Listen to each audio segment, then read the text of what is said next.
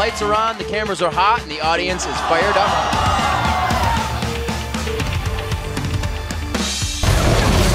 They're looking for Sneaky on the seamless blade. Long range from Bunny Foo-Foo. He comes hopping through the forest. Bunny Foo-Foo goes all in on me, and I'm like, oh my god, I hate this.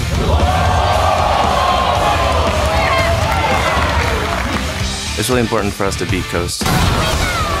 Huge by ManCloud. The duel against Shifter, the knockup. Shifter, can he win this fight? They're looking stronger, but I still think they're very beatable. Wild Ghost goes out, they're gonna get the blast in. One blast, Ricochet. They got Björksen, the best mechanical player here in NA. So good. We're definitely gonna have to bring our A game. They've been wanting to beat us for a very, very long time.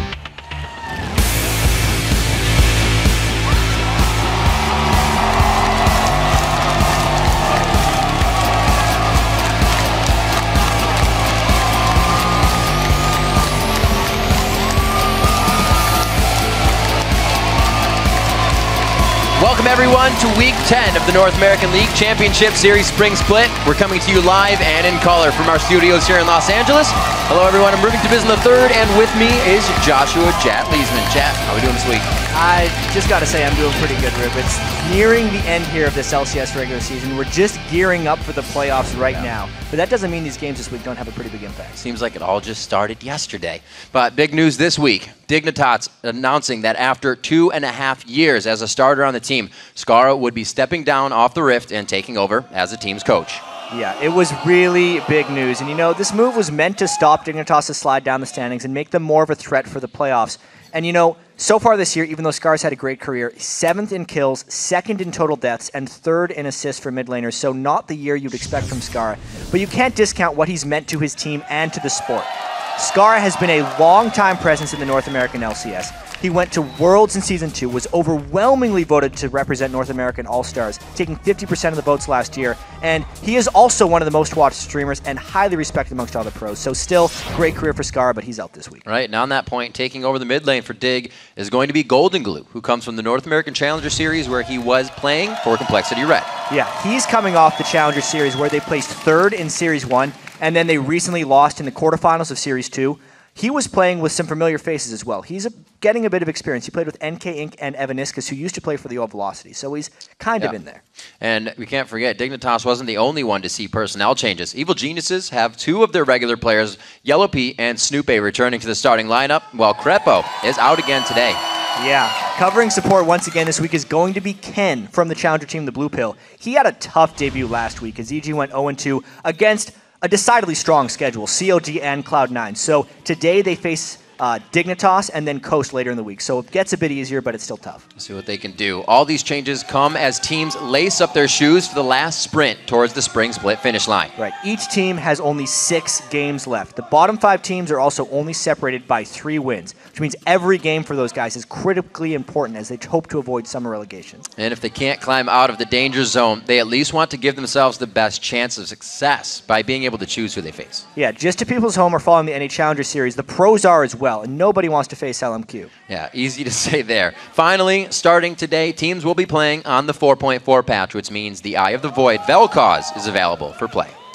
Now let's check in with the hashtag burning up the internet, hashtag LCS Big Plays. Today's standout moment comes from the European LCS with a massive momentum shift around the Baron pit. At Freljord, Ash writes, Super Hot Crew owning Gambit at Baron. Nice one. From none other than Super Hot Crew versus Gambit, here's your number 1. Yeah, and this play was ridiculous. Yeah, Gambit thought they had the big lead here, so they tried to force Baron because Kale was dead. But the magic resist debuff from the Baron pit meant Super Hawk Crew could just destroy them. Everybody just bail out right at the end, and they end up losing the Baron as well. It was a huge turning point in that Super Hawk Crew victory. So many people kind of forget that you still need a ton of damage to take down Baron as well, because he's going to deal it right back to you. Super Hot Crew pulls out of that one quite nice and gets that Baron on it.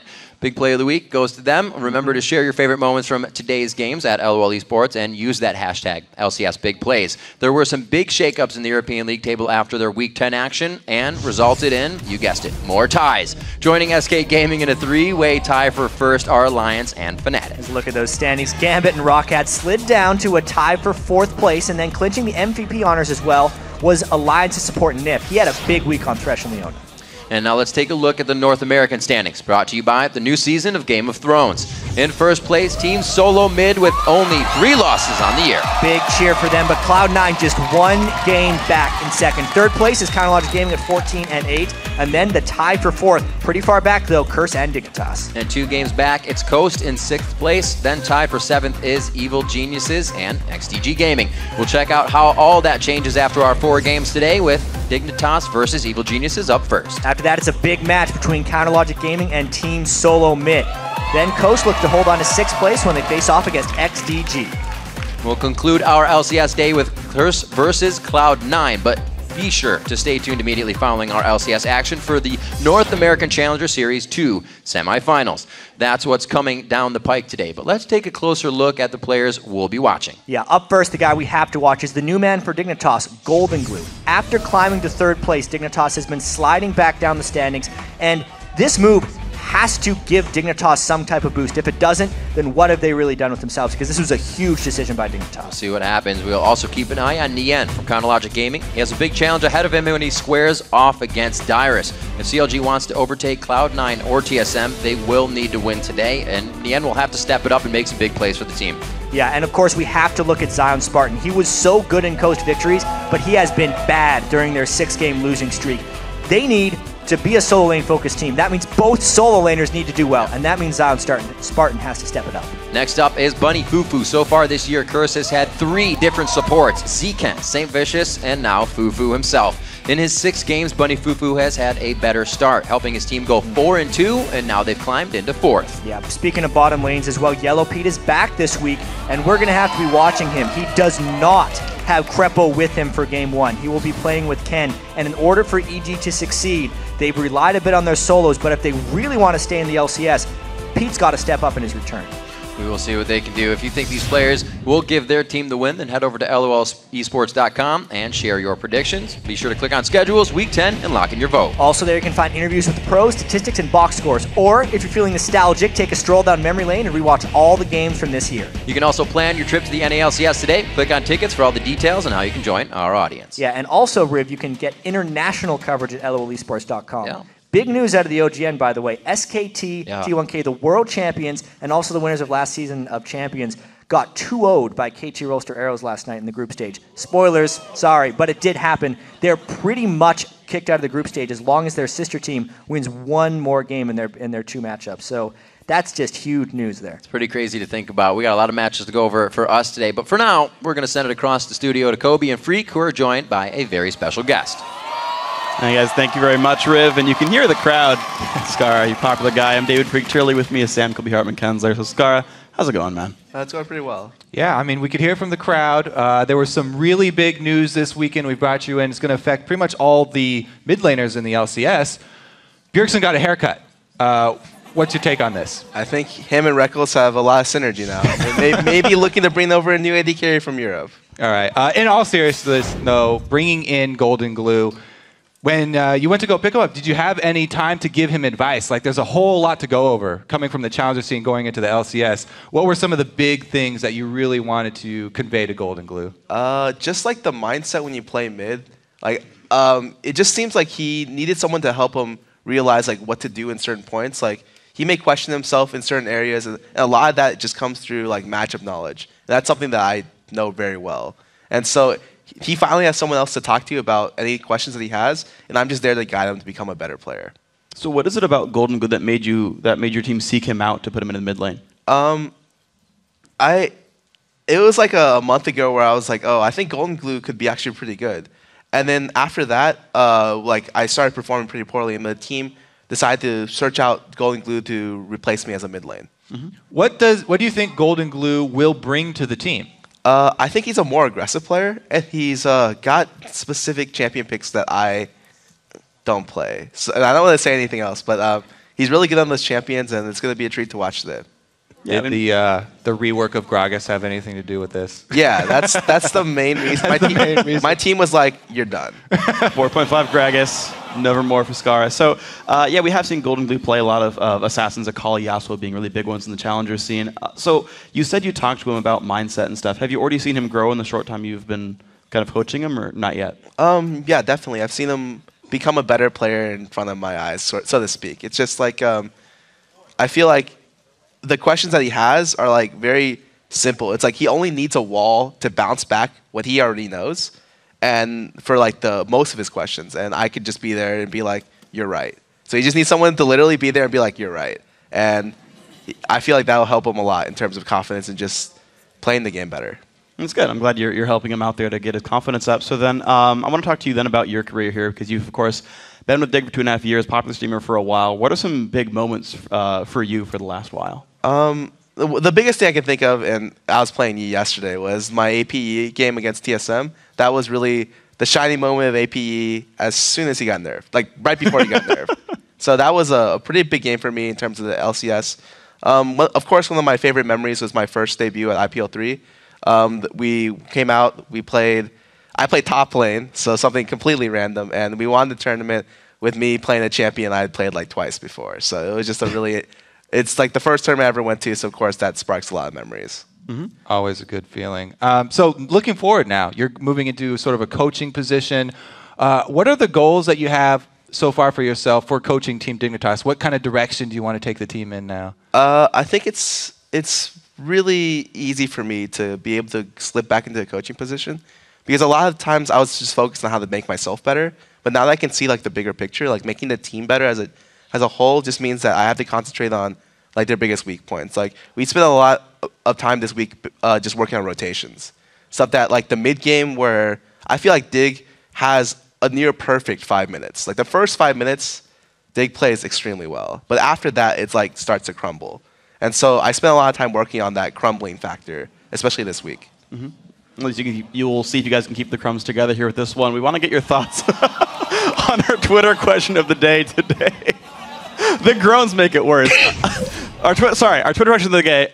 Twitter question of the day. Man, I am bad today. Which player in the North American LCS has impacted the way you guys play, and how? Now for Skara, any players that have impacted your career? I would say like for Seasons 2, I know GG played a really big impact. And although he's not here with us anymore, like he impacted almost all the mid laners in NA. And I know personally from talking to him a lot, like I know I used to talk to Link a lot. And in the previous season, And in this split, I ended up talking to Shifter quite a bit. So those are the 3 mid laners I like looked up to / just conversed with a lot and just had a lot of different like back and forths with. And actually, as a follow-up, I know a lot of players after hearing your retirement, like pros talking about how much you impacted them as well in their careers. How do you feel about like the pros who are like, they're kind of like sad you're gone? I mean, it was really heartwarming, I would say, because at the time that it happened, like it was still kind of a shock to me, and now it's like they said that, so I was able to be like, well, I'm glad I was able to make these kind of memories for them and like with them. It's good. All right. Well, thank you so much for joining us and making some memories for the North American fans here today. And for you guys at home, actually, if you want to send your answers to @lolesports.com and use that hashtag LCS, then you might hear your 140-character response later in our show. So, guys, while you draft your tweets, we're going to take a quick break. And when we come back, we'll jump right into our first game of the day, Dignitas versus Evil Geniuses. Stay golden glued to your seats.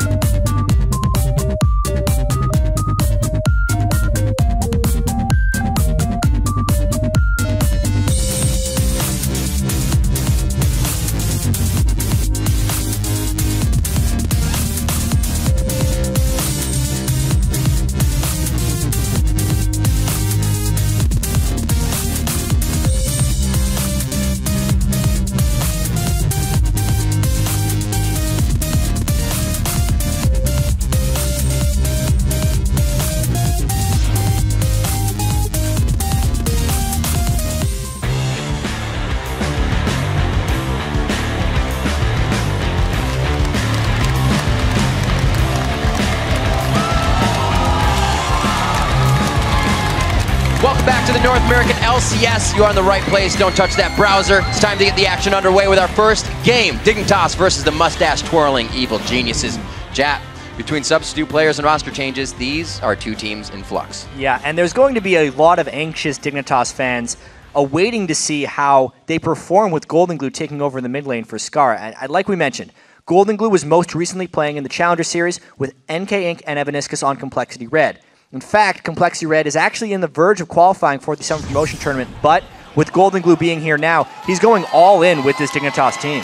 And, well, Golden Glue is an unknown quantity on the team. You could say the same thing about Evil Genius's Pobelter. Yeah, Pobelter is known as a wild card for his team, and there's a reason for that. He has the potential to carry, or he has the games where he just does really poorly, which is dangerous because EG is tied for 7th right now, and they've had difficulty closing out games against the teams in the top half of the standings. It also means Pobelter has been playing worse in the second half of the season because EG has been on that slide. They really need Pobelter to step up in this match, because that's how they get their wins.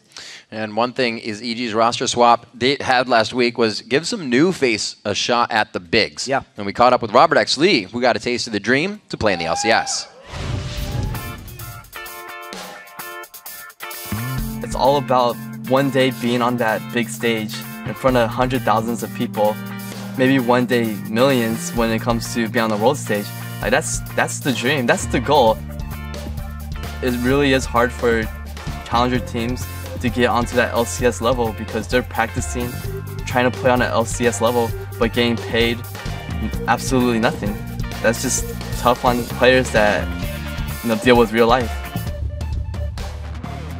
And that's why I always tell myself, like, one day, when I'm on that big stage, playing against world teams and putting up a fight, and my fans' Twitter feed, Facebook feeds going crazy, friends, family, that's why I always tell myself that I'm going to be. And that's how I keep myself positive. I think I've been pursuing the professional league career for about 2 years now. So the incident was when we were trying to go for promotion. My team ended up ghosting. It was like stress from every single side. That was probably like one of the biggest impacts of my life, saying like cheating just shouldn't happen. From then, I told myself that I won from having a tarnished reputation of, I was told being told as a cheater, and it was a really horrible feeling. The best way to do it was to just go clean from then on. Previous teams, I've always had like people that weren't 100% committed to it. So there was a phase of my league career where I was just a streamer. So I stream here, I practice with my team. When I stream, sometimes I like to wear like silly hats. So like let's say I'm like, oh, screw my team, let's just get farming, and I just wear my rice hat, After losing to EG in our latest promotional match, I was honestly devastated. Like, to simply put it, I thought to myself, like, I could have played better. I really targeted myself. And then afterwards, kind of like got myself on the feet. I would probably thank my family and my girlfriend for, keeping me in check. Well, life is always going to, you're gonna have your ups and downs, and you're always going to get knocked on your ass. It's just more so of getting back up. The thirst for competition, that's what fuels me to become a better person, become a better player. I got contacted by the manager saying, would you like to play for EG? And I would say that the main thing that was going to my head was not the 100 people in the crowd, but the hundred thousands of people on Twitch. Oh my God. Robert X. Lee. That's unlucky. Cupcake. Trap. A cupcake. Oh no, he comes up big with the Yordle trap. It's not even a Yordle. After playing with EG, I got the taste of LCS. I know that I could play on an LCS level.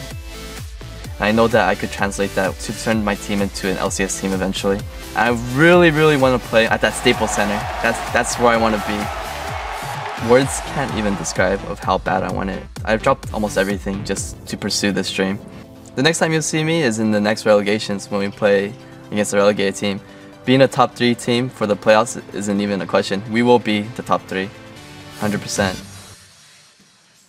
The fight that the challenger players have is something I'm always intrigued by. They haven't had that win yet, so they want it so much, and the games become so crazy. And Robert Exley has consistently been one of the top players in the challenger scene. We'll have to see if he ends up getting his chance 100% in his mind, but not in actuality, so they still got to win their way in. Well, we got our game today. Let's move on to the starting lineups. On the blue side, it is Dignitas. Cruiser in the top lane, Crumbs in the jungle, Golden Glue sitting in the mid lane now. I'm a Cutie Pie at 80 carry, and Kiwi Kid on support. Yeah, and on the red side, an Evil Genius's lineup that hasn't been the same 5 ever before in LCS play. Inux in the top lane, Snoopy in the jungle, Pobelter in mid, Yellow Pete on AD, and Ken supporting Yellow Pete.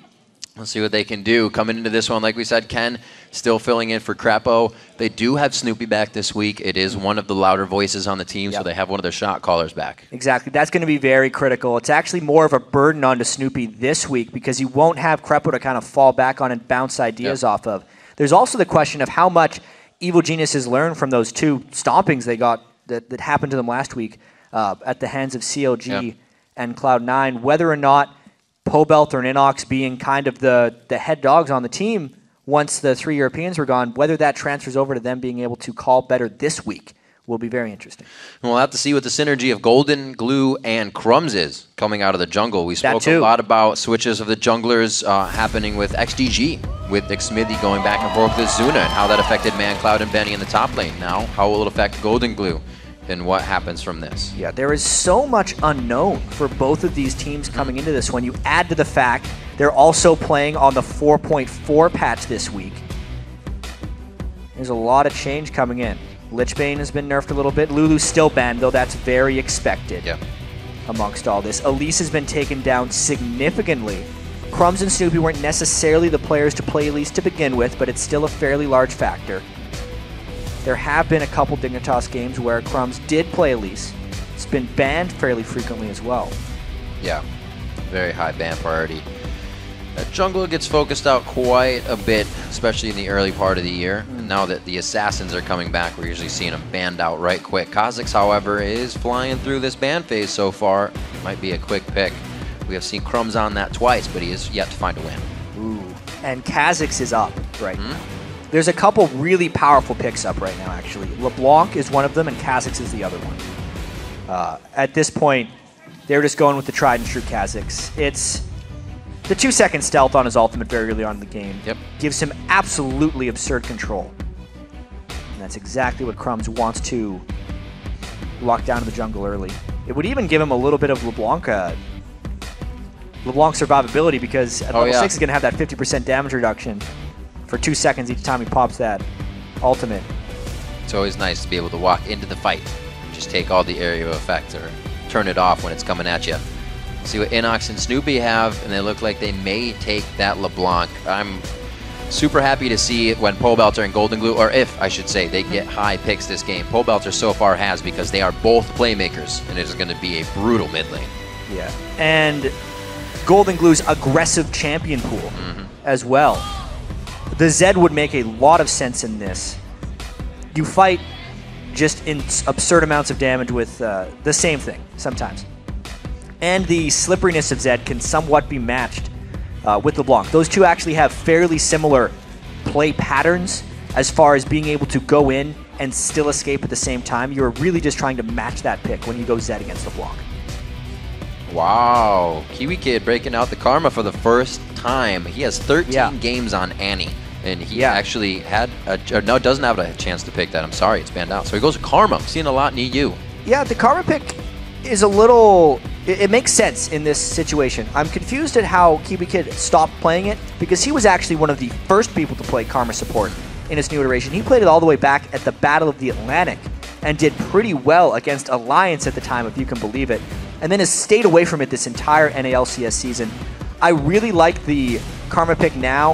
I think people are finally starting to value it for its absurd peel potential. Just getting fights on teams with Karma is difficult, but Nautilus, Riv. That's what I need to talk about now. Got some changes. Let's hit it up. All right. Nautilus. Something that is true to my heart, as well as Snoopy's, I'm sure. In fact, this is going way too far back. It's probably not even relevant. The Riot Games World Invitational at Season 2 that was played in Vegas, and Snoopy actually came to that. I got to play Nautilus against him. I lost. That didn't go so well. No, it didn't go too well. But anyway, the reason Nautilus is is being seen right now. Nautilus is... Kiwi Kid's getting a little too casual. No feet on the table. That is some flexibility. Sorry, I'm getting distracted. Nautilus, man. His shield has went down to 18 seconds at all ranks instead of scaling down from 22 to 18. And the early game is going to be so incredibly critical for what Snoopy does. I believe that Nautilus needs to hit level 5 fairly quickly so his shield doesn't break while he's jungling, and it makes him a really fast jungler as far as that is concerned. So if Snoopy should actually take some early lane farm, or he needs successful ganks early. Otherwise, he will fall really far behind. As soon as his shield gets broken, which will happen in late game team fights against this Dignitas team with the Sivir ricochets and the Shyvana random AoE, Nautilus is terrible if his shield breaks. So he needs to get tanky very early, use that extra now 15% max health bonus on his W shield, and just get that going. Otherwise, the early game will not be good for him. Neither of these guys, really, usually somebody comes out with somewhat of a poke comp so they can disengage, but everything is all in here from both teams. Both have the gap closers with a little bit of disengage and a whole hell of a lot of speed from Dignitas with that Sivir ultimate, the Karma speed up as well. They're going to be doing everything they can to get in the face of EG. We're going to need to spend a significant amount of the early game talking about these team compositions because we can't talk about all of it now, but Dignitas is what I'd like to call just the speed comp.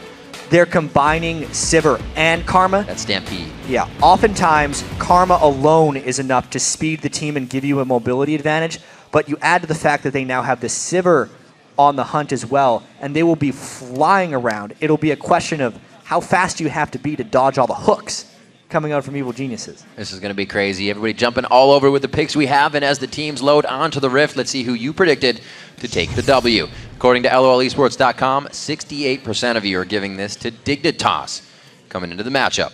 Yeah, going with the Golden Glue. New player to the mid lane. He really, really needs to perform here. Golden Glue, as a player, he wasn't super hyped coming into this one. This is another one of these Dignitas picks where they think they can find a guy that has a lot of potential and kind of grow him. Yep. I think they did a very similar thing with Kiwi Kid at the start of Season 3. He was a fairly unknown top laner, and he was great when he started in the top lane before he started falling off. And then, moving him to support, they found a place for Kiwi Kid to exist, and he's one of the better supports here in the North American LCS. But he's not the type of player that you hear, oh, they picked up Golden Glue. Right. Wow, he's going to dominate now. He's untested and unproven. And we're seeing a little bit of different as well. It would have been a Gragas, an Orianna, something with AoE damage, usually an AP coming from Skara, maybe the Lulu. But we get a Zed right away, something that's going to change up the composition a little bit. We'll see what they can do to get some kills in the mid lane. Let's see what the two, not new teams, new team for Dig here with Golden Glue, but without Crepa on the side of EG as well. See what these guys have for each other. And Riv, this whole week is going to be very high stakes at level 1. On the 4.4 patch, the warding trinkets can't be placed until 2 minutes. And I was wondering about this, are people going to start with regular wards? EG says yes. Can actually start at Health Crystal, Biscuit, and a regular ward. He had the extra gold from the Mastery, so they've warded their own buff. And this is even more important for Evil Geniuses because of the early game reliance of Nautilus to get going and not get counter-jungled early with a buff steal. It's not about the buff itself, it's about the experience that the buff can provide. Snoopy needs to make sure he gets at least 2 of his buffs here if he wants to stay competitive with Crumbs in the early game. The ward start by EG is pretty good, but they're not in line to have a crash course with each other right now. They're on completely different sides of the map. So is Snoopy almost putting himself in kind of a tight position up against that Kha'Zix, knowing it was picked with the Nautilus? Yeah, I mean, I think almost no matter who he's up against, unless he's up against something like an Amumu who has almost no early game power, so you're running a risk with Nautilus. He needs to be able to get to level 5 and level 6 fairly quickly. We'll see if it can have the impact they want it to. Right now, 4 strong in that top lane is Golden Glue. Just figuring out, as he stays in mid, what's going on around the rest of the map. And I really have to reiterate how dangerous these early games are for these guys, because they are doing all of this completely blind against a Thresh right now. Dignitas is invading with 4 people against someone who could be waiting in a brush with 5 for all they know. That's why EG was invading around with 5. They wanted the level 1 edge, and they're going to end up stealing their each other reds. But this was done blind. They both just guessed that's where they're going to be. And they got the teleport down to the bottom lane too, so safety for Cruiser there. NACS has it as well. on his Lee Sin. We'll see where he goes. Yeah, we're gonna be repeating these changes fairly frequently, but this is also something we expected to happen. 4.4 patch teleports. Cooldown is reduced by 100 seconds when used to a turret. And when you combine that with the trinkets having a lower cooldown and the increased probability of level 1 fights, teams want to stay together as 5. So therefore, when the top laners, they're much more likely to bring teleport. They will invade with their team and then teleport down. Oh, Flay into the Sonic Wave. Connect for Inox. It looks like they're just going to go hard on the turrets here in the bottom lane. They should have the advantage without that armor. Yeah, Inox actually stayed a little bit longer, waited to see where Cruiser teleported, and then tried to punish. Inox still has the capability to go up to his turret and get a wave of experience if it presents itself. But right now, he's actually going to help. He's actually being a jungler right now, while Snoopy is getting jungle experience. Able to soak up experience with a little bit of safety of everybody in the bottom lane. So Snoopy's going to have actually a very easy jungle here with eyes on Kiwi, or not Kiwi, Crumbs in the top lane. They're going to send 4 people to that bottom lane and try and outshove. Dignitas loves to try and trade these turrets, but they generally do that when they can trade faster. The top turret has more damage reduction. There will be a slower push in this bottom one. EG could get 2 faster and still maybe protect their second tier. Yeah, when Dig has gone for this in the past, it's been with Jinx. And PewDiePie has a nice record on that. This time, Sivir, they go for a full movement speed team. It looks like they'll keep a bit of pace, but they're slightly behind. I really wonder if EG's going to send some defenders back or just continue this push, because if they stay 4 strong right here, there's no telling where this push could stop. You think it's going to stop at the second tier turret, but depending on how long they wait here, they could go for more. And they're only going to have a little bit of vision being up here, but they're not going to find any pressure, so nobody's going to have to use that vision as these turrets going down quite fast. Dig is kind of caught up in this situation now with that wave clear PewDiePie's been bringing. Looks like they're going to have a tied up turret takedown. Yeah, and this is really crazy. EG is sharing a little bit more experience, which means Inox is going to have a pretty substantial lead onto Cruiser, but there will be a minor disadvantage on the EG's 80 carrying support as far as experience goes, because they were splitting between 4 as compared to splitting between 3. Now they could even just go back and take this dragon. Ken, hopping in. Wow, level 2, level 3. I was almost about to say, would this affect Snoopy on Nautilus with opening up the map so much and being such a dangerous jungler? But they put themselves in a great spot. Going down on a pole belter. He puts the chains down. Golden Glue loses sight in the brush, but it looks like they'll be able to clone. Does he have the dance moves to get out of this one alive? No, they want the dragon still. They're taking so much damage here. Snoopy's able to smite it down. No, Inox gets it. We're 4.5 minutes into the good game, on it. and we're about to have a 5v4. EG trying to run away. Gets a double slow on him. There's the flame breath from Cruiser. Turns on the burnout. It looks like they'll get a bit of damage. Nobody's gone down yet. Everybody limping away. All right, everybody calm down. This is not what's supposed to happen at the start of the game. Dignitas pushing mid lane now. EG did take the dragon. I think overall, Snoopy is behind now. He got very few minions in the lane, is still level 3, 5 minutes, 20 seconds in, and his jungler has not been cleared. Inox is ahead of Cruiser. Lee Sin needs to punish Cruiser, and Crumbs needs to punish Snoopy. Other than that, the teams are pretty even. Mid lane returns. It's PewDiePie and Kiwi Kid trying to push this one down now. And they have a bit of a CS lead due to this foray that just occurred. Yeah. Pretty crazy start of the game here. We see, I guess the vision's going to change things up a bit overall. This has been all team play thus far. There's been very little individual expression in this game. It's just been hordes of people trying to push down turrets to very little defense. Now, I feel like the game really starts. Pobelter did get cut out. That was his bad. He should have seen it coming. But now Pobelter is in danger of getting punished. Oh, uses the distortion. Crumbs finds that. He jumps straight into the fight. They may have enough damage here. It's going to be Snoopy just on the outside. Golden Glue. He gets himself locked up, and Inox is there as well. These guys are just on the move right now. So many rotations. Inox is just ignoring his lane effectively, even because it's already pushed 2 turrets in, and finally using that teleport. Didn't even need it to secure that kill. He actually didn't get a kill or assist amongst that. Snoopy gets a much-needed experience, and Pobelter gets a much-needed kill on the Golden Glue. It doesn't look like it, but slight little leads being taken. Each of these lanes is going to start surmounting to a big lead. Crumbs being pushed out of that one there. Golden Glue is going to have to take a little time off from that engagement, so EG pulling up a little bit of what they need here to get ahead, especially without having Crepo in that bottom lane. They've been doing quite well. No, I'll see you later, Ward. I do have to say, This is a very intelligent start by EG. This is really playing to their strengths as a team overall. When they get isolated laning phases so far this year, they generally start falling behind. And because they've kept this game so rotation heavy, they've really limited what Dignitas can do. Great moves. This is dangerous. Snoopy feeling quite strong here. He has Inox just on the top side. He's going to get double hit up. He makes the call. Will he have the flash? It is down right now. So is Snoopy. Yeah, that was bad. Looking for a little too much, a little confident. Yeah, they were looking for a bit too much. Even if there wouldn't have been a jungler there, it's still a questionable dive onto Cruiser, who has his flash up on Shyvana, and he just gets punished for being where he shouldn't. Looks like EG using a lot of these shields they have for early game. A level 3 to a level 5. I think this could prove to be bad. No flash either, Ken. 6 Zed coming down. They're going to start giving Dig a little bit of what they want here. Gold going in for Golden Glue and Kiwi Kid. Crumbs is going to be on the other side of the map picking up blue. So nothing really going to come of that kill, just some extra money. Ward control is incredibly important if EG wants to continue to make maneuvers like that. Ken was trying to set it up, but that was a very unsafe ward to place. Yep. They had no control in the river, so they were running the risk of being spotted while invading, and that's exactly what happened to Ken there, as a collapse happened from Golden Glue. Inox in the top lane, going for the E level. A lot of people like the fact that you can kind of level whatever you want playing Lee Sin up there. 3-1, coming up on 9 minutes in. Looks like, as you said, EG playing it pretty strategic here in the early game, but a few moves have gotten themselves killed now.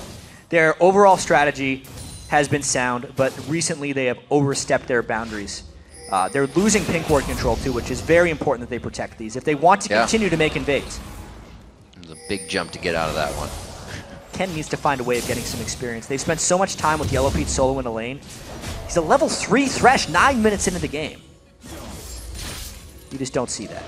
Oh, that turret shot. Still hurting. Another 4-man stack. Crumbs is level 6. I'd probably zero out Ken right now if we were able to get to him. You see in the top lane 7-6 as Inox is winning that. Always doing better on the carry champions when he can outplay his opponent and not have to sit back in lane and play it safe. 57-31 is everyone's in the mid lane right now. That's the CS difference there. As Pobelter definitely taking advantage of the new guy in mid. Yeah, they need to find a way to get control back in this game if you're Evil Geniuses. Dignitas has kind of withstood this early barrage. The CS on Golden Glue is quite low, but he has been able to pick up that one kill. It's very important. Dignitas, some very nice ward kills there, quite honestly, getting control back here. With how much EG has been roaming around, and just the catch potential of EG's team.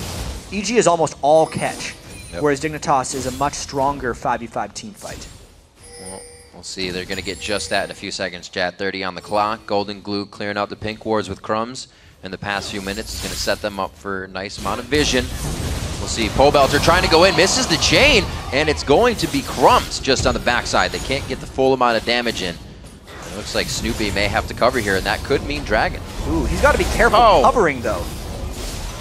That's a lot. The distortion to come in. No, he does not want to lose the blue buff. Kiwi Kid makes himself present as well. Depth charge goes out, but it's not enough. They're going to start going down 1 for 1, and the turret did, in fact, swap. They did not find Golden Glue, but Crumbs for another shot. Ken, gets it. That's going to go past the shield, most likely. No, he's going to stay alive. The health potion ticking as well. That is huge for Dignitas. High pressure situation very early on for a lot of fairly inexperienced players. Yep. Now 5 kills to 1 for Dignitas. Take another look at this one. Pobelter just had to go in once that hook landed, but the rotation from Kiwi Kid coming up there, because the lanes don't really exist. That's why ward control is so incredibly important right here. The turret did pick Crumbs instead of Golden Glue there to attack once Kiwi Kid had went out of turret range. And with the Dragon coming up shortly, this next Dragon could definitely swing things. EG has lost control. If they lose this Dragon fight, they may just lose the game off of it. High intensity situation there as Dignitas finds what they need. Like you said, Dragon is about to be present as we have a bit of ward wars in the mid lane. We do see Ken that has finally hit 6, so that will at least help to zone out with the box on the next fight. But they're 1,000 gold down. If that starts going to Golden Glue, Skara said he's a guy that can make plays. Just give him Zed with damage, and you start making those plays. Those plays are team efforts as well. since the beginning. He's been fairly well supported. This is a much higher action game, just with the way these teams have started really fighting over wards after all the rotations started coming out. That brush in particular, it's got a lot of wards in it. Very important here. Both teams have teleports up in their top lane. Posturing for Dragon. Dignitas is much stronger if they find the right fight. Goes down in the top. We'll see how much focus they put on EG here. NACS will be able to get to the fight, but so will Cruiser.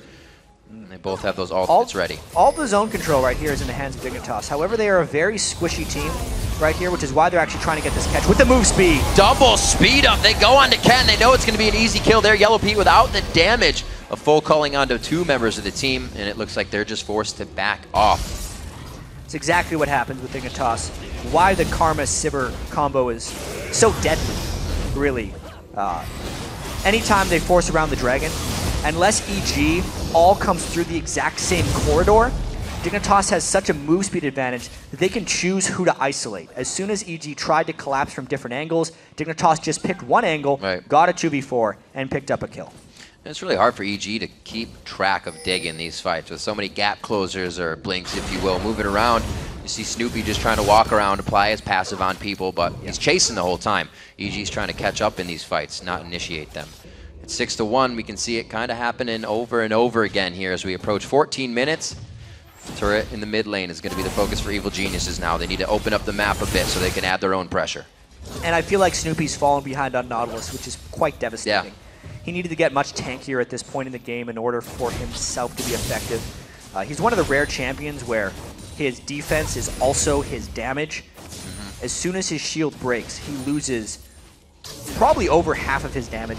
He still has some crowd control, but he becomes pretty much a non-factor in these fights. So Snoopy needs to find a way to get back in, whether that's power farming the jungle or just catching a lucky fight. And what would that even look like? What would the terms be if they could engage? Yeah, the terms for them to engage is actually if the game somehow became about the lanes again, which is very unlikely with 5 turrets down. Nautilus excels in 2v1s because he is inescapable. Once he gets in range of you, all he has to do is put down that depth charge on you and you pretty much have no escape. But if he puts down a depth charge in the midst of a 4v4 team fight, Dignitas is still going to be able to run through and kill the priority targets. Well, right now, sticking together, EG seems that power in numbers is the way to go. They do get mid back and a little bit of gold scraped up there, but they're looking 2,000 behind. NACS is going to get the upper hand here. Bit of that Hydra hit. Well, actually, he's only on the Tiamat still, but getting that AoE damage in. This is the one remaining advantage for Evil Geniuses on the map. And you can see Dignitas trying to punish. Crumbs is invisible. There he comes in. NACS is like, oh, there's another guy at this party. That wasn't an invitation I sent out, but he's going to, oh, he kicks him away, the bird. Oh, he jumps too. Like I said, all the jumping. He jumped all over the place right there. Put the ward down to see if he's still chasing. Great escape. Yeah. Right there by Inox. He needs to remain solid for his team here. Because of all the early rotations, remember how Cruiser was stuck at level 1 where Inox was able to share experience with the rest of his team. That's where Inox got that slight edge, and he is a very good solo Lee Sin player who has been able to punish Cruiser fairly well. One of the great things that solo lane Lee Sins get to do is they get to max their E, which gives them magic damage as well as physical damage, which makes them nearly impossible to itemize against, which is the problem Cruiser's been running into. He wants to go Sunfire Cape, but then he gets shredded by the E of Lee Sin. So you're saying he can beat Shyvana with her own medicine? Oh yeah, split damage. How do you deal with that? Not too many kills as of the last few minutes. Everybody's trying to gain ground on the map right now. EG has been able to get a little bit back with the patience of Inox in the top lane and pulling over a lot of pressure from Dignitas, but Dig's ready themselves. You can see Crumb setting up in the bottom lane. They're going to get a push on this turret, probably make a move after. I think I have to give a lot of credit to Dignitas for the last 16 minutes of this game. Getting ward control. So Scar said they were the strongest. Yeah, they've really kept the rotation strong and controlled the vision, because against LeBlanc, Nautilus, Lee Sin, Thresh, like just disasters waiting to happen. Oh no. Hey, back into the laning phase. That's what they needed. Yeah, that was just as I was saying they were doing a good job with map control. They walked right into the LeBlanc. Yellow Pete though, look out. Oh, that's not actually a lot of extra damage he's able to apply there. And Golden Glue kind of taking a hit on what he thought would have been a kill. He's got a lifesteal up as quickly as possible to avoid another push down death. Dignitas trying to rotate mid lane after that death bottom. You can see Inox putting good damage on that turret as the rotation mid happens. Cutie Pie's back, pick it up red, ever so slowly. He'll get it soon. 18 minutes coming up on the clock. And both teams probably going to look to pressure that dragon in 2 minutes. So set the pieces in place now. Figure out what they can do. I really wonder, EG needs to find a pick before forcing the dragon, or they need to be the first to that spot. You can see EG actually has decent ward control of the dragon area right now. They need to keep that, and they actually need to catch Dignitas while warding, because if they catch Dignitas while Dignitas is grouped, they would lose control.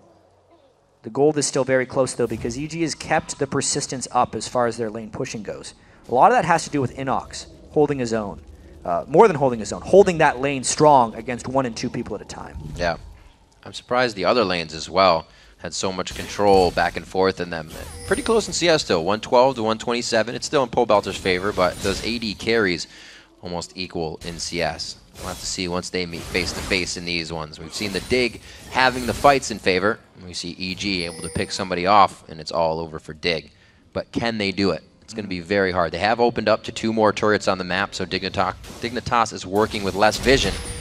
And EG is still taking that top. They can't stop Inox right now. They're not even putting pressure on. It's interesting. They've actually abandoned the Shyvana as a plan for that lane. And they might end up trying to put Golden Glue against him, which I think is a bit better of a plan, but still not ideal just because of how farmed Inox has become. Pole Belter, there's that wild card going crazy, and it looks like they have the advantage now. He tries to get himself in a position for a kill. Looks like he's going to be disengaging on this one. He'll have the ultimate in just a few seconds, so no worries there. Yeah, so Crumbs' ultimate might be down for this dragon fight. Inox does have teleport. And Cruiser's going back to base will teleport up as well. The question is, does EG force the dragon fight, or do they just see how far Inox can push on his own? Calling down, giving the turret a little bit of breathing room. Anchor toss just on the outside. Hook City's got to get better synchronization going down. Yep, the 1-2. Played a Nautilus hook. Got to get it. Trying to flex his muscles here and push Inox out, but he's just waiting for the next wave. He's really not too worried about it. EG's actually pulled ahead in gold after that last turret kill by them. So really great job. Oh, wow. Cutie Pie going for that full flat damage build. Yeah, the pickaxe. Actually, he had the pickaxe before he even had his BF sword. He was just throwing damage in there all along the course of the laning phase. There's the Stampede. Looks like Ken may have turned around. Oh, my lord! He just gets exploded as he turns around and blinks. They got one back, though, and they didn't really have to burn too much. Snoopy still has his ultimate, and there's still the pressure of Lee Sin in that top lane. I think this is going to be a dragon from Dignitas, however, because Yellow Pete's back in base. That is kind of to be expected. They have the team for dragon control, and EG did not catch them while warding. But Dignitas wants more here. EG, they got to be careful about how hard they check this. All right, they hop out. I was going to say, that would be very scary. They got a big wave in the bottom to take care of. Mid lane is equaled out, so nobody really has to go for anything at the moment. They can decide to push this and gain ground on their side of the map. The gold's still very close here in our first game of the day. Golden Glue not doing too shabby for the team. Kept himself at pace and still helping make plays. Yeah, I'm very interested in this game right now, just because of how EG has really clawed their way back. They, like I said, they have so much potential for getting kills. It's very dangerous everywhere Dignitas goes, and it's surprising how they've been able to accomplish the map control with very rare catches. They only have 3 kills amongst all this, even though they're the team revolved around catching, whereas Dignitas has it as well with their move speed. But I'd expect much more brute forcing from Dignitas to try and group up. But it's almost as if the strength of Inox's Lee Sin is stopping that from happening. Everywhere Inox is, Dignitas has to respond with 1 who can't actually fight him, or 2 if they want to get anything done. A factor, that teleport coming in, the idea of Pole Belter even catching one person out with the Deathfire Grasp, putting Dignitas a little bit on their heels. Pole Belter now to clean up the bottom lane, so seeing him down here and everybody else spread out, Dig has to know that EG is also on the back foot and just waiting for Dig to come to them. It's now the mistake game. Who's going to make it? Usually this fight, if there's no Dragon or Baron to be taken, will be coming off of a ward being killed and somebody just one step out of place. It's been a very long time since Snoopy's used his ultimate as well. He was hoping to find it in that lane, but his boots of mobility got broken by the minions. Nautilus just needs to get in range of someone so he can use the ultimate, and then it's just so inescapable. Looks like no push there. Yep. Ken looking to sit in the fog of war and grab a hook off, but nobody was biting. Golden Glue playing a little more safer than he was before. Didn't want Yellow Pete in that 1v1 situation this time. Pink ward's being put down. You only see one of those around the map, but EG has a good amount of coverage in Dignitas's jungle. It's going to be hard for Dig to disengage in that area. Just got to wait for one of those to land. At this point, EG is just trying to get more and more control. Having finished 5 turrets, each invade becomes increasingly dangerous as long as they don't have a large gold lead. Because if they do get caught in a 5v5 or even a 4v4, they're in a fair bit of danger. There's the speed. Stampede goes on. Snoopy hooks himself into the fight. They have Kiwi Kid. The depth charge puts up 3. Cutie Pie still in the fight with full health though, throwing out damage. Crumbs turns it, gets himself in the fight and out. Going for 3 kills now on the Evil Geniuses. A double kill coming from Kiwi Kid in that fight as he is running around with a sliver of health. Now for NACS, he approaches pretty much the first fight of his game, gets a retribution kill for himself, but it's 1 for their team's ace. That is still the danger. Dignitas caught them in that 5v5. Sure, it started with the hook on a Golden Glue, but the speed from On the Hunt and the flank from Crumbs. Yellow Pete thought he was safe. Crumbs finished him off. The teleports both come in at the same time. They mirror each other, neutralize that out. And then at this point, it was just curtains for EG. They never got the first kill. Snoopy's shield got broken very quickly, so he can never deal the damage. And Dignitas, with all of their AoE and chase potential, cleaned house with EG. And they get the Baron defeat.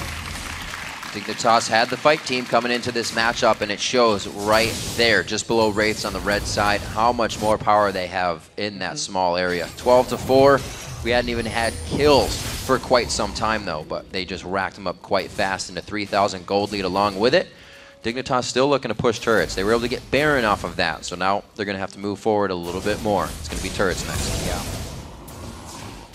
So, EG had gained their turret advantage, generally by split pushing and using the threat of their 2 main assassins to keep Dignitas not grouped up. Right.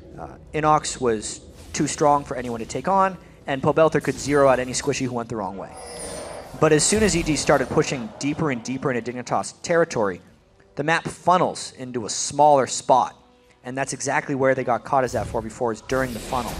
So basically, EG can't, I almost feel like they can't even look at mid lane again. They need to keep Inox in 1 lane, and if they're going to group up 4, they can't. They need to group up 3 and have the other 3, right? They almost need to do a full 3-1-1, because if they ever get caught in either a 4v4 or 5v5, they're getting crushed, which is why it's very smart that Dignitas is pushing straight up the mid lane with 4 or 5, because with the Baron buff, EG is almost forced to respawn, but when they respawn, they lose that battle, because it's a Baroned up team versus a team that they already are weaker than in a 5v5. So right. Great call by Dignitas, doing exactly what they need to do to capitalize on this advantage. You're looking at it, you think it would go in favor of EG. They're like, let's just clear out these waves a little bit. We got the culling, hit it with a few more.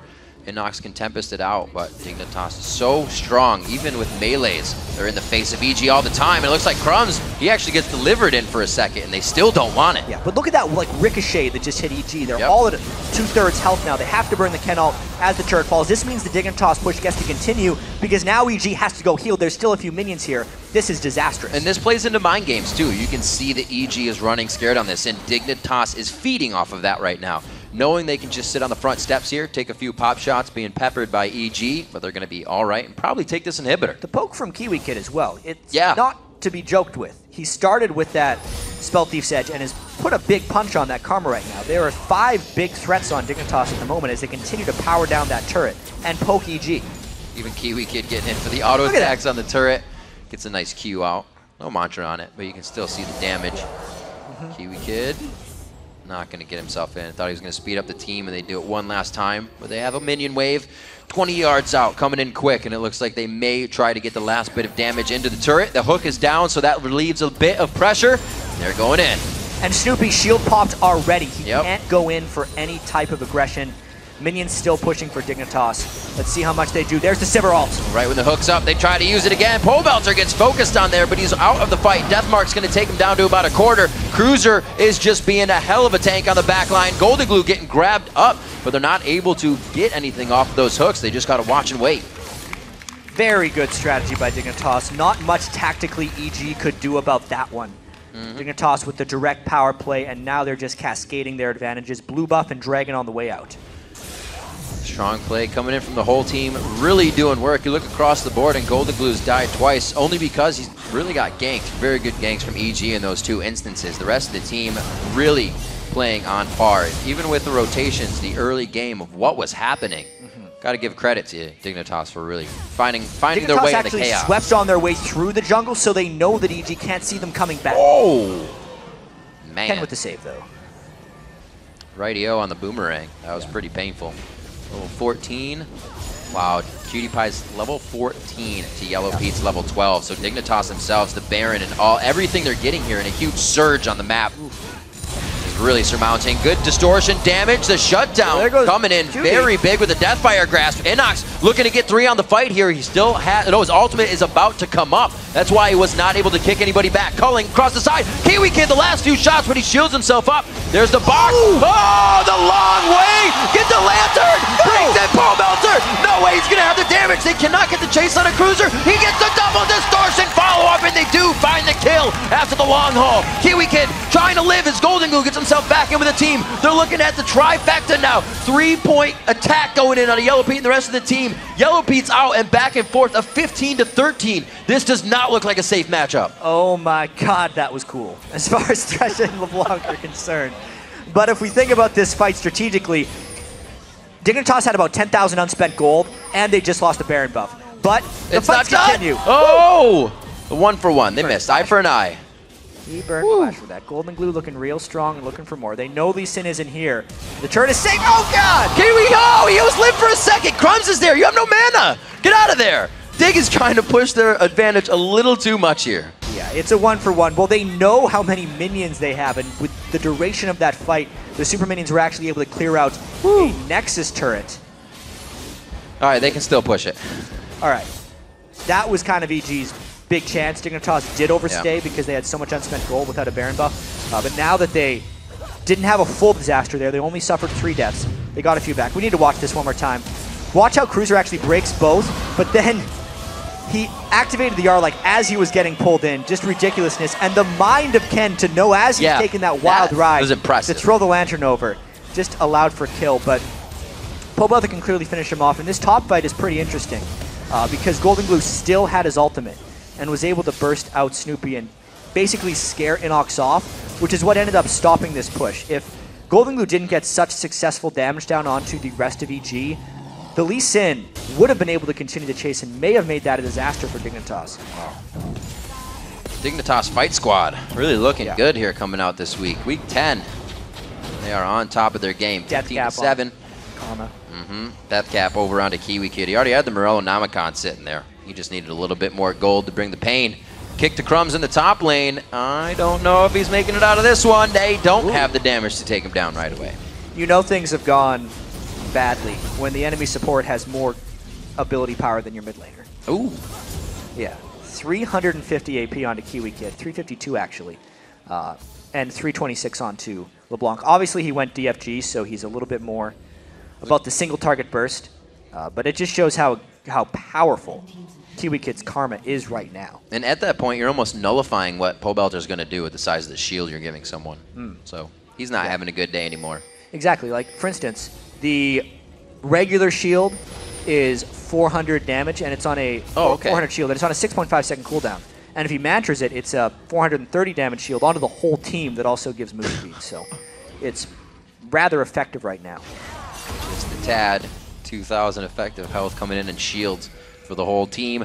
A big gold lead Dignitas has been able to get for themselves over the past 10 minutes here. 53,000 to 46. The kills are going on both sides. EG is able to pick up a few, but Dig has been working on grabbing the next turret after these fights. They're finally, with the minion waves pushed up, able to activate something after they get the engagement. It looks like they're looking for more. Why shouldn't they? That inhibitor is open. Smart move. They don't need to force a Baron with the potential for a steal when they know they can brute force a 5v5. There's no split push option for EG right now. EG tries to defend this one, it's most likely going to be deaths and potentially the game. They kind of have to give this one away. Wow, that's a dear. Negatron cloak on NACS, and he's still taking big damage. The tether over to Snoop. He's forced to Lantern out of this one, so a lot of the shield safety for EG is down. The damage is going to hit hard, and it's going to be NACS next up. The clone for Pobelter does go down, but he's alive on the backside. They give themselves some breathing room, but it's forced an inhibitor down. Very valiant fight there by EG, not suffering a single death. I believe Ken actually flayed Crumbs out of a jump that could have snowballed that fight. Very critical move there. Now that Golden Glue's low enough, the Baron isn't even a realistic opportunity for Dignitas off the back of that. Nice hold by EG, despite losing the inhibitor. This game getting pretty tough for Evil Geniuses. Even if they're to go for a Baron would take quite a long time with the team they're providing and the damage they have. Golden Glue clearing out the bottom lane. Dignitas getting all their ducks in a line. They're going to be back to the lanes to push it back in on EG. Yeah, EG wants to find a catch here. They want to see Dignitas come towards the Baron pit without 5 people so that they can kill someone. Getting antsy. Crum Psalm. Thwarted. It's just that. Thwarted. Just don't walk in. As much how intense it gets, trying to hide in the brush, one guy to walk out, and then it's all thwarted. 33 minutes in as we just crest that moment. Pink wards are starting to go down, and they're starting to be cleared out in the Baron pit. With 15 seconds on the Dragon, the average level of the game is actually around 15, so it's going to be worth just about that Baron gold. Yeah, in the one chaotic fight that EG had down on Ken's Wild Ride, they got a bit of experience back. When you're a lower level team and you kill higher level opponents, you get a monstrous boost in the experience gain from that fight. So that was actually a little bit bigger than you would think of just a normal 3-for-3 or 2-for-2 trade, but EG is still substantially behind. During that point in the game when EG was pushing very hard, Ken actually surpassed Kiwi Kid in levels, which has happened for Kiwi Kid again. But you can see that EG definitely had a very big surge here that Dignitas took into consideration, flopped it right back on their head. 56.7 to 50K, just about. We'll round that up. It means Dignitas has a few core items on other members in the team. Yellow Pete not looking too bad in the way of an 80 carry. Cutie Pie's looking for that Infinity Edge to finish off his build. Yeah, they're just going to move down for this Dragon now and hope that EG doesn't randomly collapse on them, because Dignitas is just trying to make sure they have adequate gold. They needed to go back and restock on wards. You can see they also have 4 sweepers to make sure they clear out the Baron area. At this point, Dignitas is just trying to find ways to end the game, and EG is completely on the defensive. Looks like that might just pull them over to a Baron fight that they're taunting them to.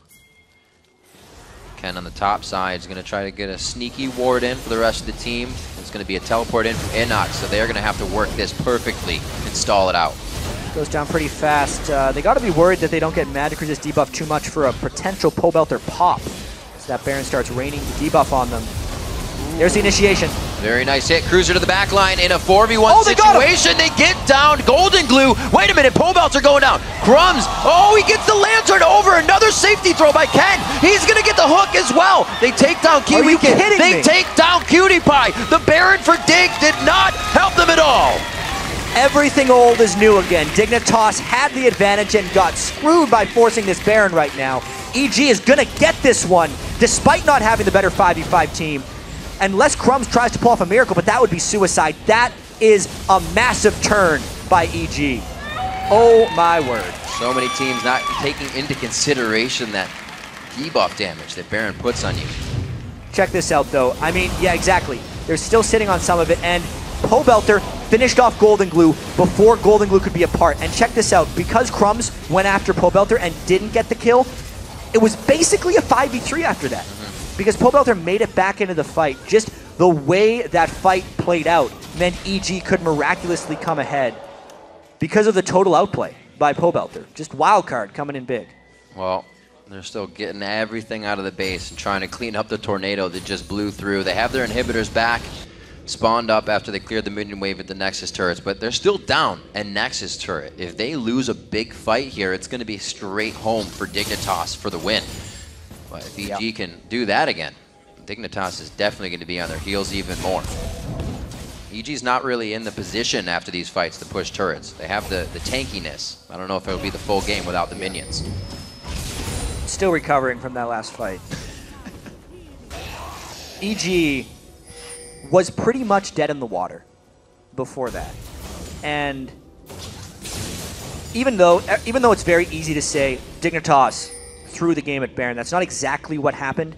The peel was fairly sound. They just didn't have vision on Pobelter, and they didn't control it properly. They needed to have Cruiser in the front of that fight, and they needed to approach it properly. They just, when Golden Glue gets caught out like that, it completely swings things. It was just a misplayed fight by Dignitas, not necessarily a terrible tactic. Their tactic was to peel off of Baron and use their movement speed, which is all fairly sound. It just was executed so much better by EG. Yeah, ridiculous how they actually are keeping themselves able. Dear. That's the support. That's the karma. That's the karma. Yeah. How they can keep themselves in these fights with Snoopy being so far behind. He can still beat Nautilus in this. 90 CS to 125, has a few health items, but really isn't something that can take a hit from a Zed, Cruiser, or Crumbs. Yeah, just with the way the gold is scaled in this game, you know. Kiwi Kid versus Ken, and then Snoopy versus Crumbs. As far as farmed people, there's 5 farmed teammates on Dignitas, and pretty much 3. This is a hard vote for EG. Yeah, it's all the weight is on Inox, Pobelter, and Ken. Those karma pokes. They hit hard. Area of effect. Damage in your face. Pobelter knows how it feels. That Baron buff going to keep him regenning though. Looks like they have about a minute, just over a minute left on that for themselves. And with pink wards going down, they'll be able to hold here, but for how long? Yeah. They've just been here forever. Yeah, they're going to try and push this down while they have the Baron buff because they want to try and brute force. They have a big wave in the bottom, so they're pushing up a bit more. Another reason those karmas are hitting so hard is Dignitas is a mainly physical damage team. So EG is itemized pretty much nothing but armor. And there's a hook on Crumbs, pretty big. Bing, bang, boom. Crumb gets out alive, though. The other team wanted a nice death charge onto 4 members. It's going to be Snoopy. Is that the focus they want? They do take him down. It's the disengage from EG, but can they return fire while they're backpedaling? It's not going to be enough, and Dig retakes back the front of their base. I don't think Inox is out, but you know what? I think wrong a lot of times. Lee Sin is a slippery man right there. Inox maybe saving his team a little bit there, keeping 3 people alive, and the main threats on EG are alive as well. But that fight kind of goes to show you, when fights are executed well for Dignitas, how superior they are. EG needs to make sure they can kill some of the priority targets before the fight. At that point, they put so much damage on a Cruiser that they just got ran over in the team fight. Despite Ken landing a hook, it's just not enough. They need to kill somebody instantly. Like, let's see exactly what happened here. That ultimate. Yeah, they went actually heavily onto Crumbs, who is fairly tanky right now. It was a nice ultimate by Snoopy, but it just didn't give them the reprieve they required. Cruiser jumps straight through the box, shatters it for everyone else, and then they continue to chase with their move speed. Nice overall play there by Dignitas. It's actually a really great idea. Dragons descending down a few through walls the box. if you can. Just Why get them all not? down. Get rid of them. Just take it out of there. 23 seconds on Dragon. Somebody's going to scrape that guy up. Baron still has a minute or 2.5 minutes, I'd say, left. We're 17 to 10. The turrets are being opened up a lot more than the kills are, as teams are playing very cautious right now. These kill death timers are getting quite high, as we do have a level 18 Inox. But you look around, and he has been farming pretty hard. He's the only 18 in the game right now. Yeah, and it is also pretty rare that you see a game have 8 turrets on one side and 6 on the other. It just kind of goes to show how it's been a very swingy or back and forth game where EG had the pressure early and then Dignitas came in big later. They're trying to force something. One hook after the other. They do get the ult out of Crumbs. Very, very useful with that patched Kha'Zix. So no on the hunt. They're going to try to use that move speed to finish this off, but if the move speed dies, they will be a little bit vulnerable. Many ultimates burned. Dignitas still a very strong advantage here. If they were to win a fight here, the game is over for EG. So EG is being the more cautious team right now. What is Ken waiting on back there? He was getting something else. He has the home guards. He's back in the fight, though. It'd be a little scary if they realized he was gone for too long.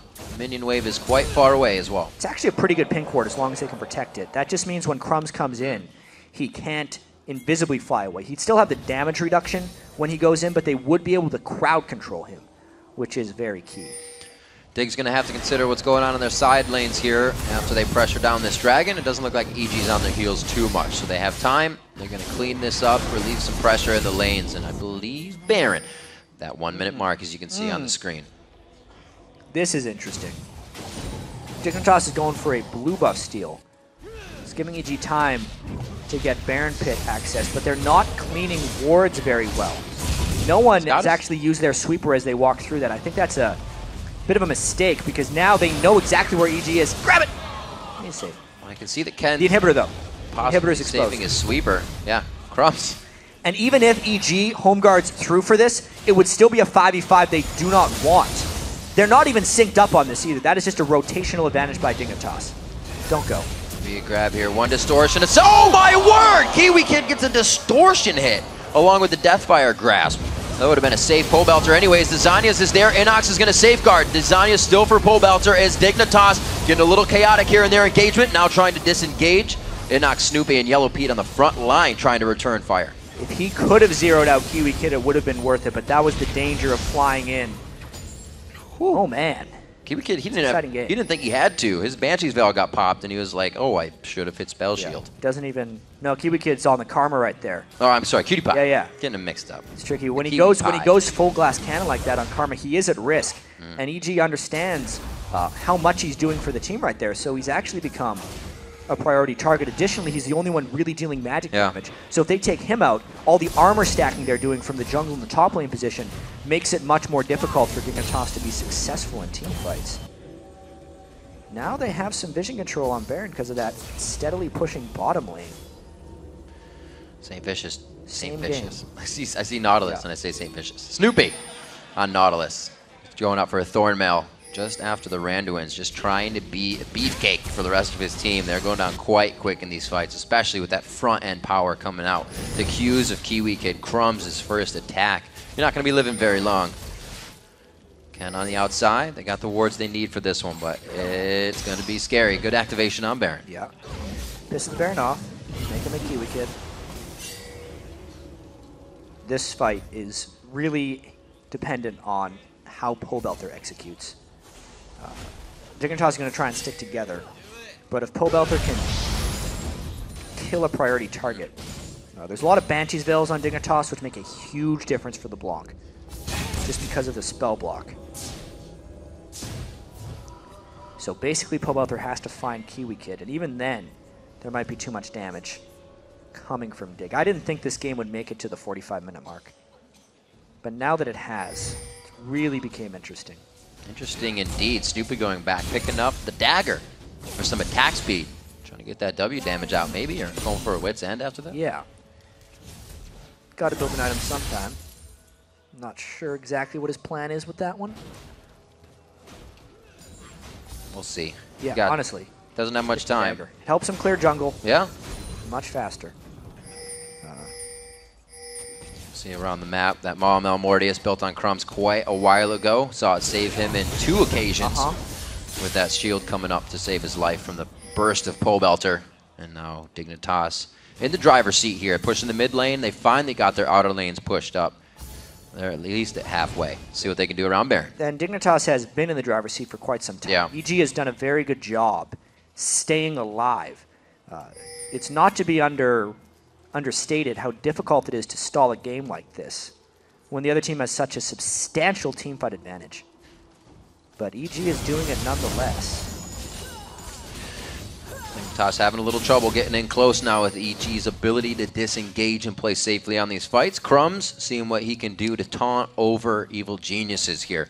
But they are already the Evil Geniuses. They know this is happening. Uh-oh. Oh dear. That could be Ken going down. He could throw down the box. It would be nice to shut down at least the team for that time, maybe buy some time, but the rest of the team just breaks right through the door on that. Ken still getting a lot of focus. EG may have time to get a reaction on this fight, but they're still disengaging. Ooh. A huge Q.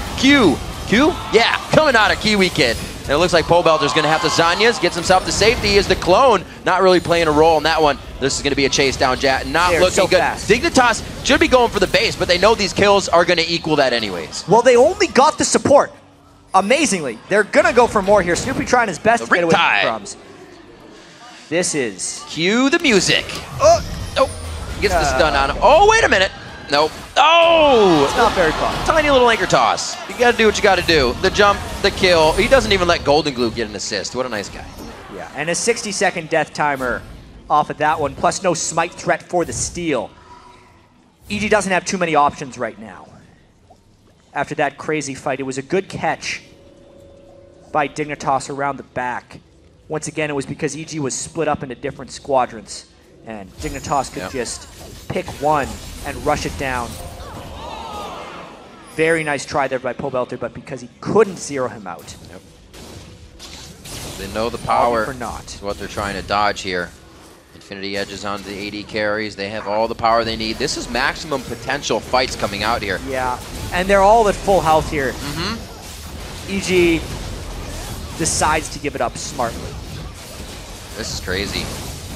They're going to have to put up the riot shields on this one once they get back into the base. EG getting as much push on the lanes as they can. Hopefully it takes Dignitas a little more time to get into the base.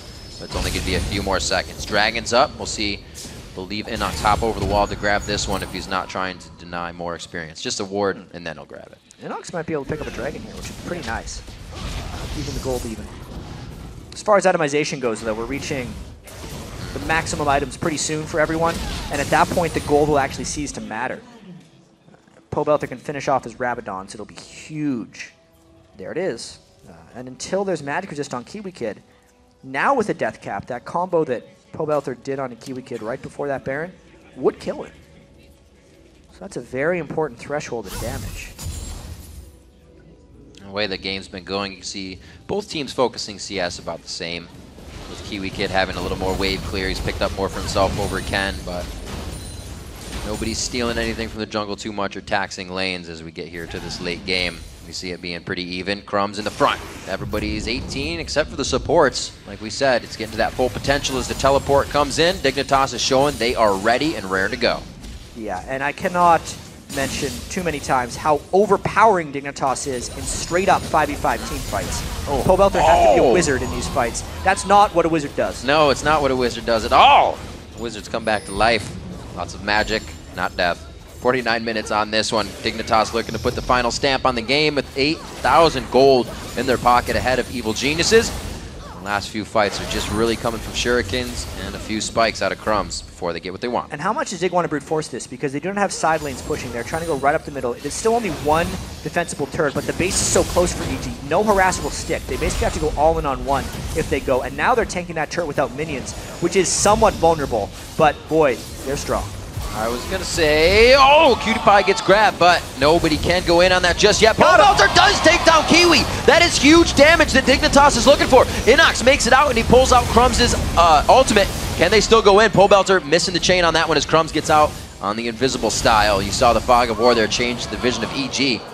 They're able to stave off a bit of that battle, but is it enough? Jeez, and the game continues. We did say how vulnerable Kiwi Kid was going to be to Pobelter, and that's what that death cap meant, is that he could finish him off. Kiwi Kid's got to get a Banshee's Veil as soon as possible. Otherwise, those holds will continue. He can zero out that guy. Yeah. It's very difficult to push. Late game LeBlanc. Very difficult to play, but very rewarding when done properly. You kind of saw it also as kind of the keystone in that arc for Dignitas. Once it fell out, they crumbled. They didn't have the speed they wanted after On the Hunt was down. The shields weren't there from Kiwi Kid, and a lot more chaotic fight there with Kiwi Kid down. We got 30 seconds on Cruiser, too, the tank right there.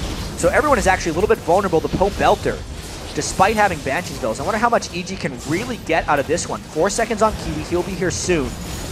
This could be a fight from Dig. On the Hunt just came up, so they have very low health, and this could be a huge activation on the engage. There goes Crumbs. On the Hunt hits out as well. Aranduin's flying through the air. They start to go down onto Pobelter. He falls. Another kill for Snoopy. Runs away with a sliver, but Kiwi Kid picks it up on the skill shot Q for a double. 3 are now down. 4 are now down. Yellow Pete trying to run on this one. He has the GA, pops Crumbs, and he's going to be running for home. This will probably do it here, Rib. Dignitas just went in 4v5 because they knew how overwhelmingly strong they were. They got the fight properly this time. Pobelter did not zero anyone out. 51 minutes of power there from Dignitas. Hard-fought game. Culling is down. It does have that 400% damage to minions, but he will not be able to give the Nexus turrets any breathing room here. Dignitas suffocating and putting that last stranglehold down into Evil Geniuses in an incredible game for both teams here to start off week 10. 51.5 minutes in, Dignitas find the win. Golden Glue finds victory in his first game with Dignitas, but boy, did EG make him work for it. Yeah, That was an incredible defense from Evil Geniuses after they could not win a straight-up team fight, drawing it out to 51 minutes, taking many turns, 17 total turret kills in that one. But hey, Dignitas makes a swap, finds a victory. And it did start to look good for Evil Geniuses. Dignitas has that 5 minutes of the game, right in the beginning, and then a little bit in the middle when they were able to team fight. They really took advantage of those times. With a 3,000 gold lead, they were able to do oh so much. But like you said, kudos to EG as well. They cannot be forgotten in this game. They played so well being behind the whole time. Something we really haven't seen this year. Teams just fold under that pressure. Couple gold and blue chances out. Yeah. It's a nice intro into the Dignitas roster. And what does this really mean, though? Because EG is already at the bottom of the table as far as standings go, and with an early loss in this week, just puts them farther in the hole. They need to really start winning some games. And for Dignitas, I think it gives them a little bit of security as far as making it into the playoffs. That's really what they needed from this one. Just can't say like how hard that game was for Dignitas. It shouldn't have necessarily been that hard. I know probably in the post game when we talk to Dignitas, they will mention how they wanted to close it sooner, but a win is a win. But that Baron? Yeah, the Baron did not go well. Didn't, but they were able to flip it What's Scar doing around. there? He's saying, Golden Glue, I got you. GG, I'm gonna pick your stuff up for you. Such a nice guy. But no, he's also talking to Cutie. This and this, this and this. And really amazing game as well from Golden Glue as we're still speaking about him. Looking at his past games in Challenger for, if you put the past 2 or 3 weeks together, he didn't have a Zed game in there. So it's just been solo queue and practice Zed for him. Yeah, it is one of his most played Yeah. in solo queue Challenger. He's sitting around rank 100 in Challenger right now, which is high but not immaculate. Right. A lot of his time has obviously been put towards the actual competitive Challenger games, the 5v5s, the Dignitas scrims. So you can't judge too much off of that. He was going hit for hit with Pobelter. I would say this is more of a team victory for Dignitas very early on. A lot of performance coming out just from the rotations of the team to find those fights eventually against the split push. And that was something that was really cool. Now being on the 4.4 patch, seeing the amount of teamwork in the early game, the amount of team rotation, and not just one person. What's required? They have to stick together now. I really want to see how these early games hit. There's a lot of debate about whether having your trinket wards up at 1 minute or 2 minutes is better.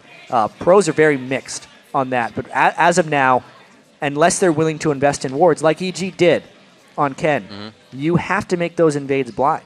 And it means the teleport is very important for the top laners right now. They need to see where the lanes are going so they can match it and find their right spot. That was the next one I was going to mention, teleport. We actually saw 2 that game. Yeah. So we're going to see a lot more top lane teleports. Going to happen. 100-second cooldown coming up for 200 seconds when you got it to a turret. So a lot safer, a lot easier to get back to lane if you're going to be a little riskier in lane. And a lot of people are like playing the carry top lanes now as the bruisers are kind of falling out. So it's going to help a little bit. This moves Dignitas to 10-13. Moves Evil Geniuses to 6-17, which is...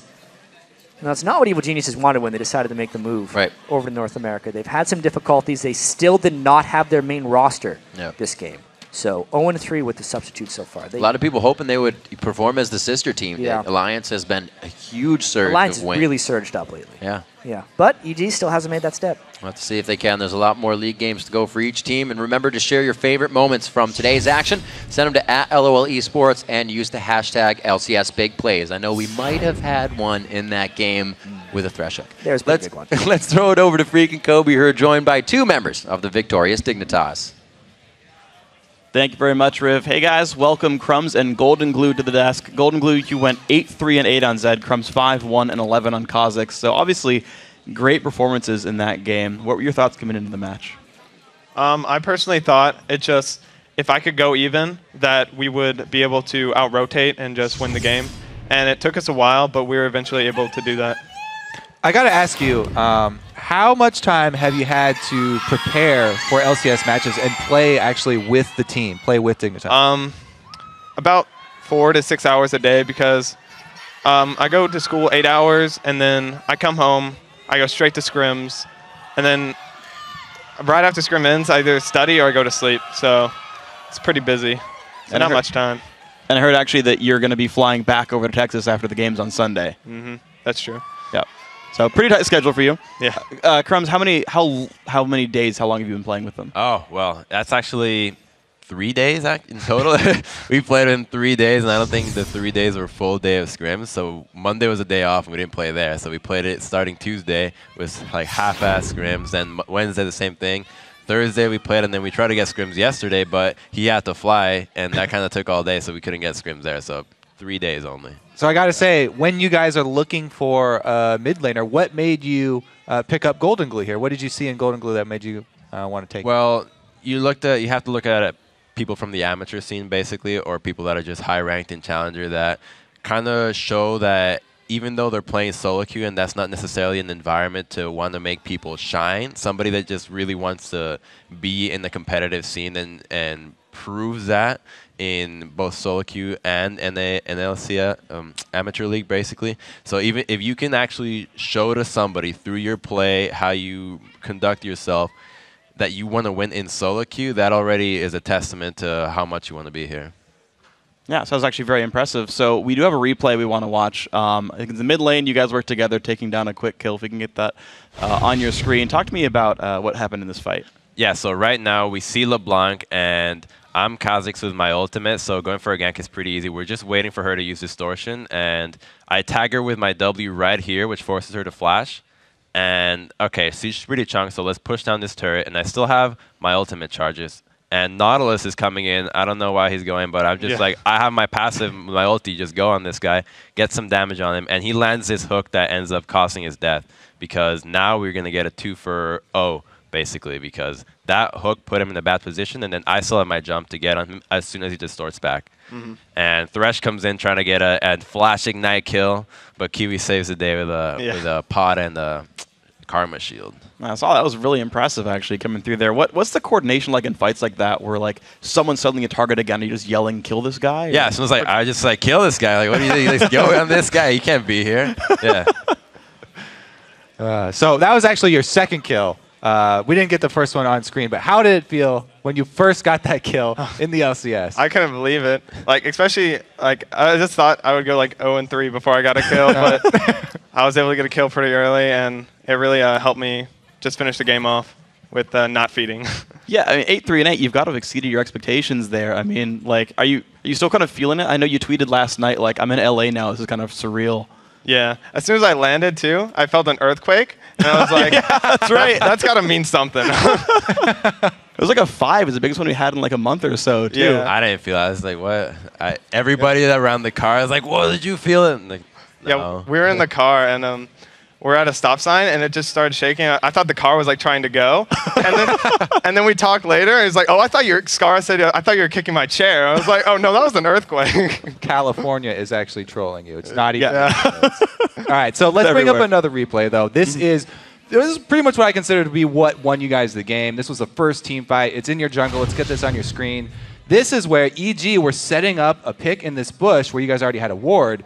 And it starts out, it looks pretty good for them, but you turn it around. Can you explain that for me? Okay, yeah. So we see them all in the jungle, and we're just calling for a fight because we just think we can like straight out kill them. And we have Crumbs like coming in from the side. So we burst Poe Belter, I get out, and then we just pretty much clean up after the initial. I don't know if I get out. Yeah, I get out with like 2 health. Level up. Yeah. I love Dangerous Game. Such a good mastery. Yeah, so basically we won that fight because they weren't able to finish me or Kiwi Kid off. If they would have finished that off, that probably would have given them momentum to win the fight, but they weren't able to. So that's how I think we got all 5, right? Yeah. Oh, they got them, but yeah, so that was definitely a war fight for us. You don't want to have your AD carry 1v1 in Kha'Zix. No. That Isolated. seems like a horrible situation. Yeah.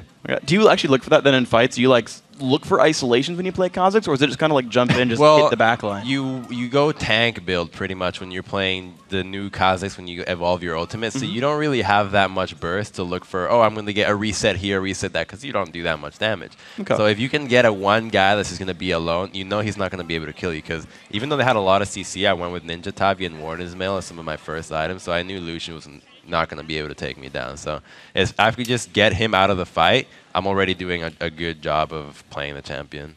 Yeah, so by the late game, do you actually shift your focus to looking to get people to burn things on you while your ultimate is going? Yeah, you just want to be in the front. Like, I think the final fight that we got, Sivir ulted and I just jumped into all of them, slowed Randers, like, hit me. It's like, either you hit me or you run, and you can't really do damage to Kha'Zix. It's 50% damage reduction on top of tank build. All right, so you guys, of course, picked up a really good win here. You're in sole control of 4th place right now. Tomorrow you guys face Cloud9. Golden Glue facing up against High. How do you feel about that? I'm really excited to play Cloud9 because they're ranked 2, right? Mm-hmm. I just really want to like upset them. And I just really want to just beat them. That's like my main goal. Good. What do you think your chances are, Crumbs? I mean, every match we've played against Cloud9 is actually some of the closest matches we have against top teams, I guess, ranked 1 through 3, CLG, TSM, C9. Yeah, so I think it's going to be another close match. I think that's a team that we have a good history of just not getting, neither side gets really stomped. It's always really close. Even last split, even though we lost all the games against them, they're relatively close for a large majority of the game. So I think when we play, it ends up being really entertaining games for both the fans and the players. So it's one of my favorite teams to play. Great, and of course, we'll see you guys playing that tomorrow. Guys, thanks very much for your time. Congrats on your win. Got more games coming on, though. We're going to take a quick break, and when we come back, 3rd place Counter Logic Gaming is going to challenge 1st place TSM in our next match. Don't go anywhere.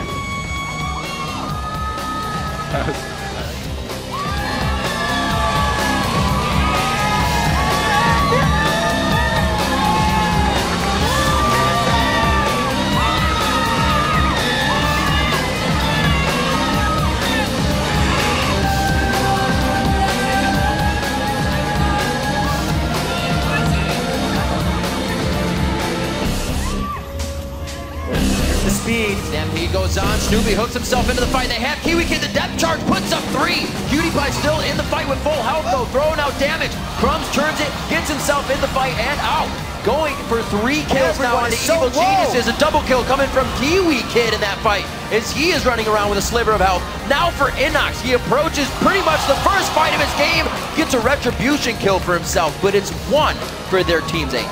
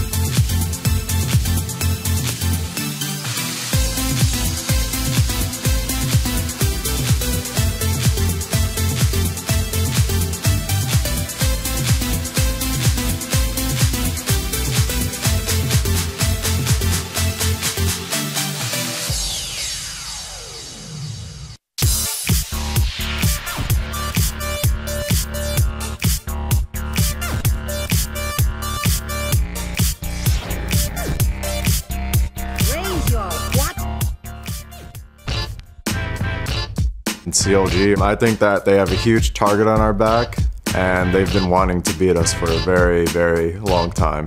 They haven't been able to beat us because, one, right now we're the best in NA. Two, I think that they're going through some team problems, and they had their roster swaps and they have their strategy and their analysts, but they haven't really hit their stride this year, and I'm not sure what it is. Welcome back to the North American LCS and our next game of the day, the 90th game of this spring split. Counter Logic Gaming versus Team Solo Mid.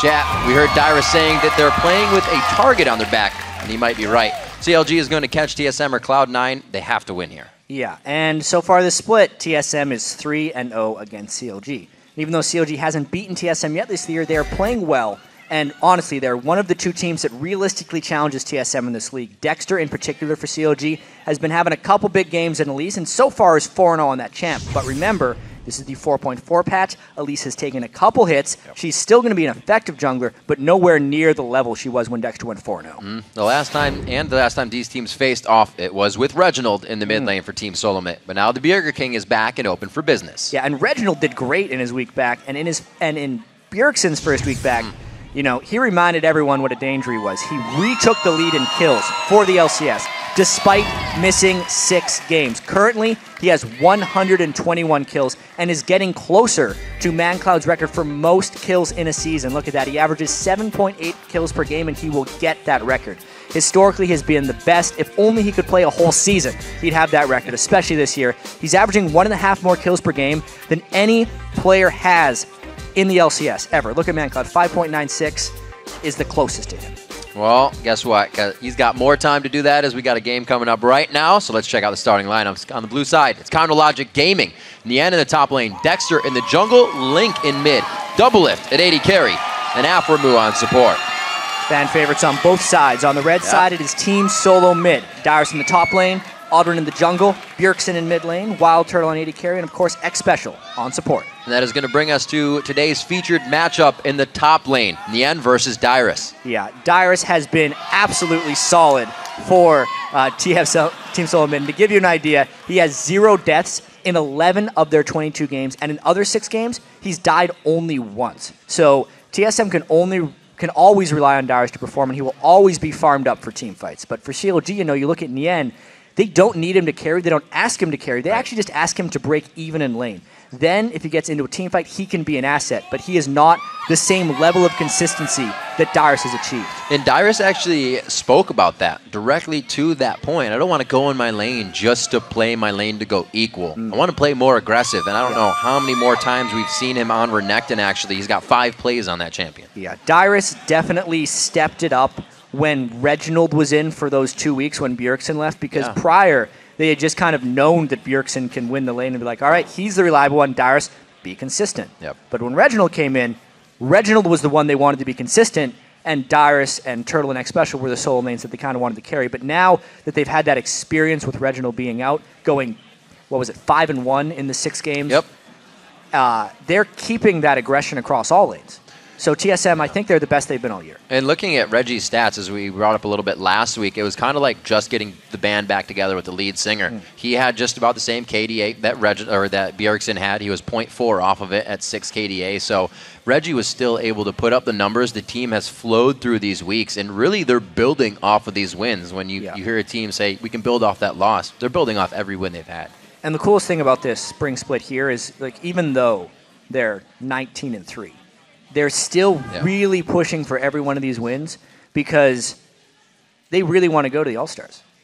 They want to be the #1 team in NA, and of course they'll still have to win the playoffs. But being the #1 seed actually holds a lot of value for them. It means they get side choice in every game in the playoffs. It guarantees them the bye. Obviously, there's still an outside chance TSM couldn't even be top 2 if they lost a bunch of games and CLG were able to win out, which is why this game is also still very important, because CLG has an outside chance of making the top 2 as well. If they win all their games, and then if Cloud9 loses to TSM, CLG, and one other team, CLG could actually get that 2nd seed. Well, with the joining of Dexter on the team, they've definitely picked up enough wins to make that look possible. He has had some amazing play. We mentioned his Elise just a little bit ago in the pregame, but his Eve as well, along with the Odd One playing Eve, is something we're going to have to watch for today. He was an absolute menace on it, and Who is not when they're on Eve? Yeah. Always in your face, always creating problems. We'll see what they create for picks and bans here. Zed's going to be the first one out there, as Bjergsen brought that back last week. Nobody liked it. He's 3-0 on it. Still waiting He's for more. undefeated on a lot of things. Yeah. As TSM with their absolutely absurd record. Of course, COD's only lost 3 times with Dexter in the lineup as well. So they've been quite strong since he's been acquired. Lulu ban, fairly expected. The Renekton ban will lead to some interesting components in the top lane here, actually. I wonder if Nien, he really values Ryze. The entire COG team really values Ryze right now. And Ryze is pretty good at keeping Shyvana at bay if they wanted to funnel Dyrus onto that pick with the Renekton ban. I wonder if TSM's going to counter with a similar ban of their own. For Ryze. Yep. How about it? Speak of the devil. Nien goes, damn, really wanted to play that. We might just have to go back to his Shyvana. We'll see. Dyrus definitely loves that as well in the pickup. Nien has 13 plays on that half dragon. He likes to be able to control the top lane and not get pushed out. Kha'Zix's really going to get through here? Again, 2 games in a row if he does. It's either a Kha'Zix or a LeBlanc. Yeah. I wonder. That would be a big pickup for Link. Yeah, the Sivir ban has normally been held through for the last... because both teams are so strong with it, actually. If you combined both these teams' record with Sivir, they would be 13-1. Really?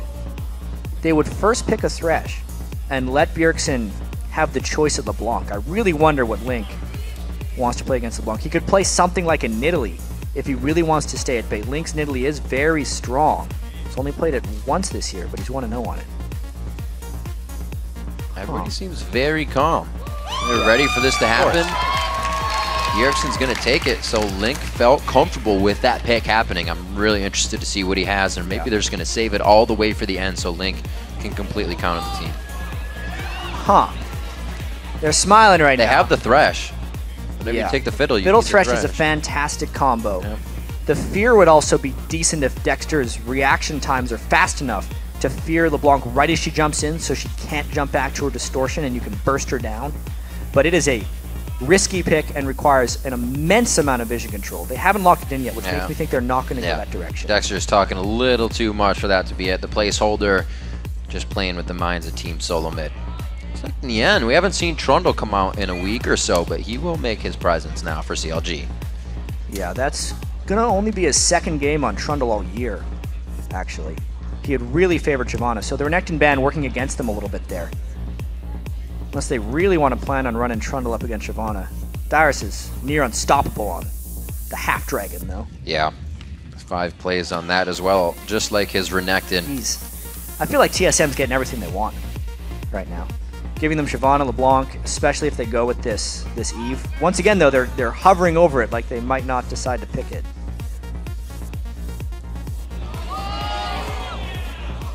Really?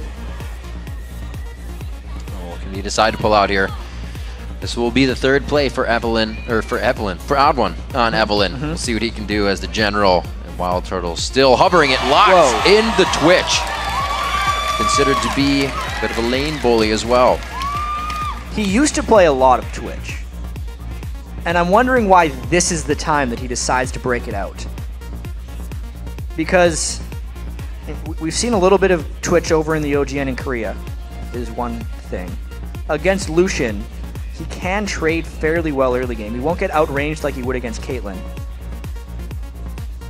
I would have expected a Caitlyn pick for TSM, but it does provide them a much higher amount of AoE damage. It gives them a bit of extra flank potential when you consider Eve and Twitch can both come in stealthed. I like the pick because we haven't seen it before. I'm just trying to figure out why. Thinking. A little shock and awe on the initiation once you get the team fight going. You got Odd1 coming in from the side and a Cask to start off the slow. Everybody's done for the fight. What are they locking in for these last ones? Double Lift already has his Lucian, so he may be locking in. A little bit of a jump strat. Lee Sin for Dexter.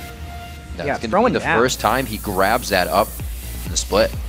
Especially early on in the game, if he wants to chase down Wild Turtle, the stealth reveal on Lee Sin could actually be fairly valuable against Twitch. One of the remaining junglers for him, he opts not to go for Elise here, with the Elise nerfs being taken into account.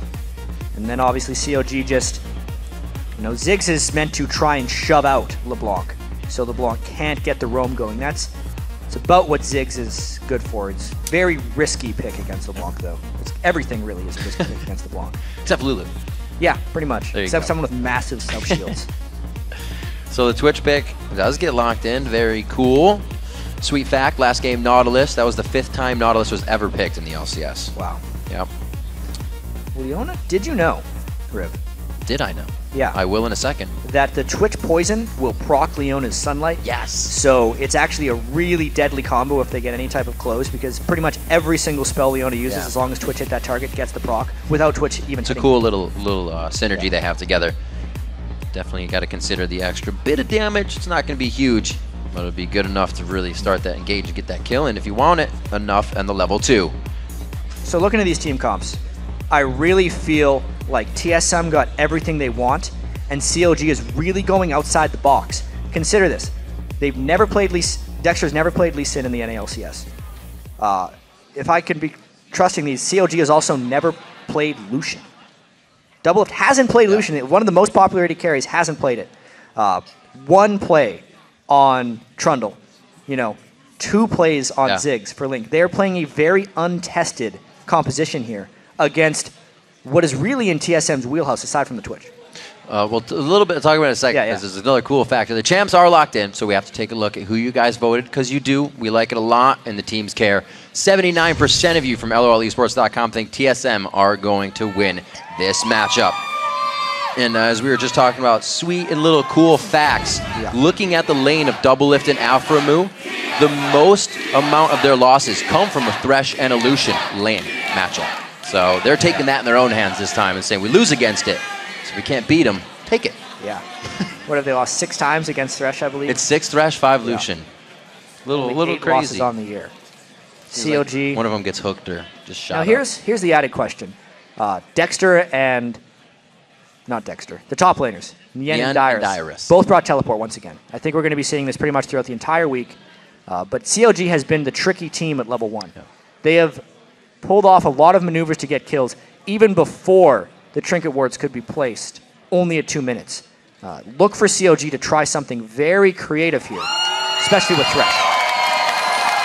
Everybody's ready and raring to go. We're going to have Xpecial on Leona this game. He himself has actually only played 3 unique champions in Annie, Thresh, and Leona. You're always going to get one of them. Xpecial likes to stick with one of those 3. And this time he'll be throwing down the solar flares again.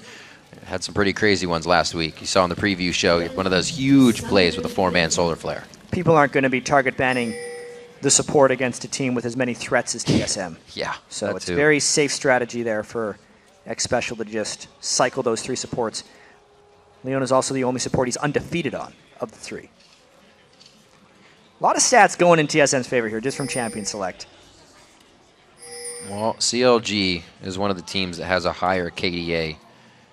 So maybe they can match that this game. We know Bjergsen is on a good clip to be breaking that one this season if he can keep it up. And right now, it's just going to be a regular start. We saw a lot of invading coming from Game 1 and Dig versus Evil Geniuses, but TSM and CLG are just going to play it safe. But note how Xpecial did the Relic Shield plus Potion plus Ward opening, which is an option I think a lot more supports are going to be going with now that they cannot place their Trinket Ward until 2 minutes. It puts the late invade ward down where the late invade would generally come towards TSM's blue buff down on that bottom side of the map. And now gives TSM a little bit more freedom to roam around. Well, so far, they have a 2v1 in the making. I actually feel like they're going to catch COG walking this late invade. I think COG is going to walk over that ward, but it's yet to be seen. Are they going to go the roundabout way? He didn't see him. No, COG did not get spotted by that ward. Don't get antsy in the pantsy. Oh, no! Oh, no! Huh, wait a minute! No! It's because they didn't know where COG was. It's that absence of knowledge that ends up happening. Very, very close game of cat and mouse to start it off. Ooh, this means Odd One's going to get counter jungled on his blue. He's most likely not going to... Depending on which way Dexter runs out, Odd One would go to the wrong thing. And Dexter's taken the full route of counter jungling I really want to see what happens with these junglers here. They could very well be on a collision course, depending if Odd1 comes over. You can see him, Dexter, trying to He's going straight for the blue. Good, yes. Because he has a support with him. Yeah. And they kept Dyrus up top to jungle because they see the 2v1. Very smart move by Odd1 going straight. Got to get the team synergy. We talked about it in the first game. The early game here in 4.4 is all about the team movement. Got to get a little bit of help from everybody coming out here. Dexter feels like he can do it alone, and he makes a good impact, but Nian's soaking up his wraith as well, so it's going to have to be a little bit slower. Yeah, and the top laners becoming second junglers very early on in the game.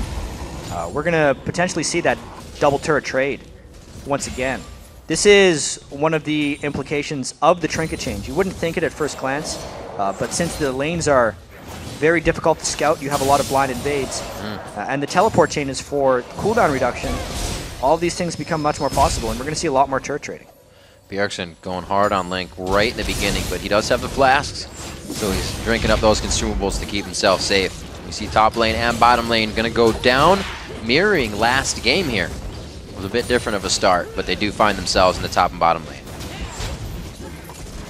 And the time is very similar. That timing, yep. Yeah, as far as killing the turrets. So these second turrets will probably fall about the same time too.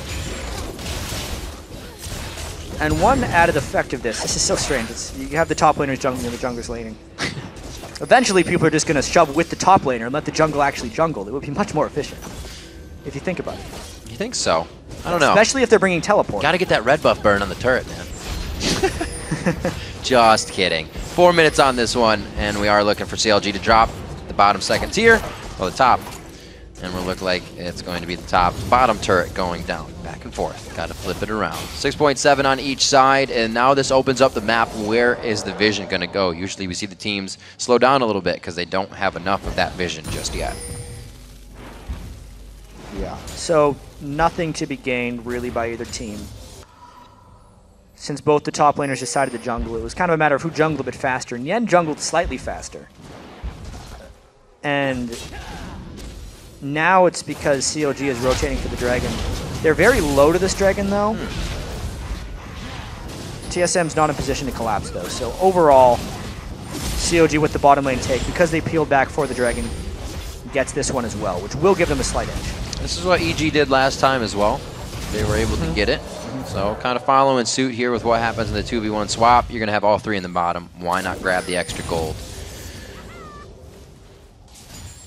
So CLG now pulling up about 400 gold on that. Link usually goes and does a roam at level 5 on that Ziggs because everybody's expecting you to back. And he does get that gank off. But now with so much chaotic switching up, it's just a farm lane for him.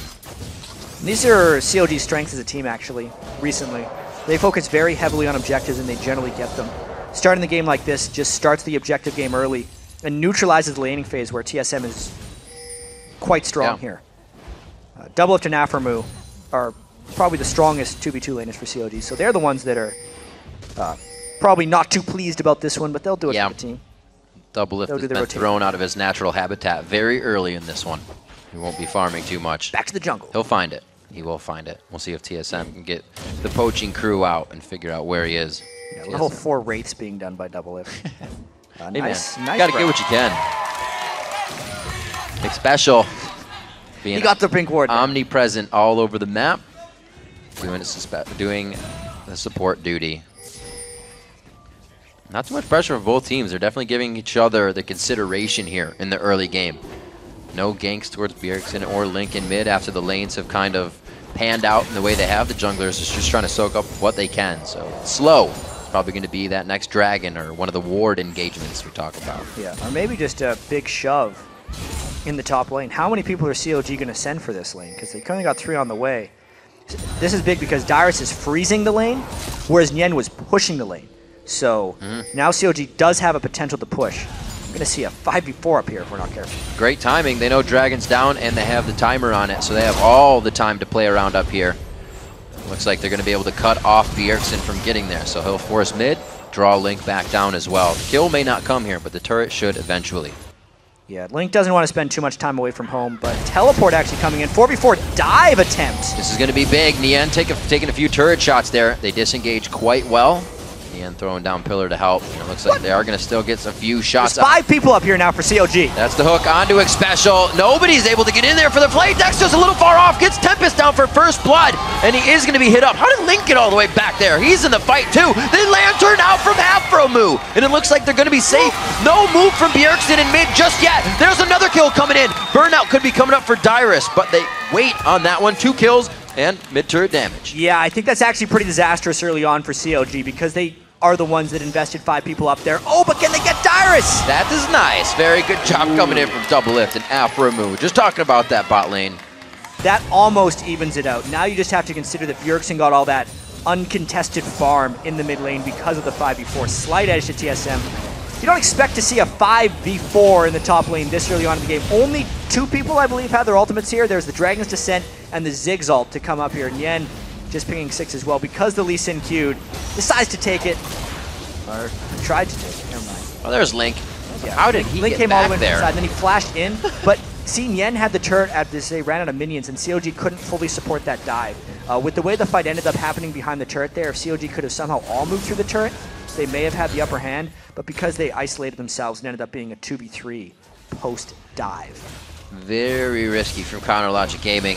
And that was that teleport force in the fight, and usually we see them being very methodical and strategic about their movements around. We've seen some of their games go in a win for them with very low kills, but it's going to be different here, it seems, as we see the aggression coming out early in the game. Only 9 minutes in, already 2 kills to each side and 2 turrets down, as both teams going very hard at this double turret takedown and then kind of feeling each other out here, sort of towards the mid game. Yeah, it's a pretty big chess match right now. Both teams heavily invading. Vision control is paramount at this point. You can see. But the very dark. The sweepers this early on in the game are not very effective since no one's level 9 at this point, and getting vision is hard. That was a nice ward take by Dyrus, actually. Oh, get another one. Good, good. Ah! Much more important than you would think here. Yeah. Vision control. That's all the wards down except for the vision one that Nien has up. He's really not helping this fight too much. He's going to be going down here. A good focus down by the team, and that is the vision that's able to give that to him. Straight up vision denial right there. As TSM continues to roam around. Every time someone goes to farm a free lane, the other team takes a power play immediately. That's what TSM is doing with this red buff because Double Lift is off in the top lane. The Wild Turtle's in mid. He's going to get a Mega Inferno bomb, but he's all right. The whole team of Counter Logic Gaming is trying to anticipate TSM in their jungle, not who's mid. They have so many things on their plate to prioritize right now. They just can't get to each one. So more gold in the favor of Team Solo Mid as they split open the middle of the map, and they just have the bottom turret going down in probably 40 seconds after Dragon because they're going to pressure. I wonder if they can catch Turtle, though. He's invisible. Dexter couldn't make it in range in time to get the reveal. Now they're trying to push right down the mid lane. See, it's just one move followed by a counter. Oh, that was nice. He actually walked out of call for help range on the turret. But all 5 of TSM collapsing. Big Special doing what he does best, delivering the sun over to CLG, and it looks like Afromu getting a hook he may not want altogether. They start to back off of that. TSM saves mid-turret. Dragon's going to be up in 8. Yeah, Dexter kicked Dyrus out of his Dragon's Descent, which saved CLG some pain right there. But Dragon is up and Dexter is very, very low. Teleport down from Dyrus, so this could be a 5v4. Once again, soon as someone goes to the other side of the map, does the other team make a power play? Culling doing some good damage. Looks like they will have to back off here. Pillars up, may stop the re-engage, but it does not look like they fully want the Dragon. Turtle gets hooked, but they do not go in without enough vision over the wall. They only want what's in front of them, and it looks like they'll get it as well. It's so strange seeing team fights this early on in the game because not everyone is powered up to fight. So you see very slow kills, very drawn out engagements. Ward control is so damn important because the numbers are what matter right now. And with the Dragon being on them, they're getting a little bit low. Odd One trying to delay for Shyvana. Yes, I'm so far ahead in these fights. 7 for Odd One, a level 8 for Turtle. He's 2 ahead of Double Lift here coming into these matchups. Neither of them with a Bloodthirst are finished, however. They're just looking at the damage that they have on their abilities over each other at this moment. Gold very close in this game as TSM wavering back and forth on that Dragon. It stays alive for now, but I think they'll be able to get it. Well, with how low the levels are in this game. Yeah, Afromu doesn't have ult yet. Yeah, the Dragon does such substantial damage. Basically, a fight either needs to happen or you need to catch multiple people backing in order to force something. There you go. Have Bjergsen put pressure on the mid lane, relieve pressure on Dragon, and it looks like we're going to get a good chase about here. A little cat and mouse between Dexter and Bjergsen's going to give TSM the Dragon. It just takes a little play off the ball for them to get what they want. Yeah, CLG rotated too much to the mid lane right here. Zigzalt's a desperation attempt. Odd one with the patience. This is going to be going for broke. If they really try to get into this fight, TSM can easily turn this match. It's 4v3 from what they see. Double lift on the bottom. May be able to get some good damage, and Xpecial puts himself right in the fray. Dyrus goes down immediately. Xpecial's going to be hit up here. He's chased down by Nien. He does not go down. He thought the Ignite had him. They almost turn it back around. Turtle flashing over the wall. Bjergsen stays alive, and they got the Dragon coming out of this one, so not too shabby. Nien lost a kill there, and it means TSM comes ahead in this fight. Very close fights happening in this game. Take a look at Dyrus as he tries to jump away. He gets played again. He hasn't been able to get a Dragon to send off. Because of that, it looked like COG had the end. But then Yen abandons the team as Bjergsen actually came around the back from here. And Bjergsen is the one who flies over the wall to finish off Dexter. These fights are incredibly contested and close right now. Very chaotic movement in that for CLG. Just down 1,000 gold here as they're getting kills in these fights as well, but losing that Dragon, losing an objective before the fight is definitely going to start and give TSM enough of these power plays where they can get ahead in the game. Dyrus should be able to get this. Twin bites it out, gets himself down. He should be able to get this one too. Oh, played off of it. Afromu with the ward skills. These are the vision wars of today's games. Bjergsen with a very early DFG. Link's going to grab this blue buff. It also gives him enough gold for an Athene's Unholy Grail. He's going to want to get that as quickly as possible. I really like the Tiamat choice by Nien on Trundle right now, just because all of these engagements have happened around people going to free lanes and farming. And pushing waves quickly is so important in this game. Trundle is actually a very slow wave pusher by normal standards. The Tiamat changes that and allows him to shove very quickly. So now they have the guy with teleport being able to shove lanes, which is actually very Xpecial, he's almost in range. That Solar Flare is up, but they do not decide to use it. They wanted the Zenith Blade first. They begin to back off and set up, see what kind of builds are coming out here. Link just finishing that Unthane's Unholy Grail. Bjergsen has that Deathfire Grass though, so Doublelift has to be watching his back. He does not have too much safety other than not being in that range to die. Yeah, COG pushing down really heavily here. And I do have to point out a stat we found a little while back this week. Bjergsen hasn't bought a pink ward yet in North American LCS. He has won this game. Oh, Afromu gets hit up pretty hard. I don't think he'll be able to make it out. Very nice job by the spray and pay back from Wild Turtle. TSM Special, maybe able to get hit. Oh! Odd one. The General ducks is here though. Lets his teammate go down on that one. A lot of damage. Link throws out the last bomb, and the minefield won't be enough. They're getting a little too crazy on this engagement, and that is a lot of turn shots to tank right out of the Dragons once again. And it looks like they try to keep going for the kills. Dyrus goes for the bite. He takes down Lucian, but it's going to be the back and forth trades here. 1 for 3. I am so impressed with CLG's ability to stop Dragon's descent. Dyrus has not got an ultimate off on CLG this game. It is incredible. That's the reason CLG came ahead in this fight. So yes, Afromu gets caught very early on because he had some turret hits on him, and that really begins things, of course. And then CLG is slowly collapsing down. Remember, Bjergsen isn't here. The level of skill shots in this game is extremely high with that knockback on a TSM. This is an incredibly dangerous dive right here because Dyrus has the ability to destroy someone. He waits until he could use it for an execute, and CLG knows that. As soon as he tried to use it, he kicked him back. It was ridiculous timing by Dexter. That's what made Turtle commit as well, because they thought that Dragon's Descent would kill Ling. Because it doesn't, CLG cleans up the fight. Pretty much kicking off an audio cue. Yeah, unreal. But one thing I do have to point out again is Bjergsen hadn't bought a pink ward up until this point in the North American LCS. Normally TSM completely relies on Odd One and Xpecial to put the majority of their pink wards down. But the reason I think he bought one this game is there's so many early turret kills, and there are more vision battles and rotations in this game than any game TSM has played this season. He felt the need to buy the pink ward this game because it is such a paramount objective right now just to have control of vision. making sure that they have all the wards, clearing out the pinks they need to get, giving the odd one. Wild Turtle safety as well coming into these fights. CLG within the fights is prioritizing amazingly, as we have so far seen. Around the map, though, TSM is able to grab that lead, but the 1,000 gold lead is now stretched, or squeezed down, I should say, to 600 in favor of Team Solo Mid, and CLG is looking to make moves as well. Dexter pink warding down above the Baron, and they're all going to start hovering towards the top.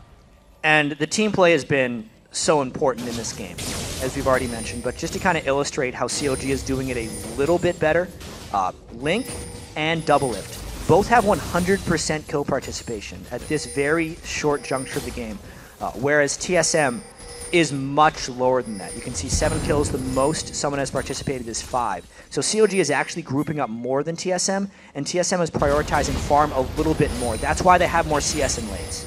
Yeah, it's something we've seen CLG do since the beginning of the season, especially once they got Dexter. Moving around the map, avoiding the team and getting a kill along the way if you can. You see in early 2v1 swaps, you can get somebody swapping back. CLG works on that almost the whole game. Now to the top lane, they grab down the turret, hopefully opening the map to get some of those swaps. Yeah, and speaking to the strategy of these teams right now, TSM trying to get farm inside lanes. Wild Turtle is trying to finish up some items, while CLG is maintaining this 5-man mob in the top lane. How dangerous will this dive be? How willing is CLG to dive in here? Because the levels are still fairly low.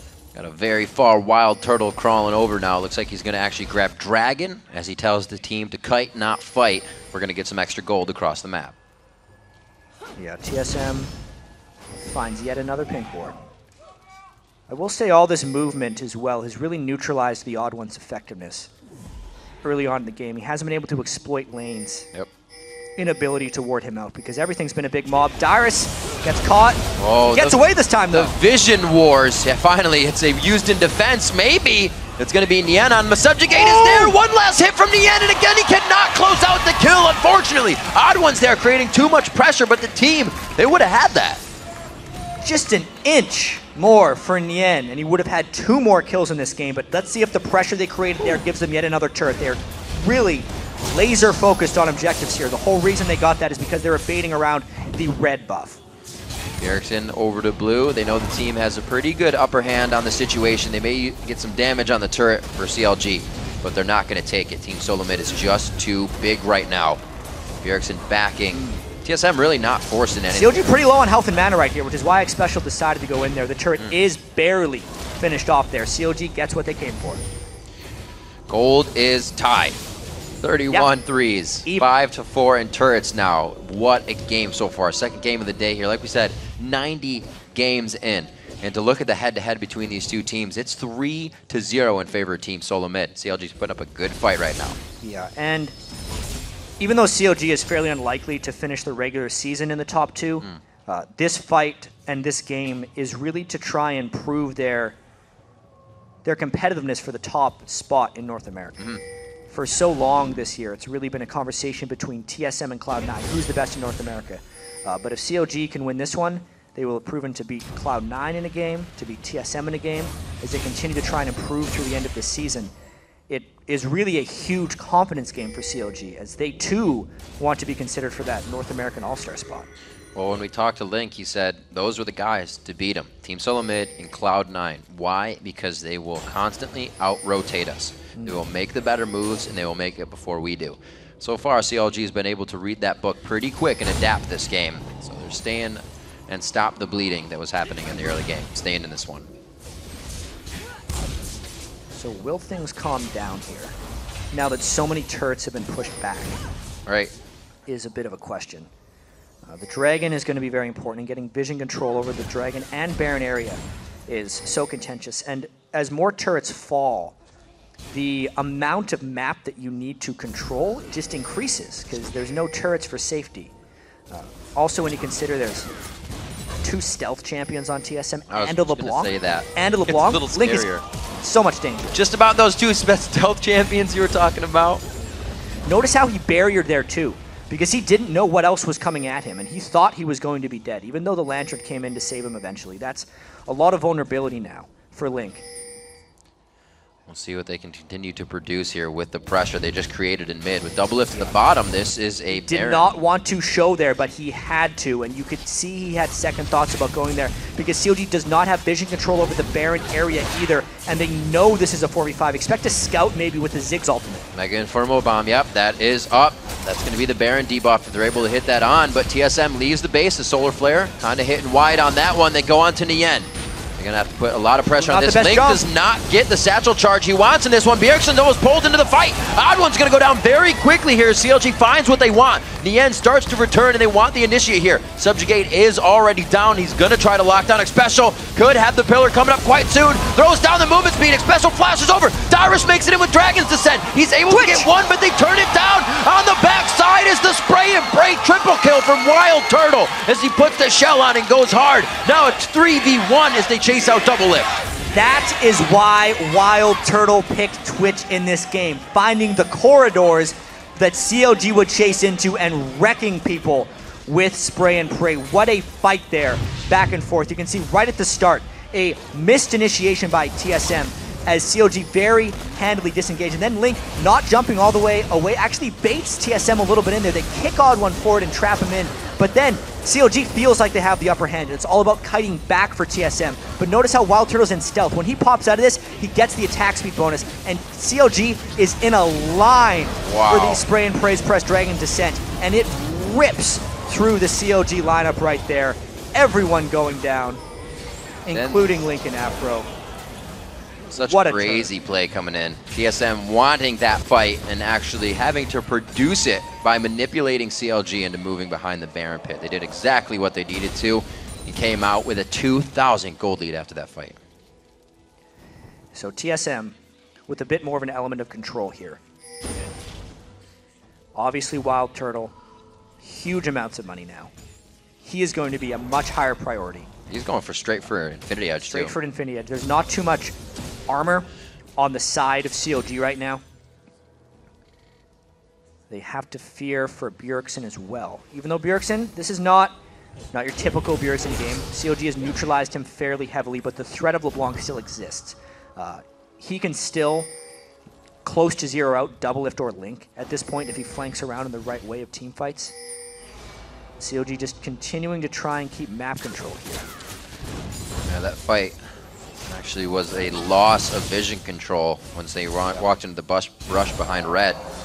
Not doing that again. You can see him hip to hip here, power and numbers as they move around the map once again. A few more core items coming out. Double lift trying to finish up that last whisper. And we actually see the Talisman of Ascension here, 25 minutes in, still not finished up as Alframu is thrown in. That Spectral's Cowl as well. Gonna need that. Trying to get Spirit Visage to increase his healing a little bit.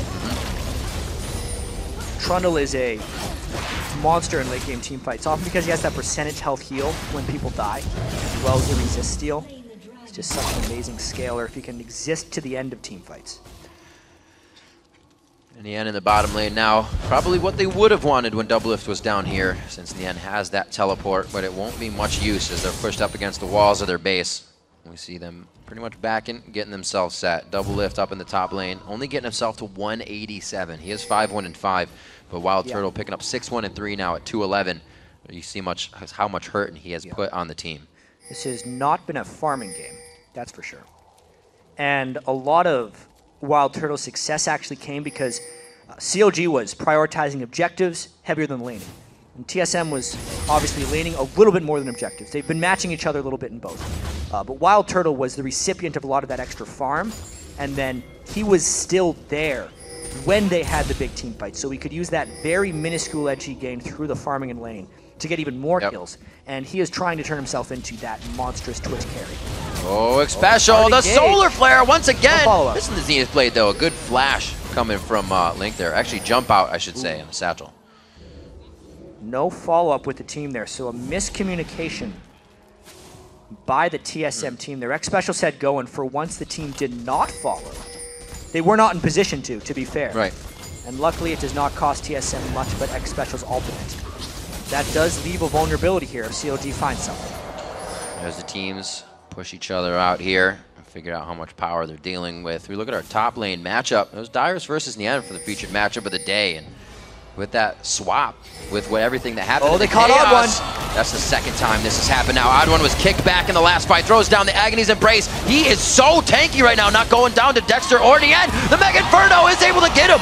Dexter goes in on the Lee Syndrome and gets the kill with the resonating strike. Culling coming across, a very nice pillar to initiate and keep it going. Xpecial's getting bit up here. The Randuin's goes down. It's going to be one after the other as CLG is catching up. And TSM bailed out near the end of that fight. Turtle decided not to fight. He did not have his ultimate, and most importantly, they knew they did not have the ultimate from Xpecial. Now, Bjergsen is in the wings. Dyrus is in the wings. How difficult is this Baron Force? There's no spot on TSM, but a power play from CLG. This is huge. This fight comes from, we were just talking about him, Nien's movement and positioning, but can they keep the whole team together here for a big power play? Still waiting on Xpecial to come up. Odd1's not going to make it all the way back. They may not have enough to get the damage on the Baron, and now they're being chaotically strung about in front of the pit. It is a hold off by TSM right there. An incredibly tense situation, but TSM is able to prevail in that one. Wow. They had to split up into two sides there, Dyrus and Bjergsen, to push and pull CLG in a direction, and unlike the CLG compositions of the past, they don't have that Sivir, they don't have the Karma, they have no ability to very quickly just out-move speed to someone. The mobility is very closely matched in this game. So the push-pull from TSM was successful in getting them off the Baron. TSM slowly pushing themselves into the right positions, making CLG have to back off on that Baron as we saw, but they are right back. Gonna get ward vision on this. Get vision back. Yep, they got 2 pinks to clear out, but they still have a pink on Wild Turtle to be used in this. He's quite far off. The teleport's up on Dyrus. We could have another go. Wild Turtle is really strong right now with his Infinity Edge, especially when you consider there's no Randuin's completed on anyone from CLG right now. And Randuin's is extra good against Twitch because if he shoots through a Randuin's, it will slow his move speed as well as his attack speed. But right now, it's just the wards now, so it's the attack speed that would be reduced. And CLG really needs to get at least one guy with a Randuin's to hopefully close down on Wild Turtle. He is the priority in these fights for CLG to close on, and the rotations continue. Well, they got what they need to take down that one guy. 4 pink wards right now in the inventory of CLG for any invisibility they have to deal with in the next fight. Minute and 40 on the clock. It's getting more tense for these fights, however. Doesn't look like Dexter's going to be able to thread the needle on that one, so they're just clearing out the mid wave to create pressure. The teleport coming in. It's going to be enough. Bjergsen on the backside. He's going to have Dyrus right there with Link so hurt on this. They may be able to force something. Yen just went in. Not way before the team. Too sure what that was about. That was an error. He tried to match teleports with Dyrus, but CLG was not on the same page, and the ward he chose was dangerous. Then he didn't cancel his teleport and got punished for it. Now it is a 5v4 with Link extremely low and no Ziggs ultimate. TSM might just force this down. Baron at half. Unfortunate engagement coming in for CLG. TSM going to try to take advantage here. Double lift just on the outside. Danger. He puts himself in the front. Great Dashes culling. backward during the calling to try and get the fadeaway damage. He's trying to orb walk it, and he does take down Dyrus in the matchup. Bjergsen's very hurt on the outside, but that's the clone. He actually goes down to the hands of Dexter, and TSM is still trying to find where the rest of the team is. A double kill. Beautiful play from Dexter and double lift, and they're going to keep going. A very low Xpecial. Odd1's out of mana, and they're going to have eyes possibly on Baron. Are they doing this with 2 people? Eva's still alive with a smite. This is crazy by CLG. Can't say enough about the play by CLG, but this is a bold call. Flash is not up. He's got enough to speed his way in and try to get the smite down, and they don't have vision on any side. Yan comes in. They got the pink ward to figure out if Odd1 is even close, and he's backing. What a move there by CLG. This is the best game I've seen in North America this year so far. 16-14, and these plays are ridiculous, Riv. Even just the kick from that last fight, from the very start. Double lift gets off a perfect culling. That is exactly the way Lucian is meant to be played. And also, Dexter able to jump through to finish off Bjergsen. That was critical. And then the savvy to know that there's 3 TSM members. Odd1 thought he was baiting in that, and then to kick Turtle back into double lift and make the 2v3 an advantage for them is just amazing headiness from these guys. Already getting the synergy. Double lift. And the Baron after. All the abilities to slice the pie on that one and get himself another kill with the dash. CLG picks up Dragon after picking up Baron. They bring themselves into a 2,000 gold lead, a turret up so far. And we haven't seen too many turrets drop lately. It has been at each other's throats. This has been a really, really well-played game on both sides. Wild Turtle there was never able to get the fight he wanted. CLG jumped through and around the fight very well without Nien. The fact that they played that last fight without a tank is incredible. Dexter has turned himself into a tank now with the Randwins. But Turtle needs to find the right way of opening up in fights, and the Last Whisper is really important for that. Twitch needs to become a tank buster because he's going to be getting dove on very hard by Yen and Dexter, and without that Last Whisper, they would be able to beat him down. Additionally, Bjergsen has really been held in check this game by the overall rotations of CLG. Something we see him having a lot more impact on. Really, Dyrus and the outside lanes have been the ones on the move. Bjergsen and Link were left to fend for themselves, and they're too good to kill each other one-on-one. So like you said, in check, definitely causing the impact plays here to be a lot less frequent. Dexter in and out. In the top lane, so they have to do the push and pull. X-Special wanted to come at them with the ultimate, but Nien had to put the pillar down. Baron is not a factor right here. I think TSM right now is strong enough to stop turrets from falling. Diving on top of a Twitch on top of a turret is just too much. Too much slow. A lot of things to lock you down. Dyrus and X-Special will have their way under that turret. Top lane, double lift, doing what he can by himself, and this is CLG. The rotations now, trying to catch somebody on the rotation to where they're going. Not going to happen this time, as TSM is definitely playing with their hard hats on here.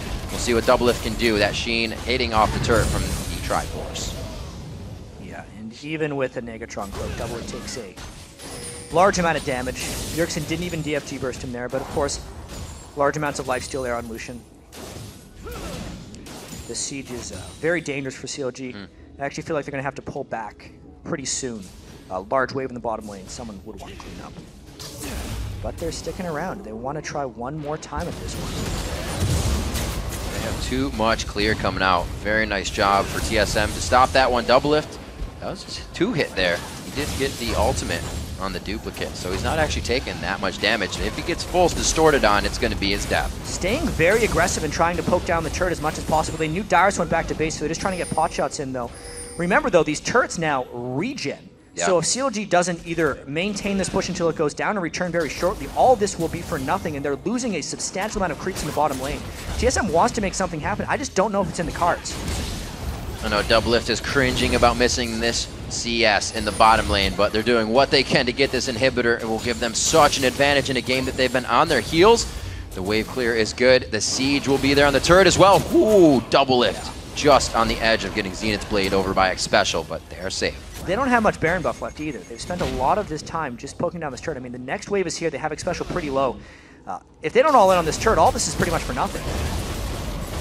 Not doing too much damage to Dyrus. Got a culling to be used here. Double Lift looks like they're going to be able to hit the turret up one after the other. They're really just timing this one out. They're saying 100 more damage on the next wave, and then the next wave. Exactly. With how much they're getting on each wave, Riv, this next one would be the time they get it, but they've overstayed. They do not have Baron anymore, so this would be a fight that they could potentially lose if this one goes down. I expect a battle to happen like right now. The part I like, though, when that turret's about to go down, the other team wants to go in very hard, but how can they when you are so low? The hook onto Dyrus. He is going to get shattered out of the fight. Bjergsen onto Double Lift, and he is going to stay alive. The Ignite will not take him down. Odd One is going to be in the backside, not able to help. Nien take the Lantern and a 3-man satchel to burst out the fight. Turtle's got to walk through the minefield. The Q. Dexter, does he want it? And he hits it. It's going to be an all-out battle as they go for broke. CLG's got the Odd One, and they ace Team Solo mid. Riv, with the time left on the game, 30 to 40-second death timers and the mini wave, this could actually be the win for CLG. This is absolutely amazing. Persevering through being pushed into their own base. Counter Logic Gaming comes back huge with movement around the map and strategic play, taking down the Nexus turrets, and most likely the Nexus 37 minutes. They have the minions, they have the win, they just defied TSM and destroyed them in 36 minutes. It will not be a 4-game shutout for Team Solo Mid. CLG takes the last one, and they're going to go 15-8 in the spring split so far. a standing ovation, I'd say, from the CLG fans in the crowd. Absolutely. What a finish right there. CLG. They are reeling. CLG had to make very dangerous calls to win this game, and the execution had to be perfect in these situations. Just consider that they had that fight as soon as the Baron falls. If you think about textbook League of Legends, TSM did the right thing by fighting CLG there. As soon as the team tries to siege you without the Baron buff, you fight them because they think they're stronger than they are. But CLG got the catch onto Dyrus. They finished him before he could become a factor. And then Turtle almost wiped them out. He almost finished him with that final spray and pray. But they landed all of their skill shots. The hook, the Dexter moves on Lee Sin, and just the movement by Absolutely CLG amazing. was just, it gave me chills at how well that was executed. I did not expect the teams to play this well. Like, yes, TSM got outplayed. But that's because CLG did something they've never done before. In many ways. First time Lee Sin for Dexter. First time Lucian for Double Lift as well. And this also means that Team Solo Mid cannot tie Cloud9's record. Yeah. It also, if Cloud9 wins today, means there's a tie at the top of the North American standings, which means that first seed is up for grabs again, which will lead even more importance to the next Cloud9 versus TSM game, right? Not to mention, Cloud9 has to play CLG again this season, too. Yeah. Kind of just like need some oxygen for a second. Yeah. What an amazing game. Yeah. 9, 3, and 10 onto Dexter. He should play Lee Sin more. Yeah. Personally. My personal opinion on that one. Those kicks. Yeah. The feature match of the day, obviously, Nyen versus Dyrus. Right, in the top lane. We didn't get to touch on that too much, only because the game was so rotation-focused and it was mainly about the team fights. I would actually say CLG did just a ridiculous job at shutting down Dyrus. I think they really made him second-guess himself on his ability to use Dragon's Descent. The way Dexter was able to stop it and the way Aphromoo was able to stop it. Even Link, if you could theoretically get him with a satchel charge. Like, there are some things they could use to stop it, but I'd say over half of Dyrus' ultimates got fizzled, and every time they did catch it, he could never successfully ult away and live. Was incredibly important. And then Nyen had that one misplay, but it ended up turning into a CLG advantage. Which the other kind of blows your mind to think about. That was one of the biggest errors that they made in the game. As a team, it's not just Nyen going in there. The communication was for the fight, and he didn't stop it in time, obviously. But for the team to come back after that, the use of vision in this, maybe if it's just because of 4.4, crazy stuff in the early parts of the game and then throughout the game, was really what was winning these fights. It wasn't a lot of turret dives. It was a lot of, let's vie for vision here, and let's vie for our lives. And I can't say enough how much LeBlanc and Bjergsen was just completely neutralized in that game. Not the same game we usually see. He had been 4-0 on LeBlanc. He'd had some of his best games on LeBlanc. He had like 13-1. His one death was suicide into the Nexus. Like, just jokingly easy games for Bjergsen when he's been on LeBlanc. But because CLG was grouped up so much of the game, and they had really on-point crowd control whenever Bjergsen decided to go in, they shut him down. I mean, to consider that TSM had 14 kills in that game, and Bjergsen was only a part of 6 of them, that's just not your typical Bjergsen game. That's true. He was shut down. The one that's on clip to beat ManCloud's highest kill, highest kills in the split. Yeah, he needed to get 7.8 kills per game. He had 3 in that last one. That was an absolutely crazy game in terms of how CLG was able to come back. I know we're just reiterating it now. Yeah. But with the fact that laning phase broke so early, that's where we CLG hold the longest. It was over right as it started. Double Lift and Aphromoo want to farm their faces off, and they came out of lane at 80 CS when they started roaming. It's a lot of the new CLG that we see now, even going back to really since Dexter joined the team.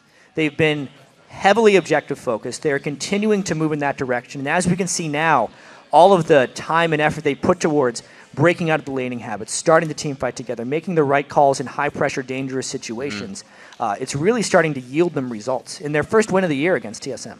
And we gotta say, the Aphromoo first pick for Thresh really paid out for him. He has, as we've said in previous preview shows, heat-seeking hooks that lock down these games. Hey, they gave Bjergsen LeBlanc this game for that Thresh. An incredibly bold first pick for Thresh, but how many of those fights did he land the hook on the priority target?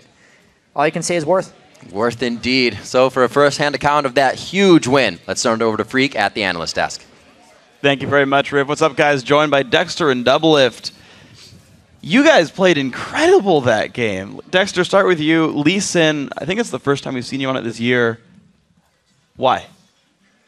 When I first started playing him, I was like really rusty and I didn't want to pick him up. And then people started banning it out in scrims for no reason and I couldn't really practice it. So I was like, whatever, I don't play Lee Sin anymore. Okay. And then 2 days before this game, we were like, okay, we want to play Lee Sin. And then I practiced like 3 or 4 games in solo queue. And we practiced a bit in scrims.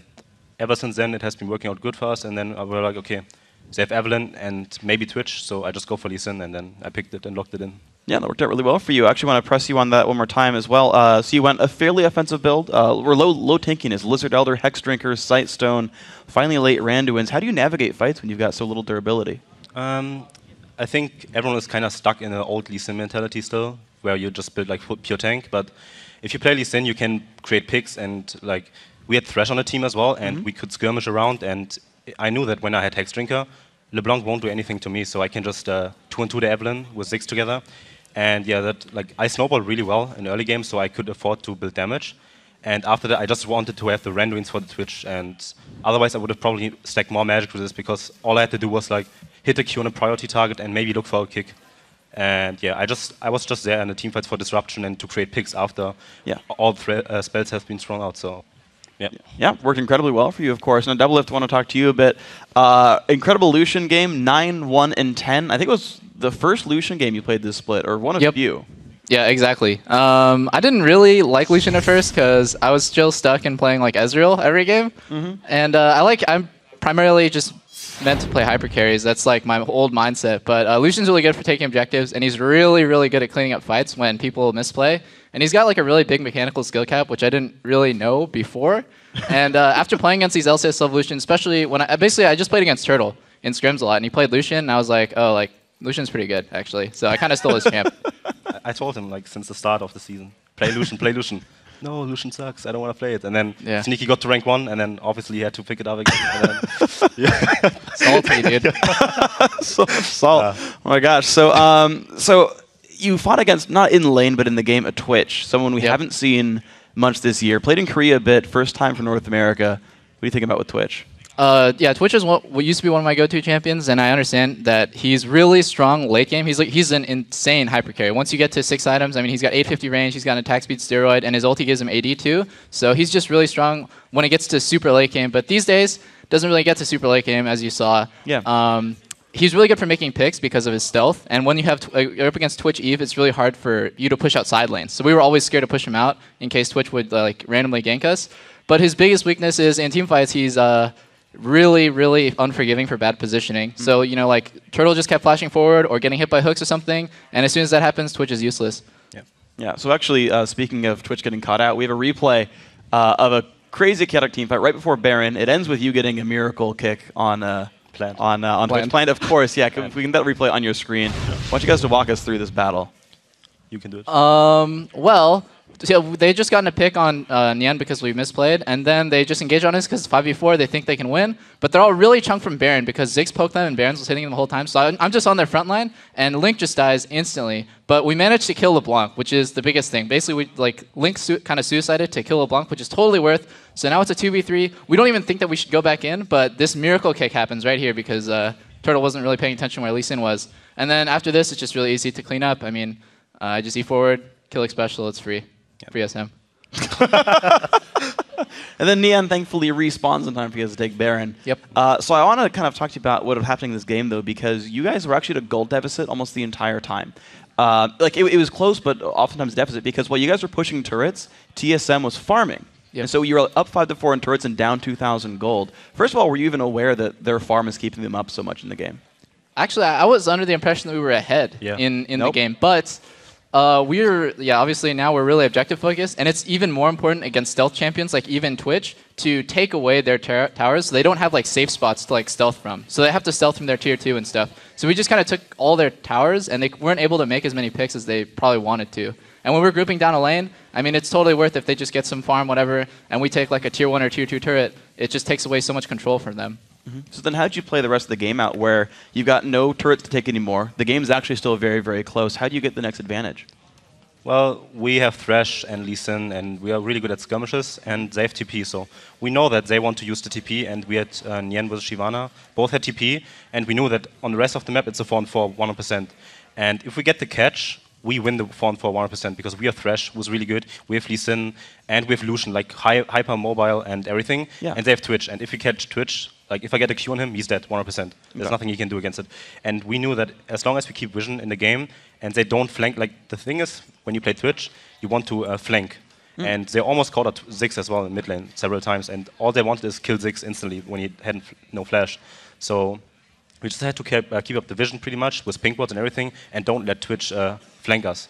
And as soon as we saw Twitch, we tried to go for vision, because if you just face tech the jungle and they engage on us or flank us, then we might lose the game. And double stealth is what kept them in the game so long, because it's super annoying to play against. And I mean, Twitch has a 100% win rate in Korea for a reason, and he's super good. And if you can play him really well, then yeah, it's pretty strong. And it's really annoying to play against, because you have to keep up vision all the time, and it's super annoying to play against. Well, of course, it did work out for you guys, and actually, you guys eventually transitioned into a siege in the top lane. Our second replay is top lane inhibitor siege, if we can get that on your screen real quick. You guys actually stayed after Baron buff timed out, and then they engaged on you when Baron buff went away. Yeah, we knew that they want to engage on us, because Baron just timed out. And we knew also that we are stronger, because we have Ziggs. If they engage into us, Ziggs can just throw down every spell, and there's nothing they can do. We also have Thresh with a Banshee spell, landing a hook right now on Dyrus, and we were like, go, go, go, go, and we killed him before he used ultimate. And then they re-engaged before, like after the tank was done. And yeah, I saved double lift there, and after that, after Dyrus got caught, the fight was over. We just clean up, pretty much. Well, I live with like 1% HP, and so did Yen. I calculated that pretty well, and I healed off doubles right here. So like, Twitch probably thinks I'm out of the fight, so he just like flashes forward. Going again. And we got re-engaged, flash hook, really good from Afromo. I slowed down everyone with my E, and then the game was over. Yep. And you max safeguard second on Lee Sin, right? Is that the standard? E. Oh, so you actually, it's rank 1 shield? Yeah. Rank 1 shield saved your life. There you go. Saved my life. Thanks. 40 health, all you need calculated. You just need damage. So just full damage. That's interesting, because full damage Lee Sin. Yeah, most Lee Sin junglers also tend to max. I knew that E is really good against Twitch, because it slows the attack speed by 60%. Yeah. And I know that if I jump in with my E, 60% slow and attack speed. With renderings combined, Twitch will just stand still and can't do anything. So was that an adaptation, or would you normally max E second? I think E second is better right now, and just everyone does it. Yeah, you can max W second as well, but I think E is way better. It's better for dueling. It gives you more damage, and yeah, I think it's better. Okay, and of course it's preference. Oh, okay, that makes sense. So, of course, it worked out for you guys. Of course, congratulations on your win. So now you've taken a game off of both TSM and Cloud9. You're looking pretty good. Are you still looking to make it into the top 2, or are you happy just to play from 3rd place in the playoffs? Well, all I wanted is to win at least once against TSM and Cloud9 and know that we can beat them.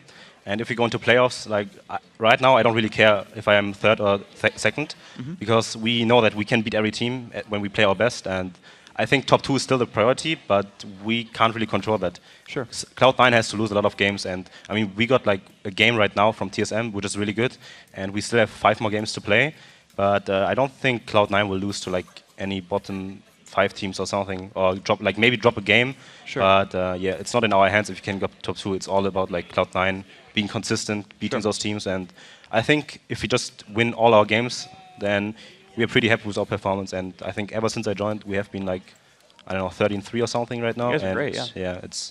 I just wanted to have that one win that we know that we can beat them, because it's like if you go into playoffs 0-4 against a team, you know that, oh man, they're so much better. It's like a mental block. But now we played really well, and yeah, we know that they're not unbeatable, and I really hope we can play them in the playoffs. We really didn't want them to have the C9 25-3 at the end of the season, because now they're just going to go 24-4, and I'm okay with that. Yeah. Well, you know, I mean, last year's playoffs, you guys had 4-0 TSM. They beat you in playoffs. You could have reversed it here. Yeah, I know. I was thinking about that too. Like in the back of my mind when I was playing this game, I was like, if we lost, like maybe it would just be the reverse of like last season where we beat them in playoffs anyways. But I think that was like just a huge fluke, because TSM was going through like a lot of really weird changes, and like their atmosphere was bad. So we just like 4-0'd them in the regular season, but then at the end of the day, they're a stronger team. Yeah. All right, well, guys, congratulations on your win. We'll see more of you throughout the week, and good luck tomorrow as well. We're going to have more stuff going on today. They're going to catch our breath, and then after this next game, Coast looks to snap a 6-game losing streak when they face off against XDG. The North American LCS continues in 3.5 minutes.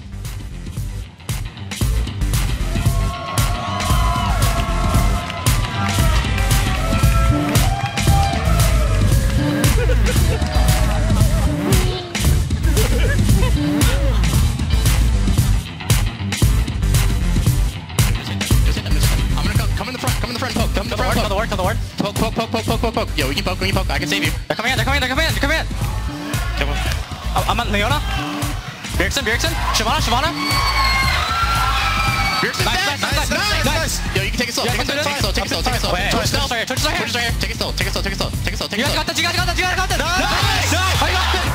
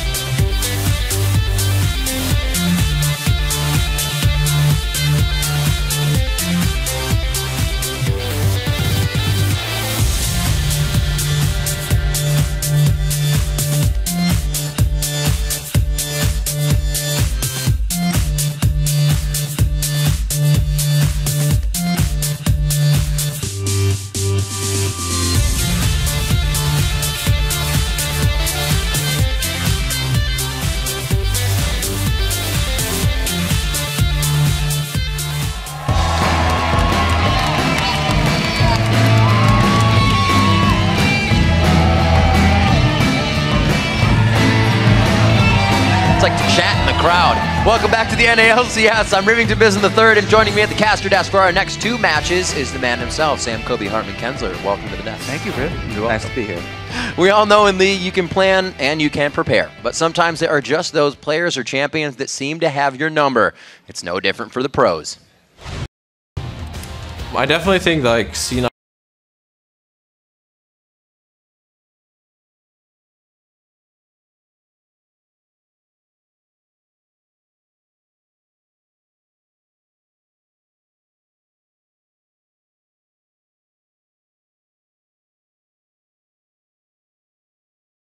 Maybe my kryptonite. Ooh, That's yeah. what they kicked me off for.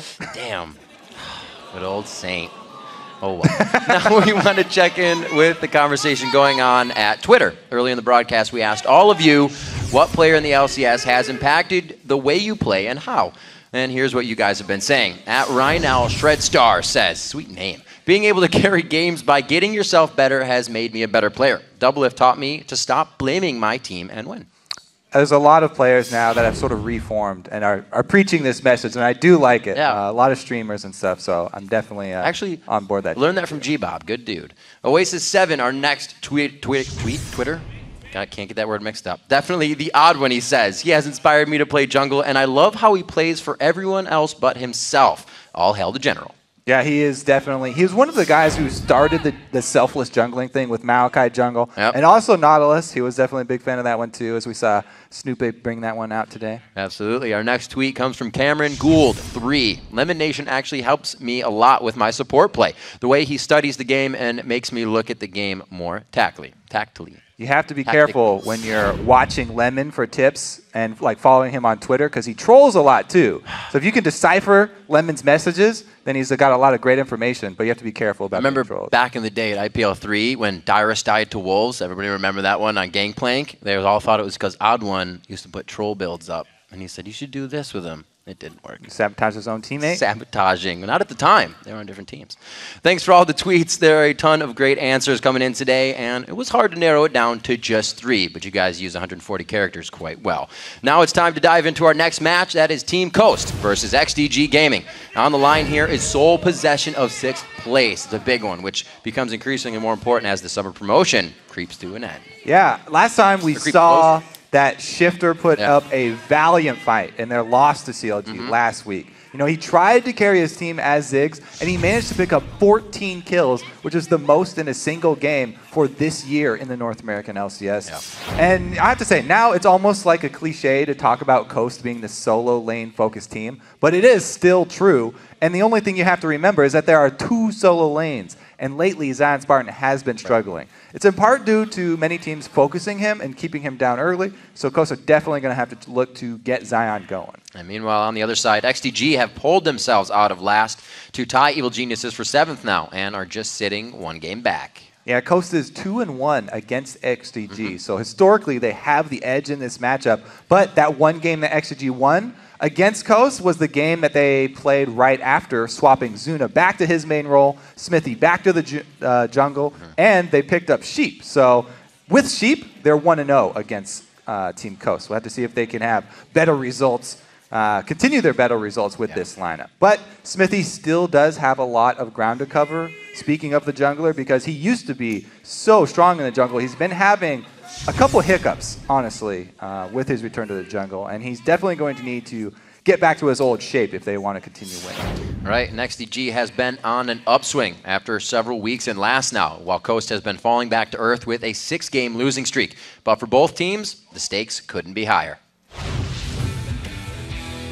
XDG is probably having the worst spring split so far of any team, but lately they've been picking up momentum with Sheep, and they beat us the last time they played us. Coast are pretty hit or miss. They go on lose streaks and win streaks, so if we catch them on a bad day, then it would be really good for us. Shifter plays different champions for most mids. Like Ari, he played Ziggs before it was even popular. He could bust out a weird champion, but for the most part, if I play standard and play my game, it should be fine. Right now we're both competing at the bottom of the barrel, so these games mean a lot more than any other game. It's really important for us to beat Coast, because it brings us up and brings them down at the same time. I think as long as we're focusing on ourselves and like fixing our play, we'll be fine against them. I think we're getting a little bit of confidence back though. They're looking stronger, but I still think they're very beatable. I think that's one of the big points I believe Daydreamin was making, was that winning against this team actually shifts you because you're so close. It does take something away from them right away. Yeah, they're all really close down there in the bottom 3, and they're all fighting to get away from LMQ. Well, let's see if the bunch can spread out here as we start. On the blue side with the lineups, it's Team Coast.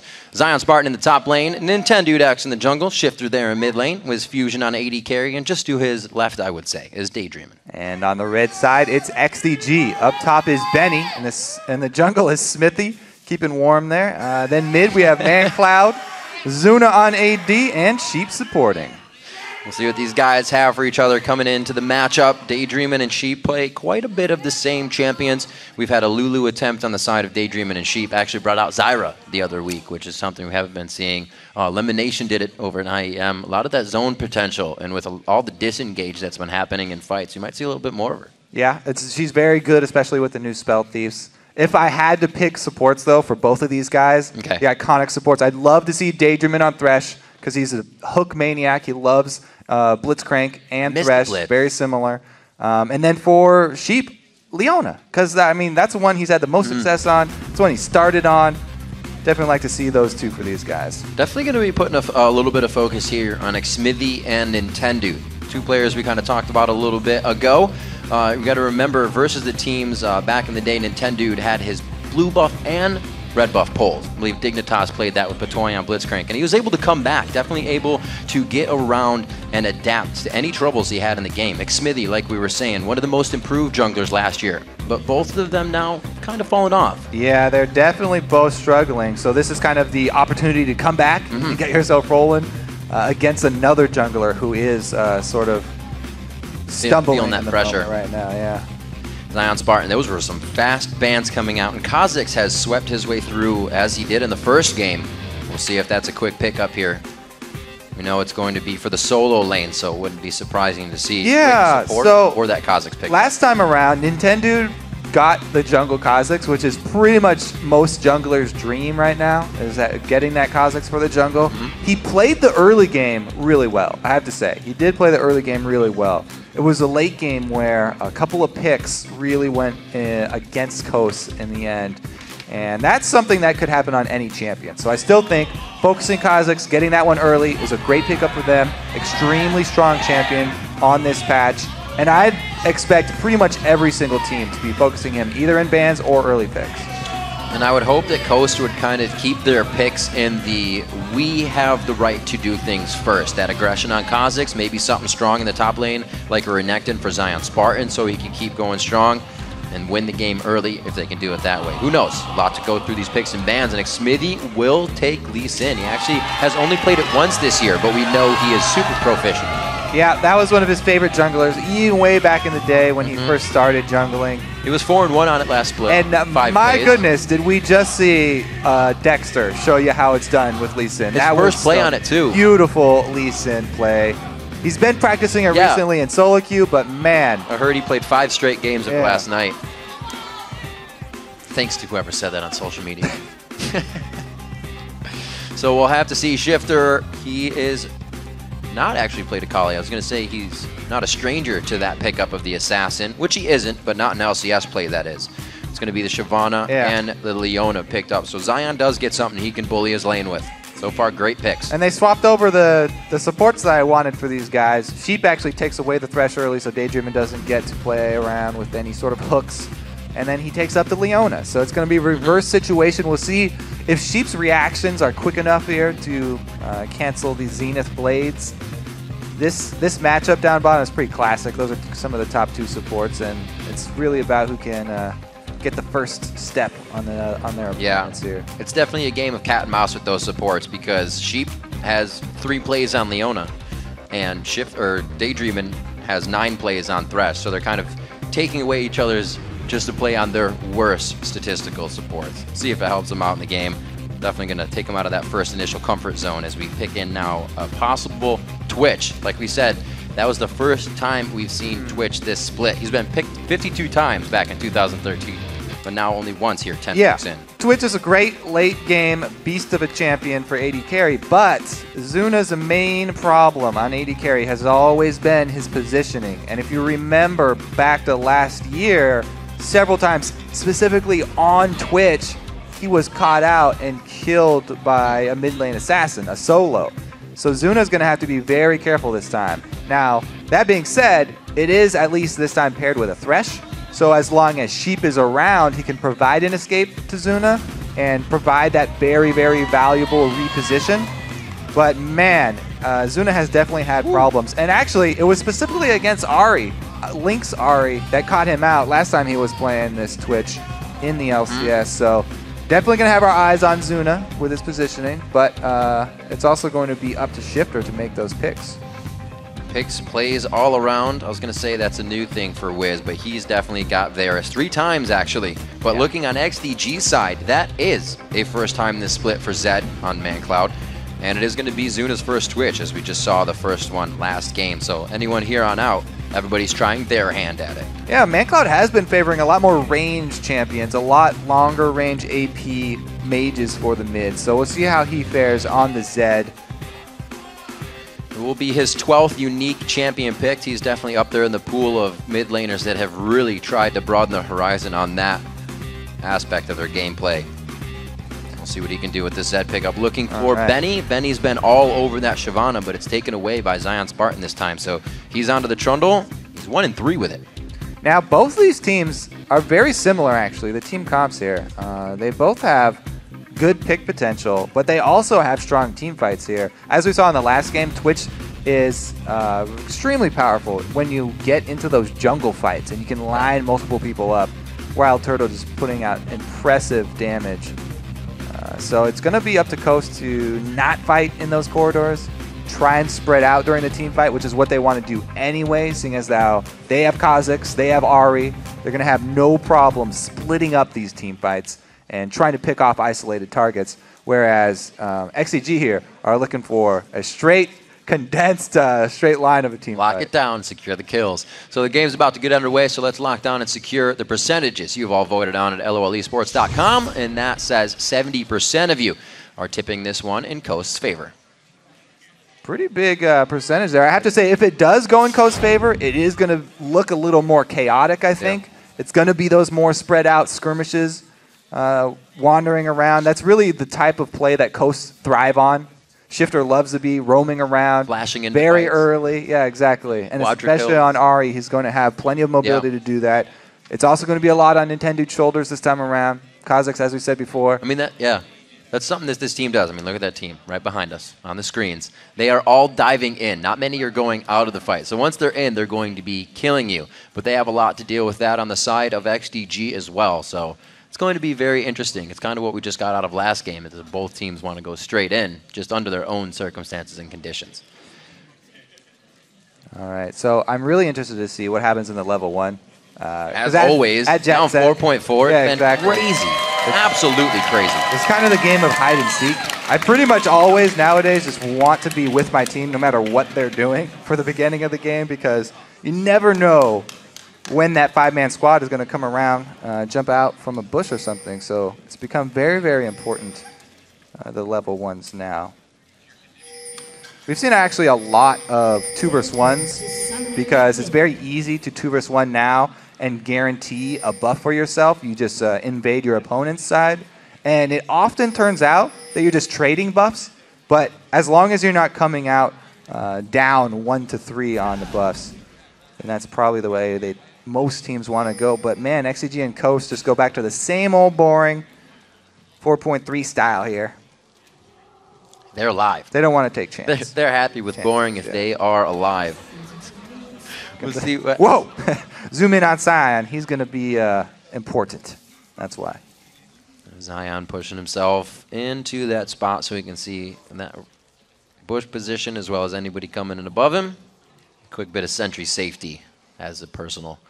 We'll see what else they can have on this first. I don't know if they're going to have the wards out. Nope. I was looking at inventories. No vision wards have been purchased, as we've seen in previous games going on by the supports. All right. Like these guys go blind. The late invade. Looks like we will be having that up top here. Smithy heading up towards that bush. It'll be interesting to see if they actually fight this, because nobody is on the bottom side of the map right now. Everybody is up top, and it will be a late invade, maybe from both teams. All right, the bait. Zion the bait. Can he lure him in? Oh, man. He's bobbing up and down. Oh, man. Bobbing up and down. Oh, not what they wanted on this one. So They got Sheep is going to be going down in this one. Whether it's an assist for everybody else, they may flash over wall just for this. Nice Zenith's Blade take. Everybody waiting on that level 1 to take what they need to get themselves an assist in a hand in this one. It's going to be, whoa, wait a minute. Oh, wait, no, still wait. Yes, he is going to get out alive. Fancy feet. Proving me wrong, and I'm eating my own words here. Great job by Sheep. All right, flash for a flash.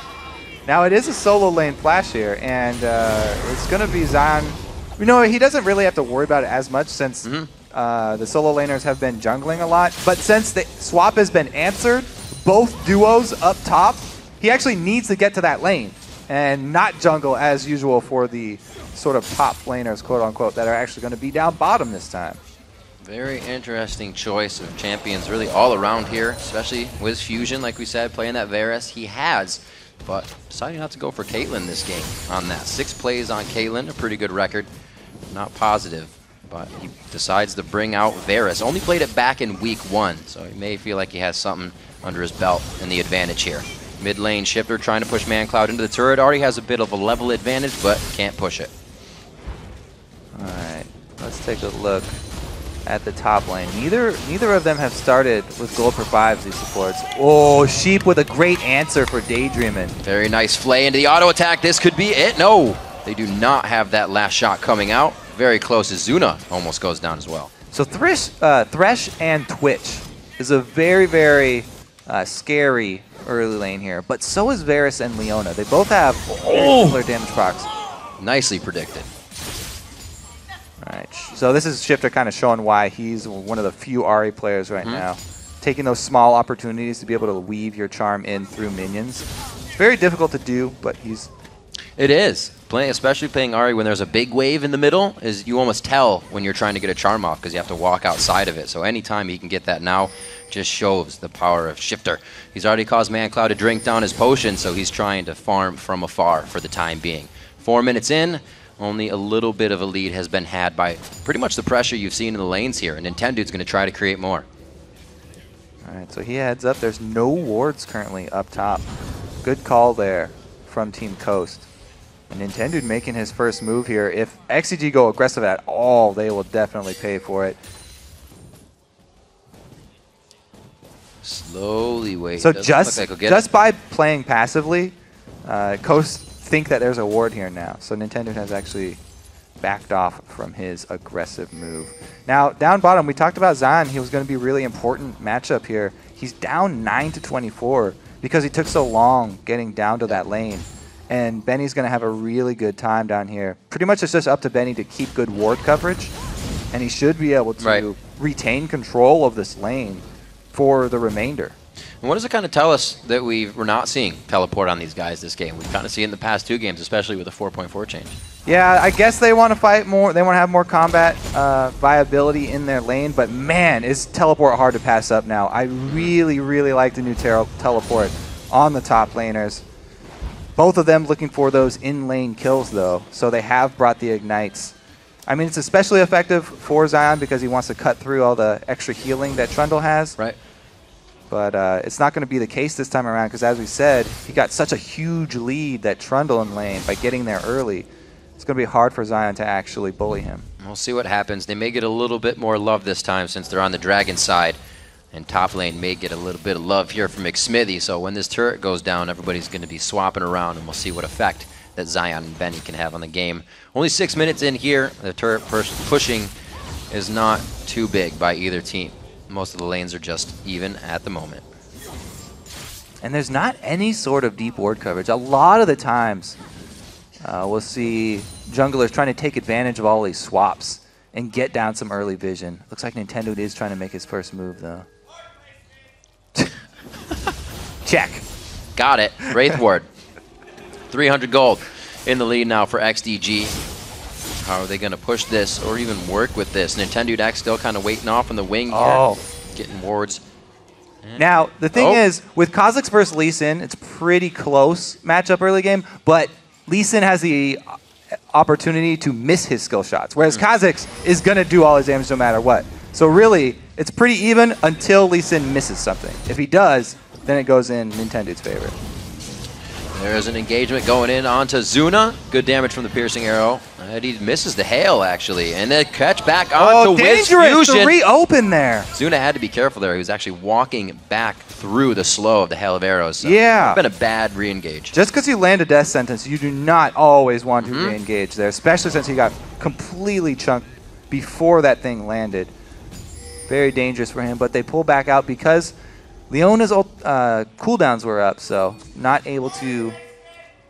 All right. So if you're just going to keep calling that, you have to call where. or else it's just kind of annoying. Zuna, oh, the barrier goes down. We'll have to see if Smithy can get it down here. Very nice cripple, but he can't activate the after the Tempest. Looks like Daydreamin may have a bit of a problem here. 3 level 5s, I should say, chasing him down. Do you want it?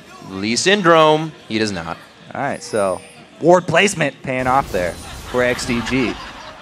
Pink ward's going to secure them.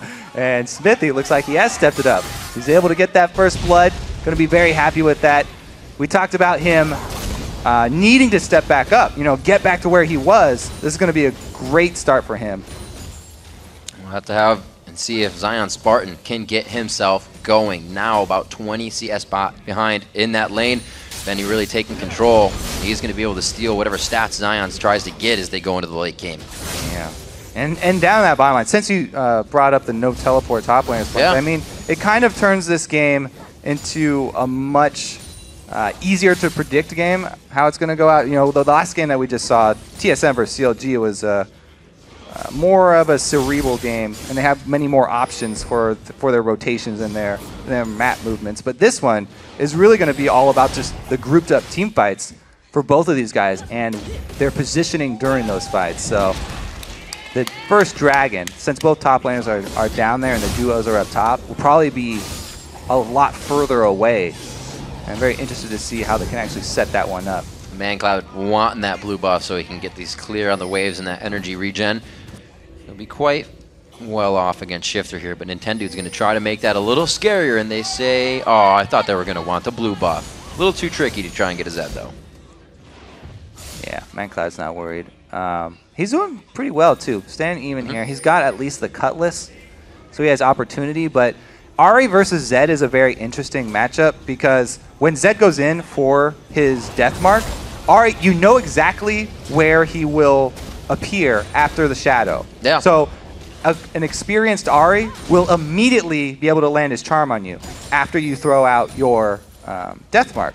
So if Shifter is able to do that and get his combo and also Spirit Rush away from the follow-up damage, then it goes in his favor. But it's up to ManCloud to wait on that cooldown until he has the positional advantage. He'd be pretty blown away Look at this. to see that happen.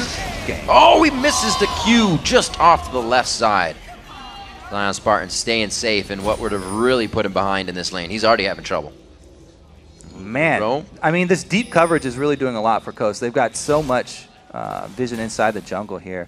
They know where Smithy's going to be for the next 10 to 15 seconds at least. Yep. And it opens up Nintendo to make pretty much whatever sort of move that he wants to. But he's just hard farming his jungle so far. There's not a lot of options for him. Zed very, very hard to gank this close to his turret. Coast. He's going to walk right over a ward as well. Well, Coast making sure they gain all the ward control on the top. You can see they have 3 placed so they continuously can play pushed up against Zuna and Sheep. And 10 dudes seeing Benny, but he's waiting for Shifter. They're getting the group together here. They're calling in all the friends. Coast should know that they've been spotted here. If it takes longer than 5 or 10 seconds to activate what you're doing, you might want to reconsider. Shifter with 1 more rush is able to get out, taking 2 turret shots to the face. Looks like he may be able to get a Lee Sin that extra damage. Zion Spartan still has Dragons. He definitely just juked him there. Those are some sore ankles coming out of that fight, and it looks like Sheep's going to go down. The last hit, the flash auto attack from Daydreaming coming in, but it was necessary. Zuna looking for the last expunge. If he has it, the flask is down, but he does not have expunge. Man. So down bottom, Smithy with a great juke there. Canceling the second activation of Q with a safeguard to a short ward and baiting Zion's ulti. But man, up top, the difference between focusing support and focusing AD in those trades, yes, you killed Sheep, but Zuna retains control of the lane. So even though they got 1 kill each, so much farm for Zuna there. Yeah, great juke by Smithy there, just to get a cooldown out of Team Coast. And then, man, Mandatory Cloud, able to get in his ulti. As we said, it's up to him to wait for the cooldown. Answer kill for Nintendo. Yeah. But yeah, he did a good job using that on Ahri at the right moment. So kills look all across the map here, and XCG come out with a nice gold lead. Yeah, little bits of lead everywhere. There's a good charm onto ManCloud, stopping what could have been a death sentence into just that for Shifter.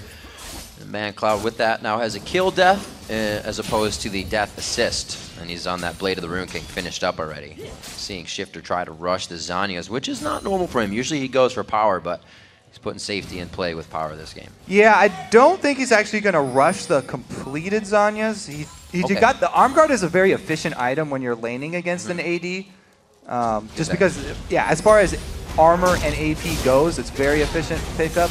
And he'll probably be getting that Deathfire. But yes, the Zanyas will be an eventual pickup, very strong against Zed, so he can avoid that extra damage. Nice bit of block out by Man Cloud playing the mind games as they take down Dragon. They have that timer. It'll be very good for them, especially with the bit of gold lead they've already been able to accrue. But a little bit of off timing on the mid lane, so they lose mid turret. Let their map get opened up a bit. Yeah, it's a good answer from Coast. When they spend all the resources going for Dragon, they lose control of mid lane, and having that tower down is going to be great because, as I said before in the beginning of the game, Coast's all about picking people off. They need to make those moves with the Ahri, with the Kha'Zix, to find people isolated and opening up the entire map there with the mid-turret kill. I'm surprised they didn't decide to fully go for that top there. Shifter should be able to clear out the mid lane, but Benny on the bottom, he's going to pick up that turret, push it back in the favor of them for after grabbing that Dragon. Good thing he didn't involve his wings. See if Sheep can get any more plays in for the team. Almost Blade of the Rune King finishing the top lane as well. We're going to have 3 Blades coming out on the side of XDG. They're going to be able to crush down objectives. Oh man, yeah, once they complete all 3 Blade of the Rune King, that would be a very quick Baron if they ever get positioning. Yeah. And plus, both Lee Sin and Twitch can get into the Baron pit without being seen. So that's a possible 2-man Baron. Plus, Mandatory Cloud could do it as well, so it could be 3-man sneaky Baron for XGG in the future if they're able to pull off the coordination as far as the map control is concerned.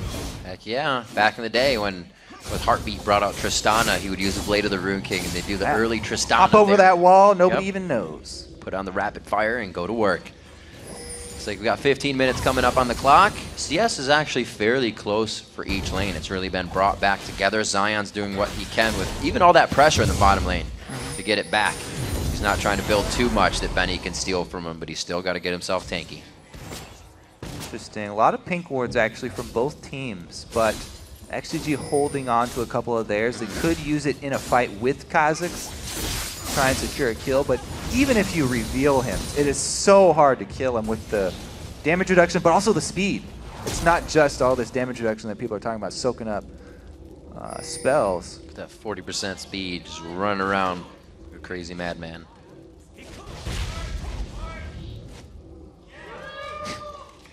Smithy. You gotta call it before it happens. We'll see what Smithy can do. He's hanging off on the wing here, and this is when the fights happen. That ward vision. All they want is the ward, but they're gonna cost. Yeah.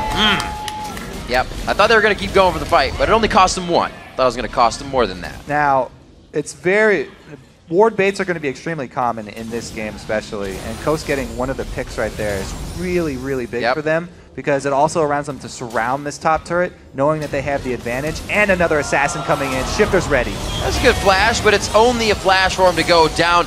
Looks like Zune is going to be hit up as well, and Coast has really been planning this one for a few minutes now.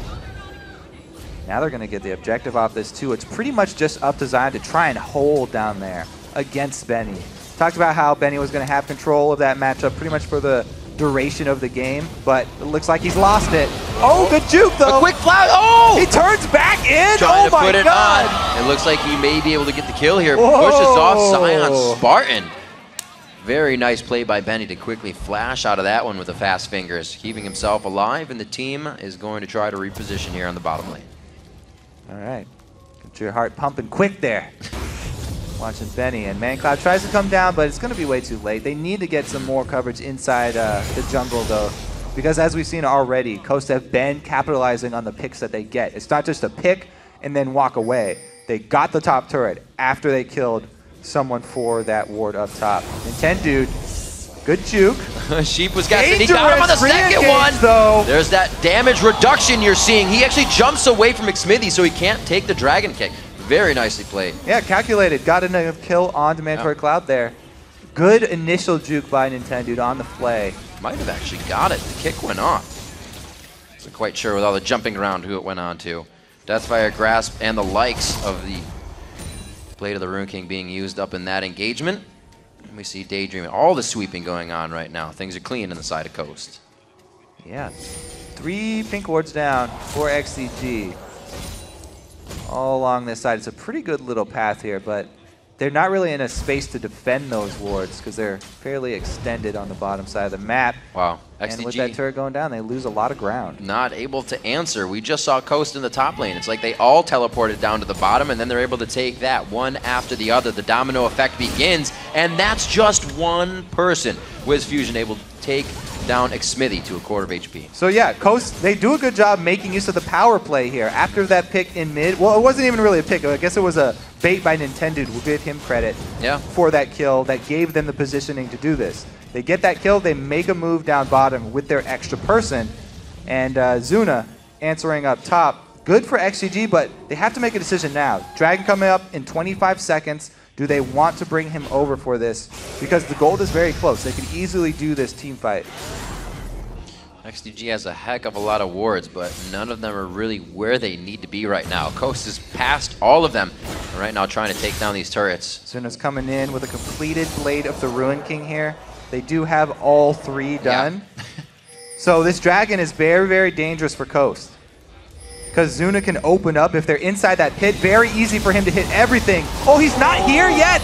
They gotta wait a couple seconds. 1, 2, 3, the ultimates. How many ultimates just for Benny? The orb coming back, and it does take him out. They're now into Man Cloud. The Foxfires do hit, but it's not enough to finish off the rest of the fight for Man Cloud. And it looks like they're trying to reposition as they jockey here, looking at each other. And those health bars are what Sheep wants. He just misses the hook. Daydream and sidestepping the Q from Smithy too, just bought himself some more time. Saves his life. They actually trade this dragon for mid turret because they had lost positioning on the map, and XCG could push down that turret anyway. So they grab a dragon in answer. They get some extra global gold and control of this blue side of the map.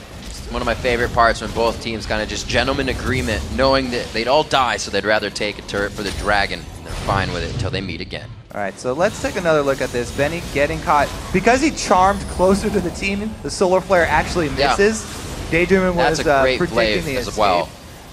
This was all because Zuna was maybe 2 seconds a little bit too late to the team fight. If he had been there during that move from Coast up the little corridor, it would have been a bloodbath. But because he was coming from base, no home guards, was not quite in position for that. And the charm onto Benny paid off for Coast. See what they have. Zuna trying to go for that Phantom Dancer so he can get the crits out on the spray and pay. I mean, everybody cheering for these wards. They are actually pretty much the most important part of this game right now. Yeah, no joke. Because that's how all these kills are happening. We've seen at least 3 or 4 fights just this game, along with the other games, just happening because of the ward placement. Ward Wars, next at 11. Can they contest it though? Okay, so Nintendo doesn't want to get close enough. Oh, he didn't even have his smite up. See what the discrepancy is here coming into the lanes as XCG begins to move around. Now, Wiz is down bottom, so it's up to XCG to make something happen on another side of the map, because slowly right now, Coast are getting passive gold gain. They are winning right now, even though it looks like nothing is happening, because they had an extra person farming a random lane. They were getting an advantage, and XCG were just roaming around their own jungle, not making a decisive call, not getting really anything done as far as the game plan is concerned. You need to be getting down vision or going to try and put pressure on some sort of lane or objective. Looks like Sheep is going to be the one to hold down the top fort right now. Kind of weird positioning here from XDG as they're waiting about for Coast to really make a move. And XCG have to be careful. Because Twitch has invisibility, he often gets overconfident, looking for assassination attempts, especially since his Blade of the Rune King is already completed. But there are a lot of stray pink wards for Coast. And if Zuna walks too close into some true sight, then they can easily jump on him and obliterate him. XDG is pretty much just wearing a path between top and middle right now, right where Benny is going and coming from. Zion Spartan as well is kind of taking the toll there. He's making sure everybody gets charged if they want to pass. Now pushing down mid again. Coast is trying to flex their muscles here, but every time it happens, it's just wave clear coming out of XDG as well. Wiz Fusion has the speed boots right now. Boots of speed. Yeah. Very, very Swifty. rare pickup for AD carry, but there are a lot of slows on XDG, and he does not want to be caught. I have to say, though, if somebody's jumping on him, it's probably going to be ManCloud, and the Swifty boots are not going to get you away from it. It's also pretty nice when you charge that Q, you walk slower, so you're kind of like... Yeah, that's why sometimes I used to get them on Vi, because Right. it's cool. You're like, Yeah. oh, I'm always slowing myself. They're going to be so cost effective. I'm going to make so much use out of this reduction of slow. Turns out, not the most efficient item. Not so much. But it's cool. Indeed. Absolutely. Gotta love the ideas. 23 minutes in, it is 7-3. A little bit less of a bloodbath than our last game, but pushing each other back and forth just as strategically. Figuring out a way to adapt on the fly is something XDG has to do right now. Push back to their second tier of turrets. They don't have much left but this mid one until the base. Whoa, Zion popping his ulti, actually. That's a pretty good win there for XCG. They need every little bit that they can get, too, because tower going down very quickly. Very good damage from Wiz Fusion, keeping his eye on the prize every time he gets the chance, but Sheep is just waiting for that hook, waiting for that pillar from Benny. Exactly. So basically, if XGG get a hook, then it's up to Benny to try and shove people into a small area with his pillar. They want to make him artificially create a corridor for Twitch to shoot people down from. That's what this Trundle plus Twitch combination is for. That was a pretty good spot right there, but they were not quite close enough. You can almost tell Zuna drops into invisibility and then they wait since he gets that attack speed and that steroid coming out. It's almost a primed engagement. If Coast had a ward in the backside, they'd know it's coming every time. Right now, they're safe for themselves. They're ready for the fight to come full on. Basically, right now, I think it's just Coast. They have to have Wiz Fusion stand far away from Nintendo and Shifter. As long as they're not all three together, then they should be all right. Only a matter of time. Coast able to get down that second tier turret in mid in the last three, actually top tier stands. Somebody was on that earlier, did not see it, so only 5 on the outside. And Coast probably head up towards that top lane. Dragons in 30. So a few things to consider here, but a lot of power now coming out of Shifter. He's able to put that needlessly large rod in, and once the Zanyas is out, he can make even more plays. Yeah, he's definitely itching to use that Deathfire Grasp. And as you said, Zanya's completed now, so if he does decide to try and split versus ManCloud, he's got a good chance of winning that duel. Just completing the Zanyas is a really, really big step up for Shifter, but he has to, like I said, play that charm perfectly. Yep. When ManCloud goes in for the death mark. Speaking of ManCloud, 207 to 185, one of the higher CSers in the league. You can actually see he kind of taxes Xmithy's jungle, 97 to 70 there. So Xmithy kind of has to deal with that. Hopefully the team can get in range for this dragon. They will not. This Coast is able to clean up more of the jungle. And with this Blade of the Ruined King heavy building XCG team here, they don't have a lot of tanky stats, and that's dangerous when you're playing against Kazakhs, because whoever gets low, whoever Shifter catches out or something, Nintendo can easily execute, and that's going to be pretty much a guaranteed reset. Even Shyvana, or I mean even Trundle right now, because you rush that Blade of the Ruined King, not too tanky at the moment, and Kazakhs with AD is going to be able to kill him. Both teams playing very safe, but that's not too safe. Chain of Corruption comes in right after the Solar Flare. A good lockdown, but he's invisible now, and the team cannot get to him. Nintendo gets the hook as well, and it looks like they're going to try to initiate. Not enough damage to get out that reset. Yeah. There's a kick. Just kicked him right in the jaw. We've seen so many Lee Sin kicks onto the Dragon's Ascents today. Yep. Now, that was also a pretty cool interaction where ManCloud ults Nintendo, and Nintendo immediately jumping back to his team to try and bring him in, but the shadow still stays where you cast it. So he's ManCloud's in no danger, able to immediately swap back to it. That was very dangerous, though. We saw the combo that can potentially land on Zuna. If Daydream is able to land his CC on Zuna at all, then it's easy for Wiz Fusion to follow it up with his ulti. And if those chains land on Zuna and he doesn't get to go invisible, then he's toast. sure if he didn't go invisible, he would have caught another piercing arrow from Wiz Fusion. Those are doing quite a bit of damage right now, and he actually is not going for what we used to see in the Legolas build, where they kind of just hit up the last Whisper first to go for that pen. He's going for the full build, auto attack and all. Get those blights on. I think I'm a fan of these Boots of Swiftness just because it's cool looking, and he's able to. It's cool looking. It's able to reposition himself while he's charging his piercing arrow, so he can get that long range shot just to snipe somebody. Go for those YouTube highlights. It's true, though. There are a lot of slows as well, so if he gets stuck trying to charge a Q under a pillar, he's definitely dead. Trying to do everything he can to stay alive. It's somewhat helping this game. He's only got one more death than Zuna. The AD carries have not fared too well in this one. 7-3 in kills right now. They've made it quite hard for ManCloud to do anything in this. Yeah, I mean, as we said, they don't really have teleporting options. Both the teams are very similar composition, so we're going to have an extended period where both teams are fighting over vision in the jungle. And we can see right now, it's very hard for them to clear it out. That's why everybody's changing over to all these sweeping lenses, and they're spending so much money on these pink wards, because it's all about whoever is able to find somebody out of position here. Yep. If you have Twitch and Zed finding somebody, that's going to be a kill. But if you have Ari and Kha'Zix, it's exactly the same story. So yeah, one faster pretty than the other much as well. Just going to come down to who can catch who out and who gets baited in by the next pink ward. 5 hits is a long time to stand somewhere. Hey man, ward placement. 5-3 on Could be that turrets. 29 minutes on the clock. It looks like it may be the top turret to deliver us our they want next to defend fight. it? Oh, He's they're pinched. trying. He's squeezed in there. Big hips on Zion Spartan. He can't get himself out just yet. They're getting turret damage this whole time, though. Every time. The Vision War is a distraction. Coast are using that Ward War as a distraction. Wiz Fusion this whole time, getting this turret down to half life. It looks like this is all they will need to take it down as well. Nobody wants to be messing with Shifter. A quick Deathfire Grasp would be enough to cancel somebody out. A lot of the damage that sits there for Coast is a front end in-your-face burst. Yeah, you're going to get that from Deathfire, but with so many Blade of the Rune Kings, it's kind of an overtime fight for these guys on XDG. I mean, XCG, as we said before, they've got no real tank here since Benny's gone so offensively oriented this early.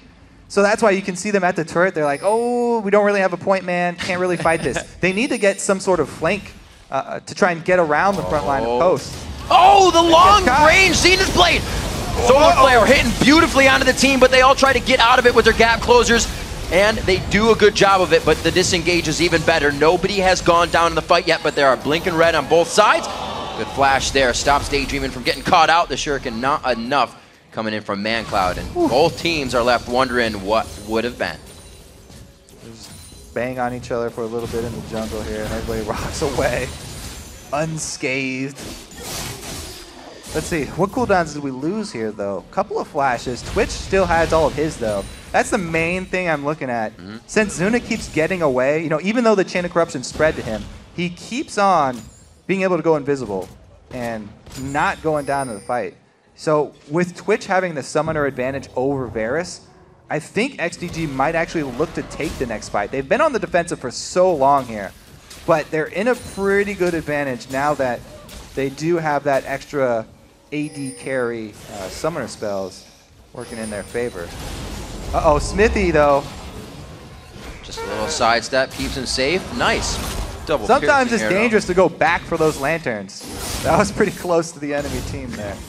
But we return to our same old game, fighting over jungle vision here around Baron. It's surprising, too, because nobody's really gone at Baron that much to pressure the fight. They always find each other just before Baron, and they're like, all right, we'll just do it now. Good core items out for both teams, so it's really getting down to that skill set of how you can perform within these 5v5 fights. We're not near full items yet. Still considering pretty early in the game, looking at level 15s and 13s. Zed's showing down bottom with the split push. Like the call from Coast to actually force something here because they have full vision control now. They actually finally won that vision war. But man, do they pull back from the Baron that quickly. Damage. See where they decide to go with this. We almost had action. That was close. Holding the breath. All right, before but it yeah, happens. so we just saw there, XCG, they started with a little bit of split pushing here. And ManCloud, he's got his armor penetration ready. He can he could put up a really strong showing in any sort of duel. Man, the Solar Flare into Chain of Corruption is so dangerous. You can see how far XDG stands apart from each other when they go in for these fights. There's the Solar Flare going down to the team. Chain of Corruption as well. Nintendo bouncing out, but he gets hit up by ManCloud before he can take him out. Gets a little kill for himself. Zion Spartan's going to be in a 4v1 here. I think ManCloud got a touch on that. They're going to tunnel on this one and possibly turn around for the Dragon. Huzzah! Got the hook. Got the kill. And they're going to be coming up. Right in that fight, ManCloud goes for the AD carry without summoner spells. It was a great call from XDG. They knew they had the AD carry summoner advantage. Kill Wiz Fusion right at the beginning, and there was no hope for Coast after that. It was also a very nice job by ManCloud going back to his shadow to clean up that kill. He's making a case for himself returning to his previous form. We put so much emphasis on Smithy getting back to his jungle roots. ManCloud actually making a good play right there. Doing quite well. Like we said, this is his first one on Zed in the LCS. He definitely rolled that with solo queue, but he's bringing it out here on the big stage, and it seems to be working for him. 3-2-1, 266, highest CS in the game, but Shifter's trying to stay right on his tail in that aspect. He is in every lane trying to farm right now when the teams are pretty much objective-free here. Baron could be the next thing, but I'm going to say it's a ward fight because that's where we've been getting them all from. Yeah. Back to our ward wars. Coast. They've pretty much had control of the actual Baron pit for this whole time. He's right. Well, all right. So I said you had to call it where it is, but now you have to call it before they put it down. Where's the next one that they're actually going to place? Huh? I may or may not have a stockpile of funny hats to give out. 2,000 gold as Kobe gets the crowd going. Oh, he got a charge! Oh, he gets the blade! That's not what they wanted to happen! They put an E in the books, and it looks like Sheep's going to have to throw the box to disengage. They got one pick, and they only had 3 people there, so run away as soon as we kill somebody. Everybody run away from the scene of crime.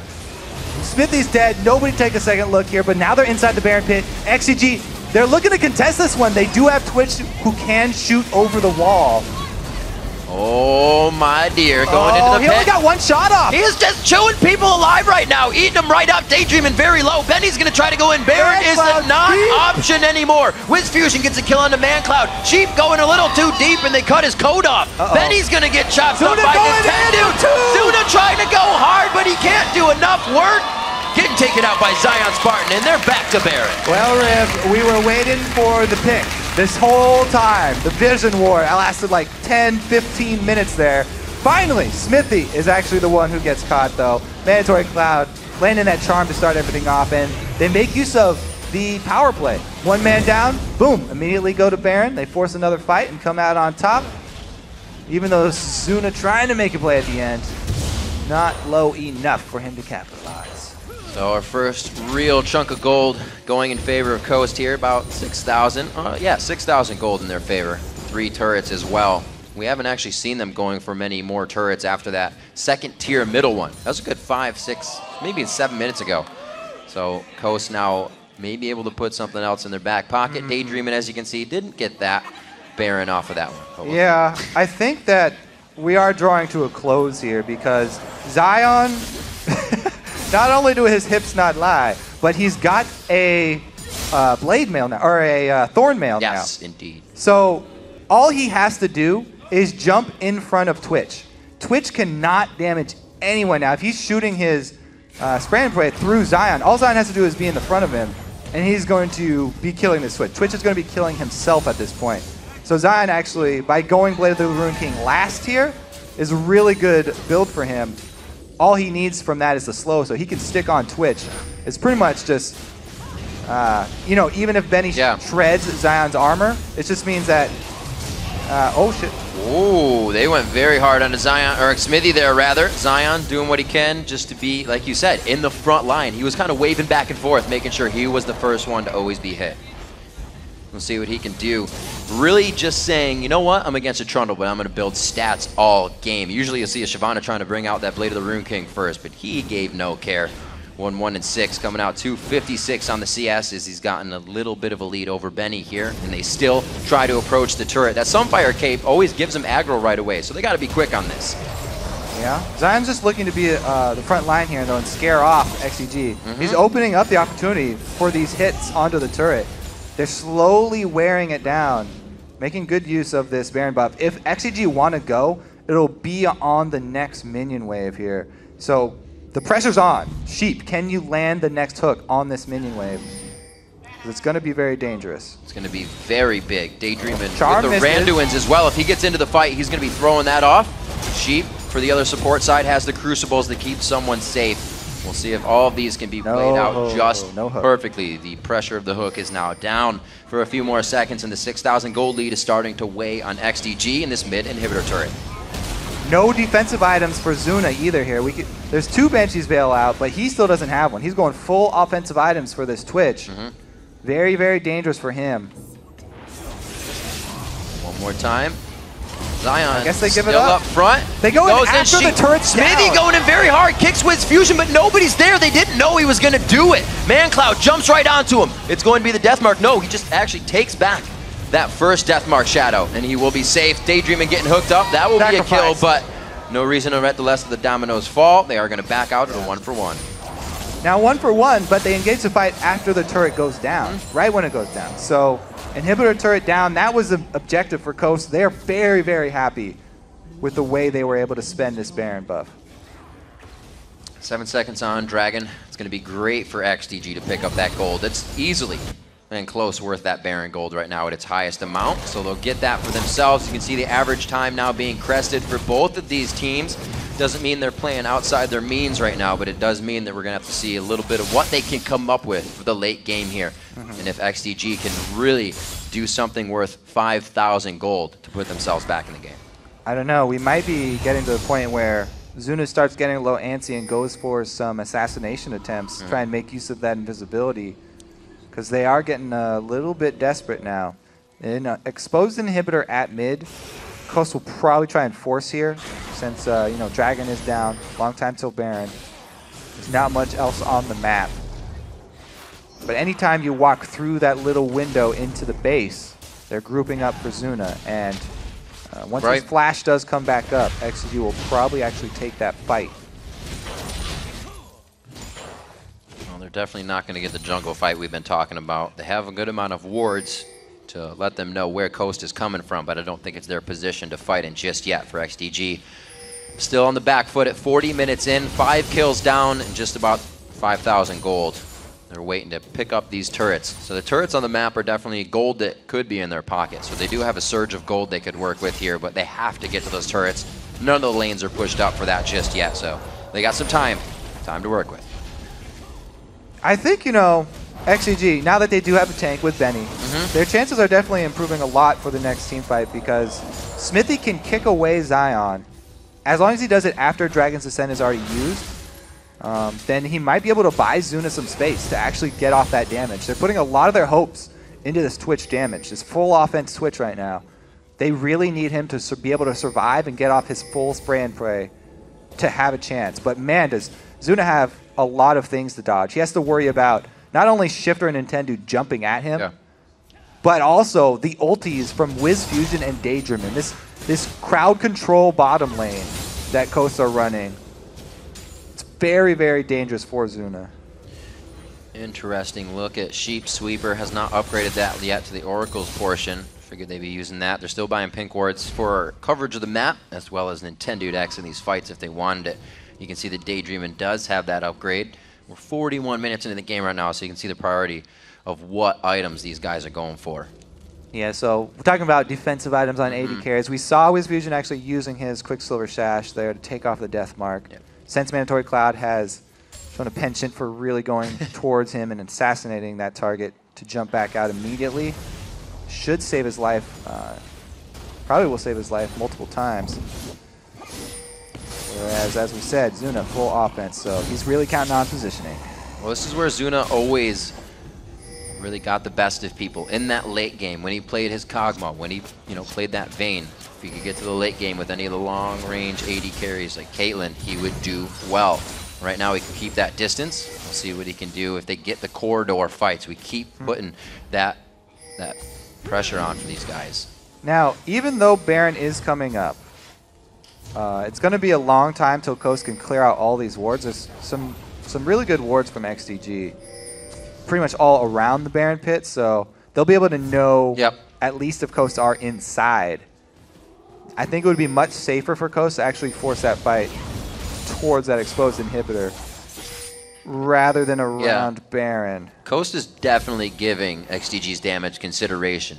These guys should be in each other's face right now, but they're saying neither of us want to lose. They're going mid here. Benny down to half already. What they needed, exactly what they needed to start this one off. Nintendo able to stomp out Benny with the rest of the team, but it's a good run from XDG. They couldn't keep enough resources and members up here to just have the inhibitor go down. They go up mid, and man, they find the pick just through the lane. That's ridiculous for Coast. They use Shifter's ulti in the process, but exposed inhibitor down. Now the real dance begins. 35 seconds for Benny. Baron is up. Pink ward's already inside for Coast. Putting the Q on the race, trying to get a little extra vision at what might come out of the brush, but it dies off, and Xmithy was coming around the other highway. Looks like they're going to get a push down mid. They're going to try to say, we'll put pressure in mid. And we'll leave Xmithy to do that. Get some far wards in, so if there's a disengaged fight, they can continue to chase, but they may be too split up for this. Once again, played out of the Dragon's Descent. Once again, can he grab it? The Lantern is in, and he safeguards the rest of the way as well. And it looks like Zion Spartan will not be able to get any more damage. Fancy moves with the Dark Passage. Zion ulti down. Oh, one after the other. He has to be counting his graces on having safeguard in that Thresh Lantern. They bought enough time for Benny to be back up, but look at the minion waves. So much pressure on the outer turrets here for XDG. Now, they can give those up and give up the money, because even if the minions do damage to the turret, as long as they don't kill the turret, it will regenerate over time, the inhibitor turrets. A full Orb of Deception just on the end takes Xmithy some big damage. They got to be careful. Mancloud showing in the bottom lane here. They got to know that Coast are going to go right for this.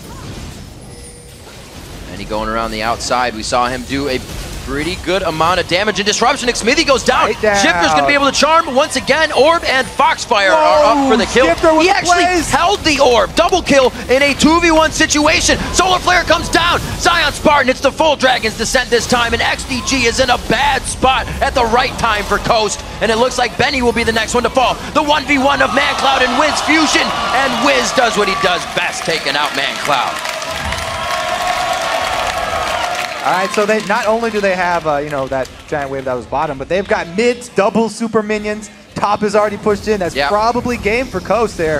I think Mancloud showing bottom for that small wave. That wave was not even going to kill the turret. We talked about the solo lanes. Talked about their solo lanes. Shifter. Zion Spartan coming out big in this game. The pickup of Varus for Wiz Fusion hasn't done it since week 1. Everybody prevails here for Coast. 45.5 minutes in, they get the best of XDG, and the head-to-head is 3-1. Shifter showing the better pick potential in this game. He caught out Xmithy first.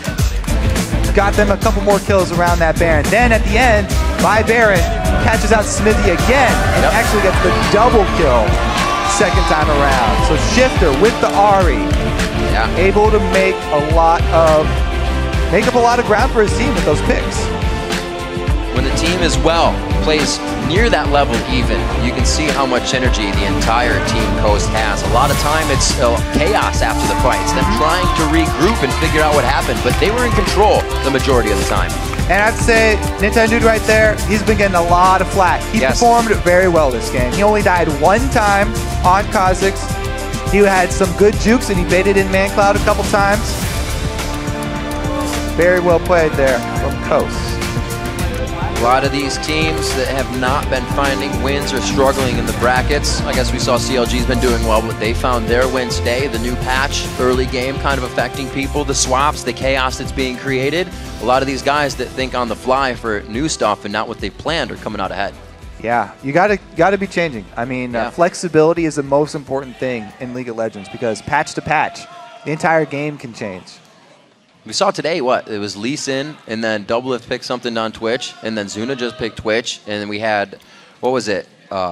who else was done something new? It was, just Zuna's. Nautilus. I was thinking of another We one. saw Nautilus. Thank you. So even with this, everybody knowing there's a new patch, they're trying to push themselves to new levels and say, we have this in our bag. What do you have? And it seems like Coast had enough. Like I said, they take it 3-1 in the head-to-head versus XDG. That's the 4 games played. And a lot of the times, it's usually the teams that are on the bottom trying to make these changes and trying to try new things so that they can actually climb up in the standings. Right. But TSM were the ones who tried Twitch first. So I guess, so popular over in OGN, going up a couple times that was enough confidence for TSM to actually use. So talking again about Coast solo lanes, playing very well this game. They were kind of pushed off. We saw Zion Spartan get a lot of hate in the bottom lane. Not hate, shouldn't say that because that could just revolve around anything. Get a lot of pressure in the bottom lane from from XDG, and he was able to come out on top. At one time, I think he was 20, 30 CS behind in like 2v, 3v1 situations in Kazakhs. Nintendo wasn't coming down to help him. They were saying, Zion has it. He can play that situation, and he did very well. This was not the Zion show that people are used to when they see Coast win games. No. He was a solid Shyvana tank. They were talking about trying to change his play style, get him to jump into this tank meta, and this is sort of what they wanted from him. He delivered this time around, and Shifter was able to make the pick. So, and he picked up on the other aspect that we were kind of dogging him on for as well, is that when Coast kind of did poorly, he wouldn't do as well. But when they were doing poorly, he actually was a key factor in the matchup. He was still holding strong.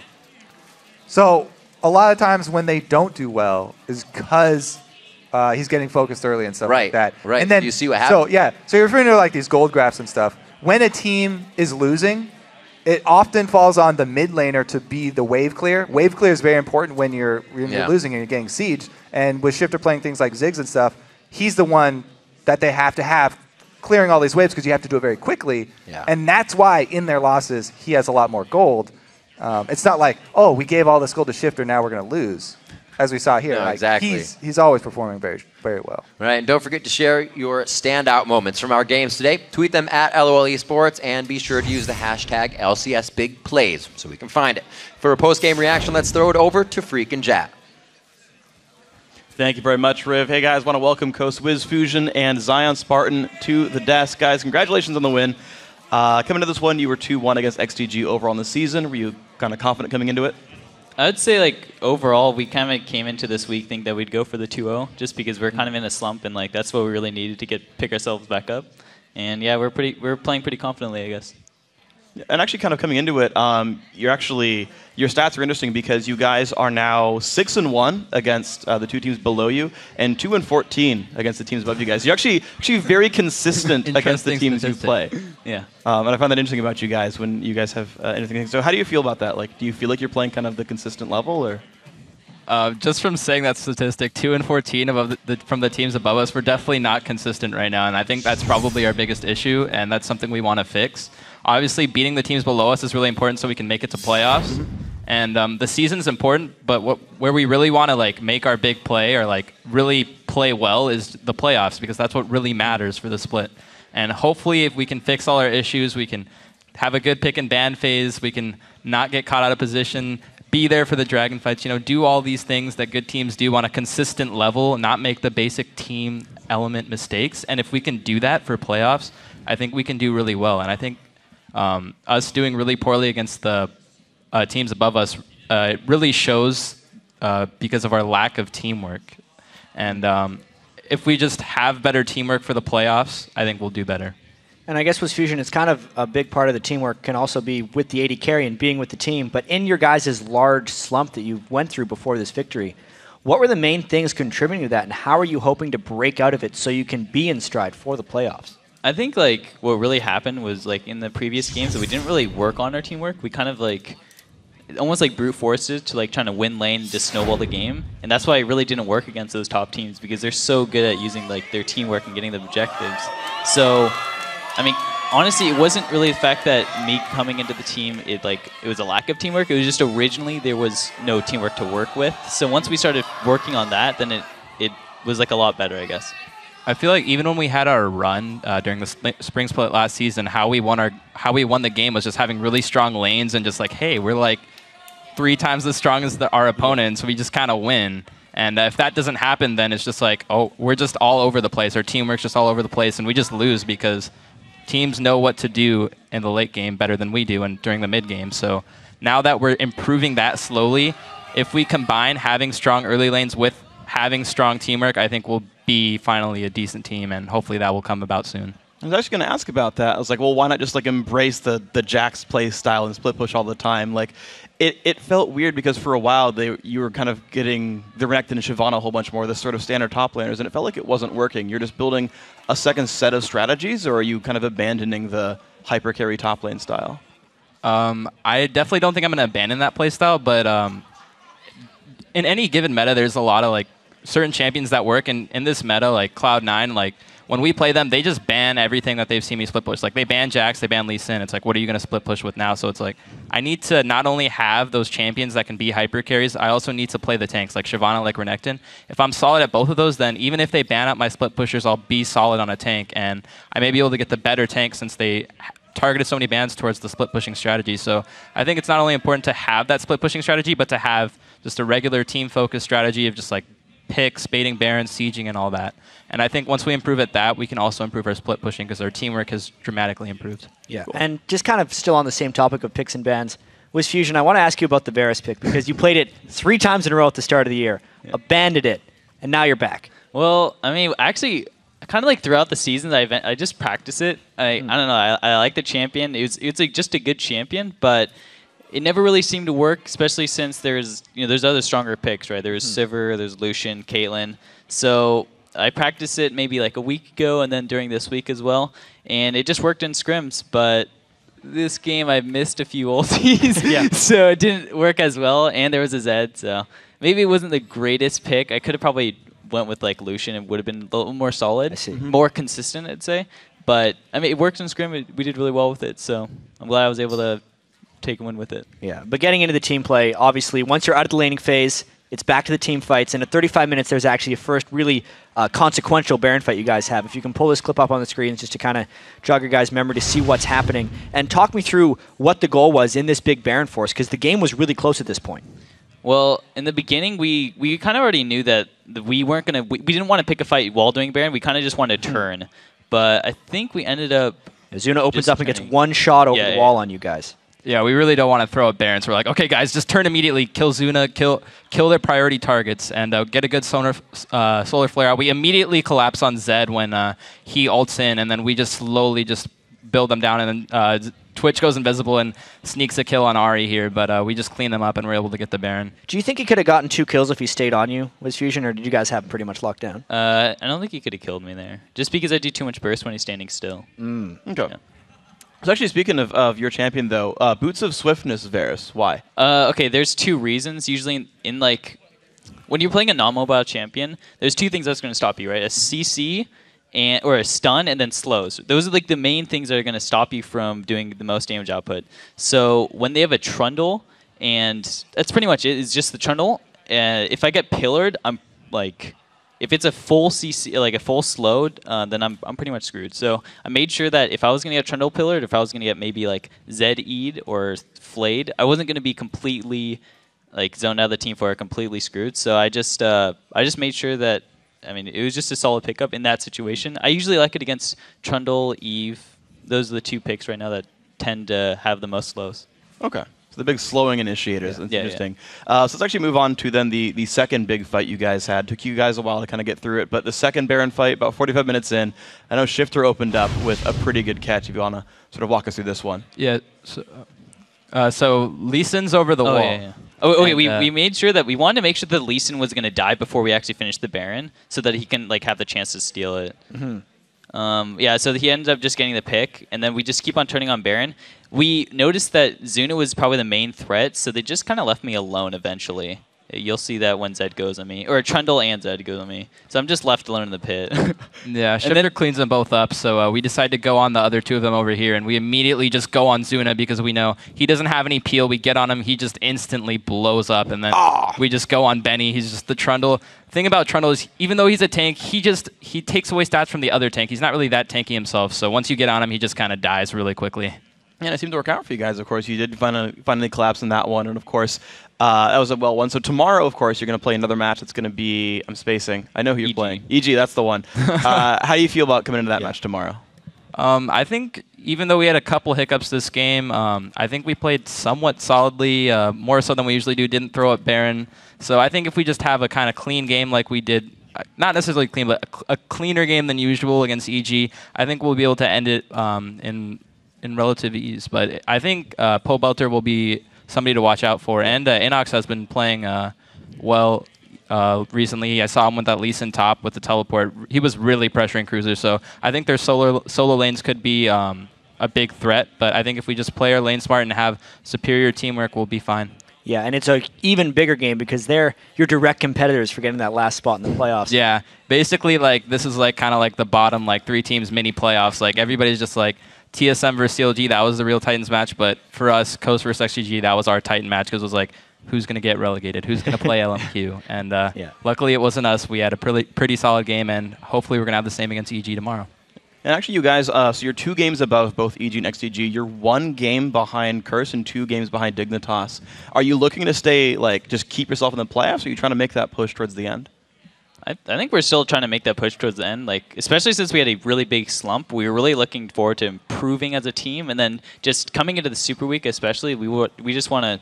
I mean, obviously the goal is 4-0, but we really want to just get some games off on those top teams and not be 2-14 against them. Yeah.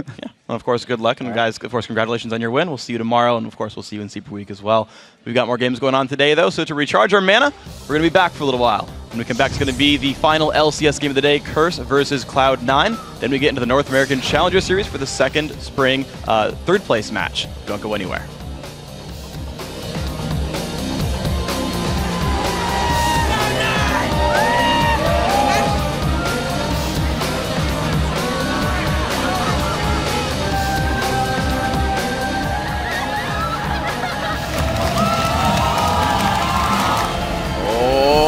Deer going into the he pit. only got 1 shot off. He is just chewing people alive right now, eating them right up, daydreaming very low. Benny's going to try to go in. Baron is the non-option anymore. Wiz Fusion gets a kill on the Man Cloud. Sheep going a little too deep, and they cut his code off. Benny's going to get chopped up by Nintendo. Tuna trying to go hard, but he can't do enough work.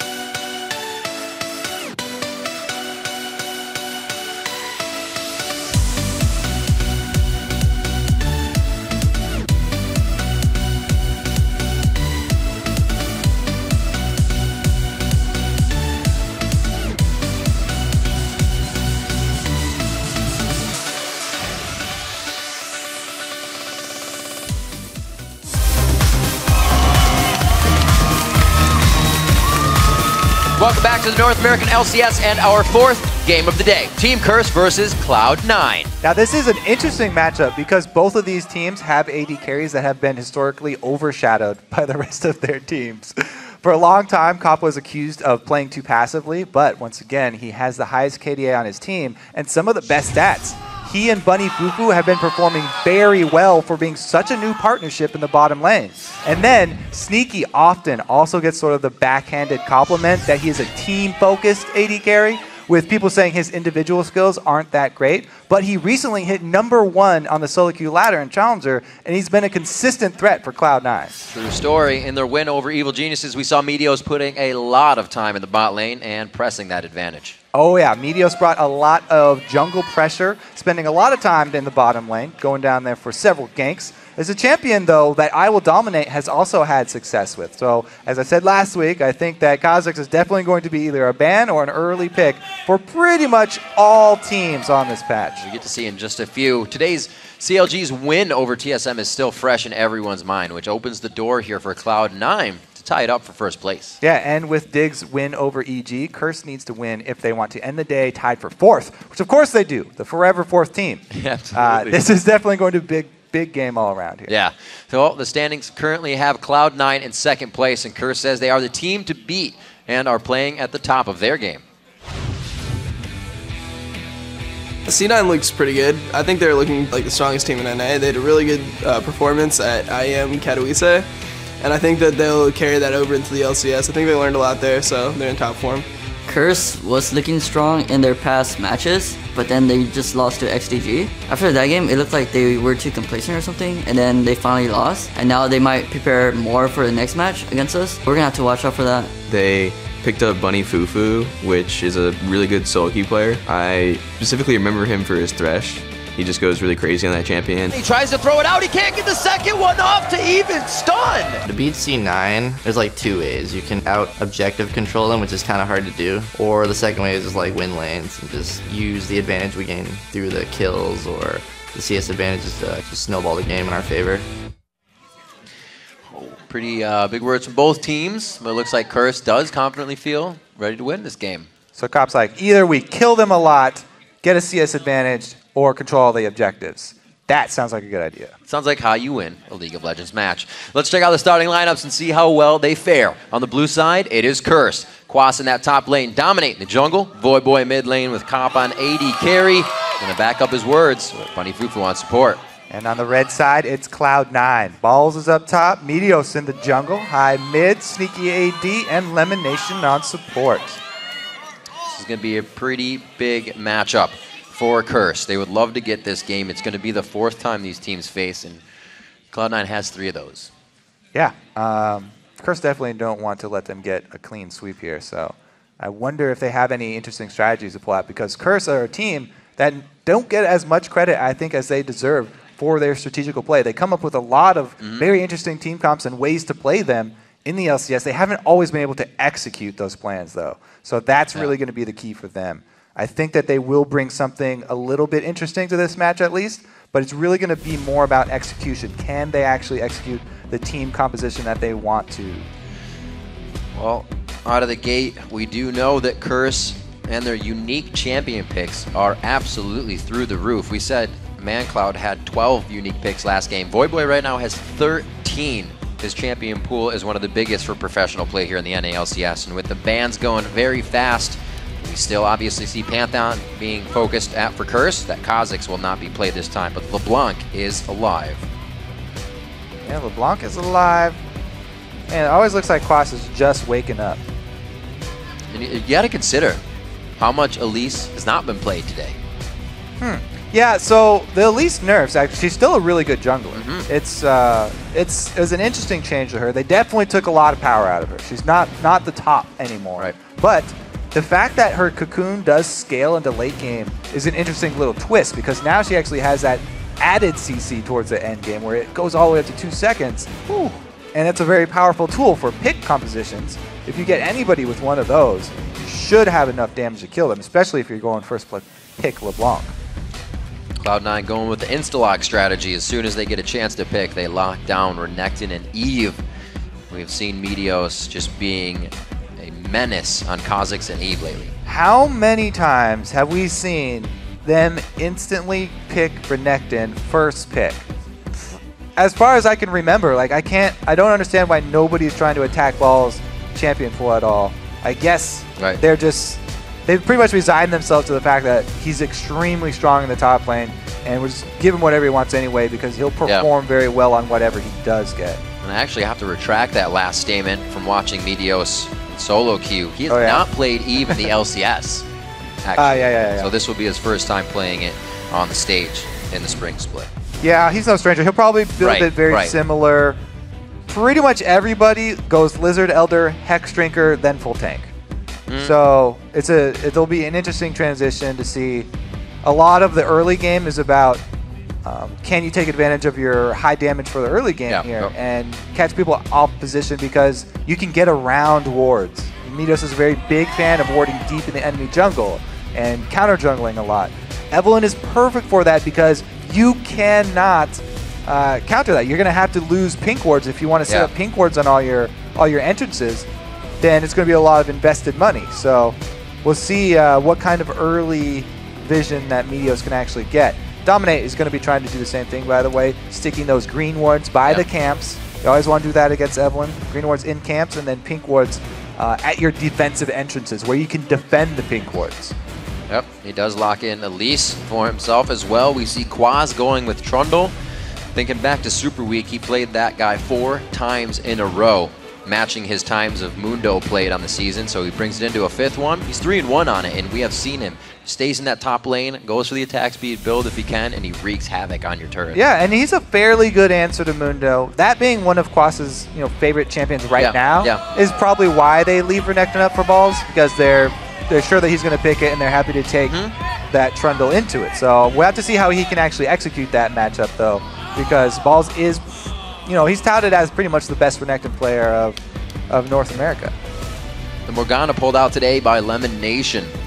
Haven't been seeing too much of that either. Looks like Cloud9 is going to start putting in their picks that they want. Does not seem to be hindered whatsoever by what Curse has brought to the table, but it is going to be a Karma pickup coming in for Bunny Fufu. He has been very engage heavy on Leona and Thresh, so this will be interesting to provide that engage utility for the team now. This team for Curse is looking pretty good right now. They've got a lot of poke that they can execute at turrets. Karma poke under turrets. LeBlanc can actually do it as well. She can get a lot of good harass under there. And then as we talked about, the new Cocoon from Elise, late game the stun lasts for a full 2 seconds there. They can, if they land one of those, then they can catch somebody pretty easily. So definitely vision control will be paramount this game for Team Curse. Yeah, solo Soraka. Do it. They'd have quite a bit of AP on the team if they locked it in, but it'll never hurt anybody too much. Oh, they lock it in. All right, so let's talk. Soraka solo lane is pretty big in Challenger at the moment. There are a couple of solo lane Sorakas. Face, he is just smiling. Some of them mid and some of them top. So we'll have to see how high can execute this, because Soraka's vulnerability is that she will be pushing you. So you know she's going to be far up in her lane, because Starcall is going to do damage to all the minions while you're trying to get damage onto the champion as well. It's going to be up to Dominate here. Can they actually make use of the fact that they know Soraka's going to be pushing? The problem with Cloud9 usually is, though, that all their lanes are pushing. And they've got Renekton, so he's going to be pushing as well. Always. I feel like that pick was kind of just like, do you guys mind? Because you see Meteos smile, and then Lemon smiled, so I think... I's checking first. You guys cool? Can I? Is it all right? Please, Mom? All right, cool. So as the teams take to the Rift, let's check who you are predicting to win the game. According to LOL Esports, even with the Soraka pick, 80% of you think Cloud9 is going to come out on top. What do you mean, even with the Soraka pick? That's like it's a detriment. It's actually a strong lane. It is a super strong lane. I like to make the joke. Yeah, exactly. As I was talking, though, it plays into Cloud9's aggressive early style so well. When you're pushing with just one lane shoved up early game, it's not a good thing for your team, because that's going to be an exposed point. But Cloud9, pretty much always, they go for early game winning lanes, and they're all going to be pushing. Renekton's going to be trying to shove. Same thing with the others. So it's pretty much going to be the same old story for Cloud9. Meteos, when all your lanes are shoving, he can get that deep vision into the jungle that we talked about. He can try and find Dominate at a camp. You know, usually you're like, oh, you don't want to fight Elise 1v1. But with the nerfs and with Elise, with Evelyn's vision advantage, you know, if you find Elise at a camp, then she can definitely have the advantage in that 1v1. Everybody's ready for this matchup, and with that Spell Thieves, we actually see the Vision Wards coming out for Lemonation and Bunny Fufu. See what these guys have and how they can control that bottom lane.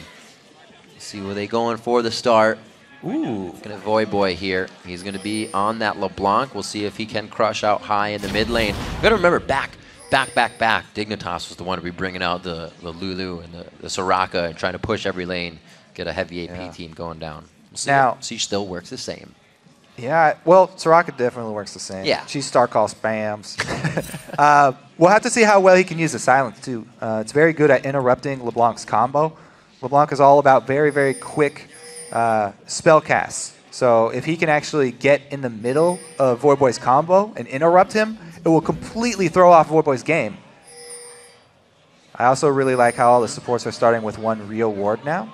So we do get a little bit more vision play back. Uh-oh.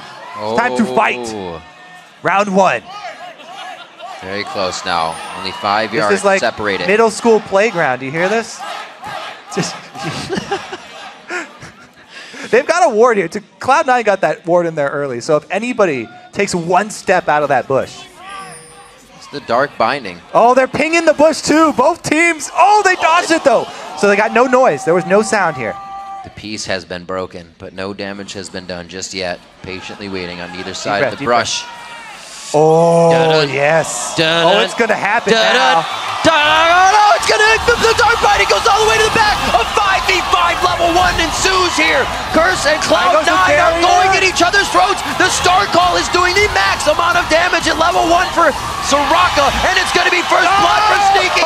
Second blood going over for Balls. The Dark Binding just missing on the tail side of Dominate, and it looks like Cloud9 gains ground in the early game. So Star Call is a beastly spell for level 1 fights here. Dominate doesn't want to give up though. He's got vision. Can he smite it? Oh, Meteos on target, and he actually smites it away. I'm loving the level 1s. Now, we always talk about, oh yeah, it was 50-50 smites. That was actually 50-50. All right, so the binding there, it landed on a person in the back, but since Hai can charge in with the barrier Soraka, he gets Star Call on everyone, and it is a massive, massive lead for your team in level 1 fights. That thing stacking up just helps so much, and then Cop right there, forced to burn his flash to dodge the extra binding from Lemonation. Yes. Woo! Not the first time we saw it happen. Europe had this little foray the other day, dual mid. We'll see if Void Boy can hold this off. Still level 1, this is going to be a very tough lane with call for help from Dominate as much as possible if they can't get the rotate in. Interesting. They're opting to go with Soraka Level 2 versus 1.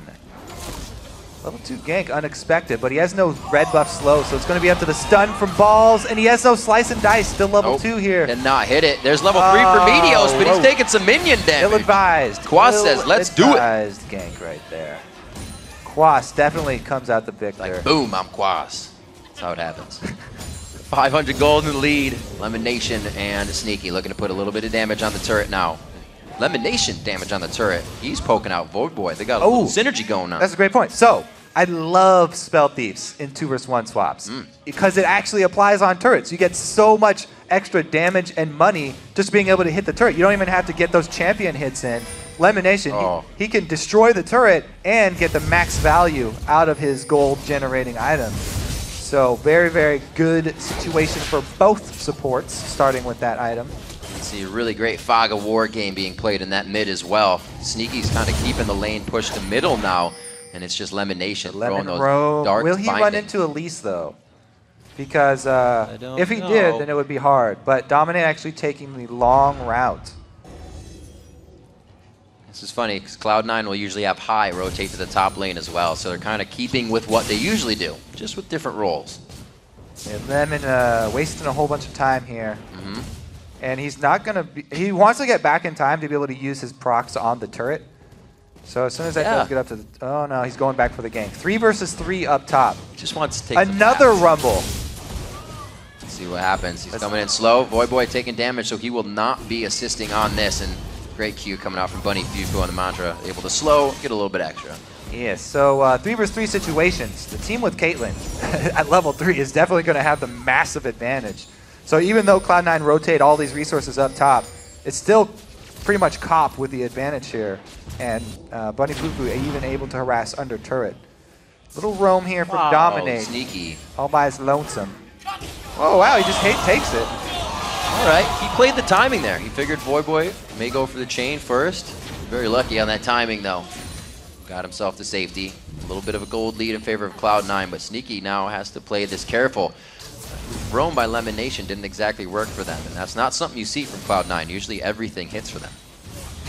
Interesting. Yeah, Lemon Nation does make his way back, though, in time. They shove out High at the, or Voyboy at the same time, too. So if they can push this one up to the turret, they can get a decent amount of damage. Medio spending time in the top Barrier lane. is back up for High. Oh, they see him. Cop takes a turret shot as well. And a nice instant tether from Bunny Fufu. Keeping on point with that at Lemon Nation on the roam again. Yeah, I think that was sort of a half-hearted gank. They're really waiting for Lemon to actually get there. Oh, definitely wasted the shield for Bunny on that one. Meteos not in range, just off of level 6 as well. He's still got to soak up at least a camp in a few waves here. So the High and Meteos weren't in position because they wanted to wait a little bit for that gank, but the gank from Lemon was forced because Bunny Fufu went to ward. So good job there by Bunny Fufu, actually. Good timing to make sure that 3-man attack up top was unsuccessful. Everybody backing right now. Wouldn't be surprised to see if the swap happened again. See what Sneaky goes. He's actually going to go to the top lane, yes, this time. And Lemon Nation's going to hold mid for now. So they do cancel the swap here. Now, I have to say, the reason I thought that was a half-hearted gank from Meteos, on Evelyn, you can get into a much better position than coming through lane and going straight at somebody if you want to, because she is invisible and there are no pink wards up top. So if they really wanted to make that happen, you can get all the way around and come from behind them. However, if you're coming from behind them, you are definitely committing fully to that attack, and you had better bring enough friends so that you actually win the fight. Lemon Nation's first back is that Frost Fang and a pink ward for himself. He's going to keep good vision on the top side of the map. They actually already have a deep pink ward by their own Wraith. It's actually in the Wraith brush. This High taking some damage here in the mid chain lane. misses onto a minion. Good little juke there. He did get the mimicked chain, but didn't get the first one. Formulating something in mid. But didn't get the first one. Formulating something in mid now. Cloud9 trying to do a pincer maneuver. Looks like they won't be able to get a dark binding from Lemon, but still their movement really hasn't given Curse anything to work with. They're always on the back foot. And here comes the invade from Meteos, making his way into Dominate's jungle. Starts up the counter jungling. All this roaming from Lemon is really keeping Curse off tilt here. Yeah. They're unsure of where Meteos is the whole time. So even though it's just a Morgana roaming around, they have to respect it like it's a Morgana plus Evelyn. Voyboy getting his blue buff. You can see on his first back. 45 to 41 CS gets the Moby boots. That red spawned. It looks like it could be a pretty easy steal for Meteos. It is spawned. Got the ward down in time. Strong counter jungling continued from him, and they also have great defensive wards for Cloud9, so they're definitely winning that vision game as usual. Pretty much their MO. The only thing they have to really worry about here, as Evelyn, very dangerous to gank someone like LeBlanc, because this early in the game, Evelyn is a very squishy champion. She's an assassin. She doesn't want to take any burst. Voyboy looking for that mobility boots roam. He is sprinting right now, and they may be able to get a kill here down on the balls. That is for sure going to be a lockdown kill. Quaz almost gets it himself solo, but allows Voyboy a little bit. I'm pretty sure Meteos saw him walking down there, though, right? Was that just miscommunication? No, he cruised out of there. He might have been chase or what. Yeah, he might have been just out of vision because he's moving so fast with those Moby boots. Kill does pay off, so Moby boots investment from Voyboy here. Oh! Very much an investment, and return on investment is going to be coming in. Beautiful. A few more here. He's got the heals, though, and he's got Meteos just on the backside. No barrier. Agony's Embrace goes down high, very low, but Voyboy cannot put himself in the spot he needs to. Yes, he can. Back and forth, the double kill coming in for High as he still goes down in the end. Yeah, High was holding on to that bear the whole time, trying to bait him in, and they do end up getting the 2-4-1, so big win for Cloud9 there. Even though Curse line up their CCs really well, they land the chain, and just as chain's about to wear off, Cocoon from Dominate comes in, but Meteos is able to get there in time. I hear just thinking, wait, weren't you in the bottom lane? Yeah, this is the frustrating thing about playing against Soraka. As a jungler, you always have to be worried about the turnaround because she's great in 2-versus-2 situations. And you know, he thought the burst was going to come from Elise when Elise was back down to execute, so that's why he used it early. But you know, there's pretty much no escape because LeBlanc can follow it up either way. Still a very big win for Cloud9. What a crazy game, putting the focus on a lot of different champions. We just saw it was really sneaky in the mid lane, getting all the pressure. Now that we swapped out, it's been High now the focal point along with Voyboy. Meteos trying to come in again, dominate with Voyboy trying to tilt this mid lane. Level 8 and 6. They might have enough here to finish it off. One last step, but it's too far into the turret for both of them to go. And High is actually leveling his heal second. So he's leveling, maxing Starcall first, as normal. And he's leveling his heal second, so extra sustain there. The silence is still just level 1 for him.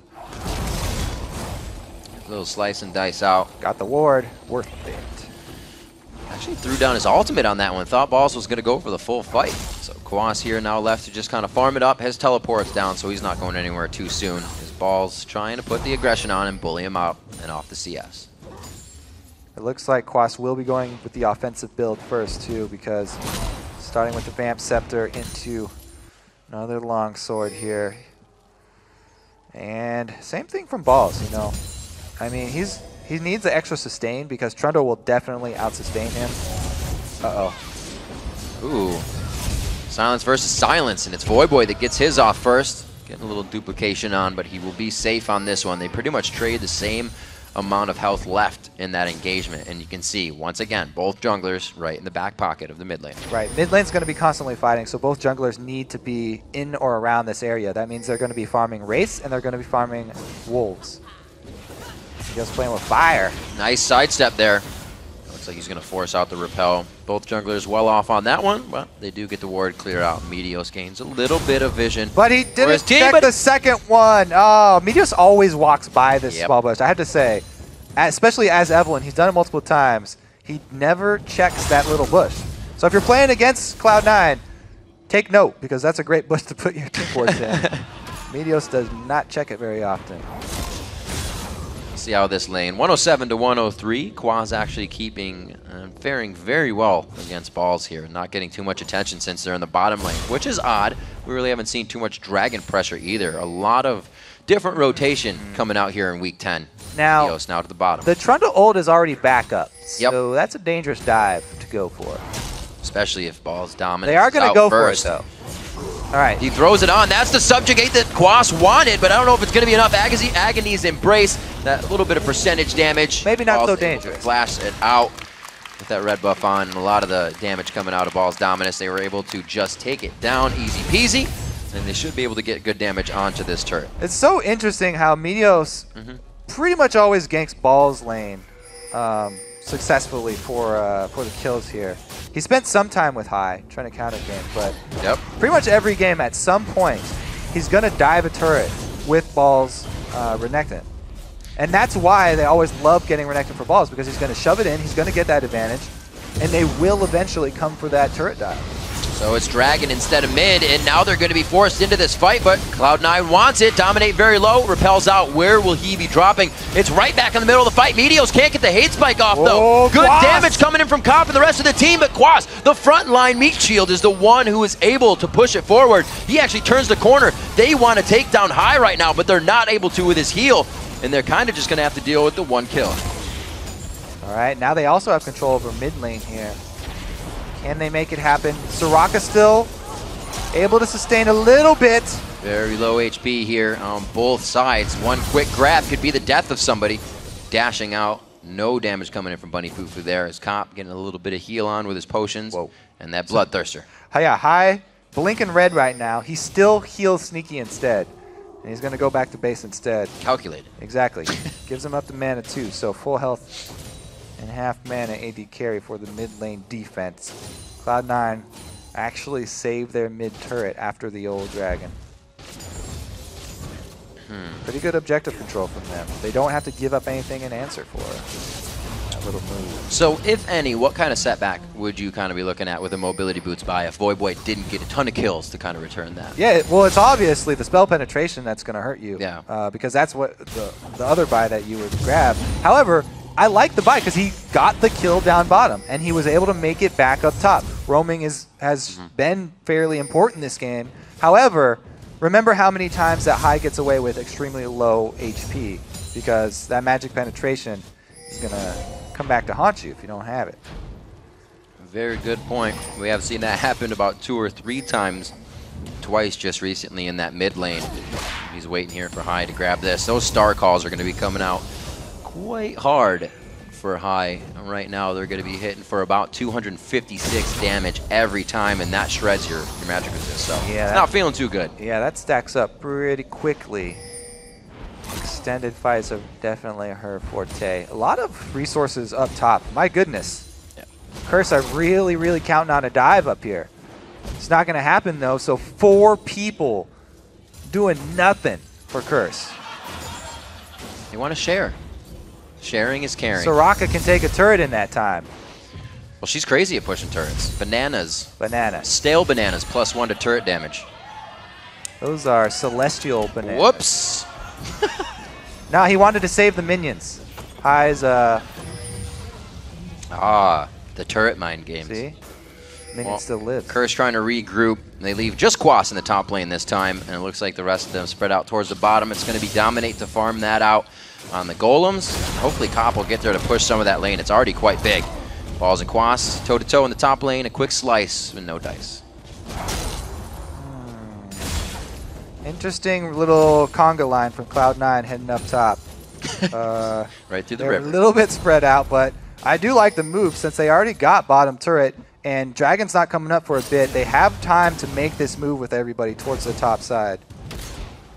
Just a few shots. Sneaky's not going to put himself in that scary position again. He leaves that up to Balls in the top, and again, Curse decides to rotate over as C9 leaves the top lane. And again, they're not getting anything really done here. Moby Boots, you know, he's walking around fast a lot, but once he gets somewhere, he just turns around and runs again. So he's getting some exercise, but not a lot of gold, and Cloud9 are really running away with it. You got to keep your eyes. Well, Cloud9 gold deficit. is quite a security kit system set up that is now being cleared out, but when you know where the opponents are coming from 5 miles away, you're definitely not going to meet them unless you want it under your own circumstances. Yeah, let's see if they actually commit when Meteor shows bottom, because it's yeah. Pretty much the reason everybody's playing hesitantly is because they're going against a Evelynn, and you always have to be worried about it, where she is. Now that he's showing bottom, Cloud9's hand is finally on the table here. It's pretty much up to Curse to actually make the move now. And the last turret up works for them as well. They get to go towards the teleport. Oh, can he sneak attack? It's a high. Not too much just there. A little bit of poke action. Quick spell shield, but even without ward vision on that area, they know where Curse is now just because of that attack. So Cloud9 still pretty. Now they go for it. Oh, he misses a little the chain. too soon. No. Didn't get the slice. Chain number 2. Doesn't need the dice. No chain number 2.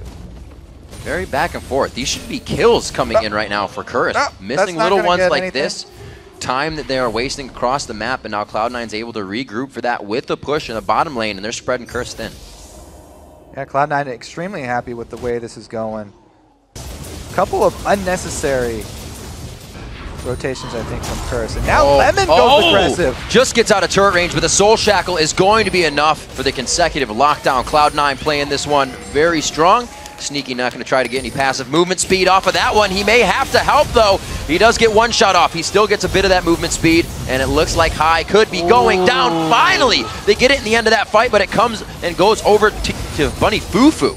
So he gets a bit of shutdown gold there. Not really who they wanted. Lemon leading the charge here. Ball's coming in from the bottom side, but it looks like Voyboy can escape.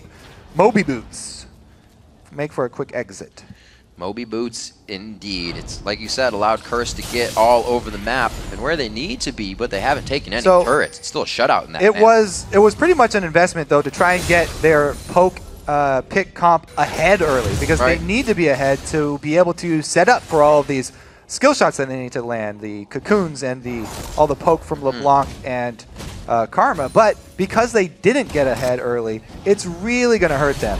That mobility boots was supposed to be a jump start for the team, but actually they're trying to climb out of a hole, so they really haven't been able to make use of it, and they're just going to keep bleeding objectives here. It's very hard for them to actually siege up and make use of all these skill shot pokes. Cloud9 has the means to just get around the outside, take him out when Meteos really wants the engagement. He and Balls have been coming in from the side, doing quite a bit of damage. So far, really only the disengage from Curse is what they've been able to come up with. 6,000 gold in the lead for Cloud9. Lonely looks like it's going to get more. They've gotten Dragons in their favor. Top turret will probably be a push mid for them. So they're going to give up the outer and go for the inner turret here. Cloud9 running down the mid lane. This 4-man squad from Curse can actually do a pretty decent job up top because they're such a poke-heavy comp. Yeah, there you go. That's the team. That's the pick poke, but they don't have their Caitlyn. So Caitlyn down here, pretty much Cop is just trying to survive. Nice try by Cop. They trade turrets on that second tier, so that is going to work very nicely. Without having any turrets, Curse picks up 2, so they get a bit of a surge in gold for everybody that was surrounding those turrets as well. That assist gold coming in, and now maybe even an inhibitor turret here. This was not what Cloud9 got off the push. Oh, looks like Quas is going to be able to do it.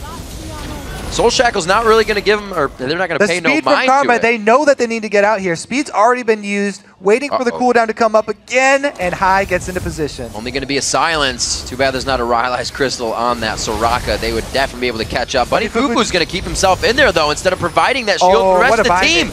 This could be really bad. Meteos is going to be caught up. No red buff onto Dominate, though. He looks like he should be able to grab this kill. The repel is used to get over the wall. The pillar from the Baron Pit from Quas. They may turn this one around onto Meteos. The shots come in. The Hex Drinker to keep him alive, and he flashes the wall to stay alive. The binding was dodged out by Cop in the 90 caliber net, and now it's a chase onto Curse. Once again, they thought I had it turned around, but not for too long. It's Cloud9 doing what they do best, regrouping and causing chaos, forcing the flash onto Quas. They may have stopped the tunnel here, and they'll be going down mid. Yeah, Void Boy does not have a lot of damage. Once they catch Meteos, you cannot burst him down with the Athenes and mobility boots. Flash start, not a lot of AP there, and he can't kill anyone, even though they're able to get a pretty good combo here onto him.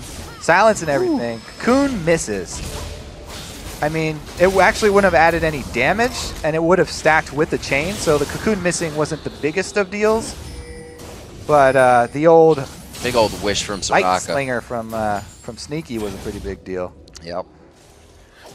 High coming in big on that one. He picks up a Rylai's. Very nice. So they are going to be able to get all the fights that they want. 9-5 are the kills, and they spread that gold again. Well, I guess it's still around 6,000 as Curse tries to creep back. Top turret's going to be going down, and this is more just the Cloud9 is working off of right now. 4 turrets in their favor, but Curse just picked up 3 after having none. So that was, yeah, and it was such a good rotation from Curse. Like, that was pretty much their best move this entire game, was getting that inhibitor turret down, and then sacrificing Bunny Fufu for it would have been completely worth it. But since, you know, Dominate also got caught, he got hit by that binding and wasn't able to get away, had to use his repel to try and get away from Meteos, and then they turn around. It actually ended up costing them in the end, so they aren't able to make anything out of that. It's the name of the game recently. You got to kite and fight. Whoever can do that better usually comes out on top, no matter what ultimates are used first. There's a bit of damage onto Bunny Fufu as Sneaky making sure that nobody's in range to get him. He's trying to stay on the front line and get as much turret damage as possible. Oh, man. Actually, yeah, he does have the Triforce finish. I was looking over at Cop side, so the turret damage is there for him. They just need to get to it. High has such a lead on Void Boy here, comparing a combat effectiveness. He spent a lot of money on those mobility boots and does not have a lot of power with the LeBlanc. So pretty much this Soraka is going to be in the middle of your team. Constant Starfall damage, Starcall damage, plus all the heals that she can bring. He did actually max that W second, so not only will it beat the ulti heal, but he's also got very strong single target. It's going to be very annoying for Curse to play against in full team fights. So I wonder if they even do try and group up, or if they want to make use of some sort of split pushing troll there with Quas down bottom. It's going to be tough for Curse overall, as you were saying. We don't see Void even really trying to pick up the Deathfire Grasp here. Maybe just be the pieces of a Void Staff right now for a bit of extra damage on what he doesn't have in penetration boots. Yeah. Definitely a lack of power there. We'll have to see if they can get the pick they need. There has not really been a Ward Wars fight this game. It's been Cloud9 kind of dictating what turret to fight under so far. And right now, it looks like it's going to be the big turret. It's going to be Baron. They've got just supreme ward coverage over this entire area. It's an easy ban for them. Even though Quas has his teleport up, Curse have no idea. They're so late to the party here. Oh, wow, Cloud9 stop it. That was all they needed was a ward inside. Oh. That's so lucky for Curse. Quas teleporting in. He'd be in the fight, but it doesn't look like they're going to use anything on this one. They just placed the wards Wow, to it was really low. They're so scared of Dominate's Baron steals, as they should be. Dominate has stolen multiple Barons this season. True story. And he's on Elise. Meteos giving that huge respect along with the rest of Cloud9. They will back off. The culling's been used there. We see the mantra from Karma come out. Bunny Fufu speeding up the team. Cloud9 looks like they may be able to get out of this fight, and they sink their teeth in immediately. Void tries to distortion away, but he gets hit up by the stale banana. High takes him down. Quas is going to be trying to run out. Subjugate's already been used, but he can't use it offensively, and the rest of the team gets out bleeding. Dominate's still alive here, crawling away. It looks like the rest of Cloud9 won't give up the chase. Sneaky's got a broom. Look out, Dominate! Oh, he misses it! Woo! All right, watch out. Dominate gets out alive, but that's going to be a Baron for sure for Cloud9 now. Looks like they aren't trying to give it away for free, though. I like the little answer. The only thing is they have to be careful about High coming in from the back because he has Rylai's. This is going to be great for them to get Dragon. If they can get mid-turret, that Rylai's, there it is. This is going to be some big damage. He got the shield and the speed. Oh, he tried to dodge it, but he walked into it from the other side.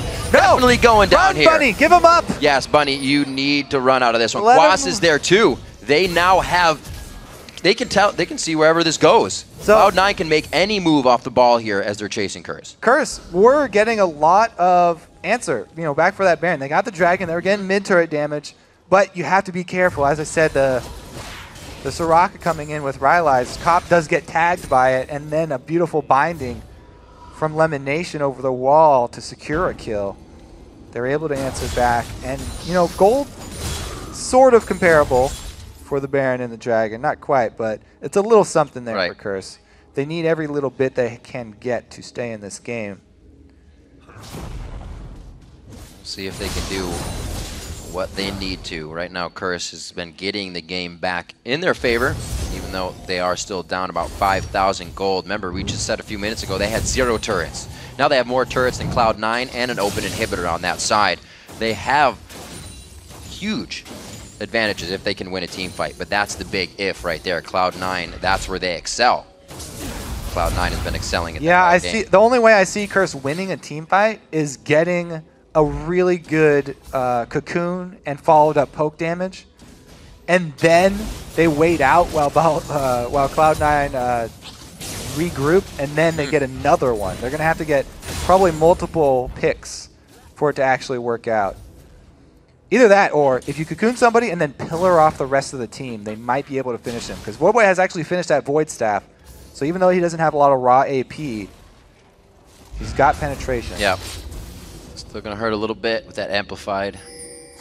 But can he get in? Not having the Deathfire Grasp is really something he would like. Balls throws on Dominance, goes right for Cop. The 80 carry on the back line, and they may have gotten a little too in their own heads on this one. Curse disengages. They get the kite and fight, and now they will initiate back on. Cop on the backside, just firing off every shot that he can. Sneaky turns around for a quick one, too. Quas is now in danger of that same death, but it's going to be from Meteos. He puts on the red buff. It's not going to hit. That was the burn from Lizard. Yeah, Balls and Lemon Nation, they didn't want to give Curse any time to do poke damage, so they jump right in, and they scare him right off the turret, but because Curse chased too close to Soraka, long, drawn-out fights are what Soraka loves. So after you get a kill versus Cloud9 team, should let it go.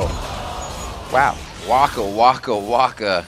Jokes coming out of Sneaky. He almost takes down Void Boy in just a few shots. Baron buff is definitely not something to be played with, especially when you have three of the most blood-hungry people on the team. As we said, last year we may not have said that about Sneaky, but this season... He's 5-0 yeah. this game. And he has the most kills on the team. He's doing a great job this time around. He had to play some solo as well. Yeah, right. Roaming a lot. This is a great collapse there from Curse, though. The reason that balls went down so fast, by the way, of course, is that Trundle. Always got to remember the shred. But now, this is the ill-advised chase on a Soraka team. She thrives in these drawn-out fights. Yeah. And they just go a little bit too close there. All the damage was still up. The only ones that they killed were the Renekton and the Morgana, so still have to worry about all that damage there. And Sneaky catching them off guard with the burst from Trinity Force. You got to consider that's 345 damage coming out of Star Call every 1.5 seconds. And then it's going to do more because it's shredding your magic resistance. So like you said, these elongated fights are just putting a big smile on High's face. Cloud9 finally going down towards that bottom lane with the map objective free in forms of Baron and Dragon. It looks like they're going to get what they want to. No rotation here from Curse yet. They should be making their way down here, though. So these outer ones are really hard to defend because you're going to force yourselves to group up for Soraka, and it'll be pretty easy for High to get off some multiple person star calls. As I said, you know, he's a big fan of those purple minions. He wants to save as many as he can. Ooh, Meteos going Metal Gear. He's looking for the flank here. He wants to come in from the backside. We'll see. And we've already seen Cloud9 are not afraid to dive. So while they have the option of waiting for somebody to go clear that mid creep line, they actually don't need to. The approaching enemy. They see him on a cop. That's going to be the Agony's Embrace going down. No, Meteos holds the Agony's Embrace until they pile up. Cloud9 comes into this fight with the right idea, but Curse now trying to kite it out. Quaz doing what he can, putting himself in the front, but it's not going to be enough as Cloud9 continues to micro themselves in and out, not allowing Curse to focus one person at all. They're not even going for the inhibitor, straight trying to end the game here. Nexus starts for Cloud9. I don't know when the last time we saw a straight down the mid victory was, but Cloud9's going to try to do it here. 4 straight matches against Curse over the season, 32 minutes on this one, and a 15-8 score gives Cloud9 the win. My favorite part about watching the Cloud9 games is that they don't waste any time once they get their lead. Right. You know the game is going to end. Really great play coming out of Curse. I like the pickup from Bunny Fufu onto Karma. They utilized it. They had a point in that game where they took 5 straight turrets and overthrew Cloud9. They didn't get the gold lead, though. They didn't get map pressure with those 5 turrets. They just started getting back into the game. And then back into the game against Cloud9 means it's already too far gone. Level 1 team fight. Oh my, level 1 5v5. Cloud9 destroy with the Soraka. That was crazy. Every game today has just been pretty much off the wall. Awesome fights, awesome #LCS big plays, and Cloud9 doing what they can now to bring themselves 19-4 here in Week 10. Yeah, the big play has got to be that Dexter Lee Sin kick to win CLG. Dexter Lee Sin kick, Thresh Lantern. Can't forget the long ride Thresh Lantern on the Dragon's Descent. Like I said, crazy stuff. Those are pretty fun to watch. Very fun indeed. So Cloud9 coming out with a very strong win there. Curse, there were a few moments in that game. You were talking about it a little bit. 4-man rotation to the top to gain nothing. And then actually 3 minutes later, they did it again. But the second time, Cloud9 realized that they were in the mind of Curse. And they'll say, well, we'll just make it happen and rotate people back and forth. And that's all it took. The other thing that we get to see is that, yes, everybody knows, you know, Cloud9's going to have these strong early game lanes that are going to be shoving. Meteos never had to deal with wards inside his jungle early game. He's Evelyn. Everybody wants to get those wards inside the camps of Evelyn's jungle so they know where she is. Curse never got the opportunity to go in there. They never got really deep wards there. They had trouble keeping track of that Evelyn. And with Lemon Nation roaming just as much as Meteos was, they could not keep up.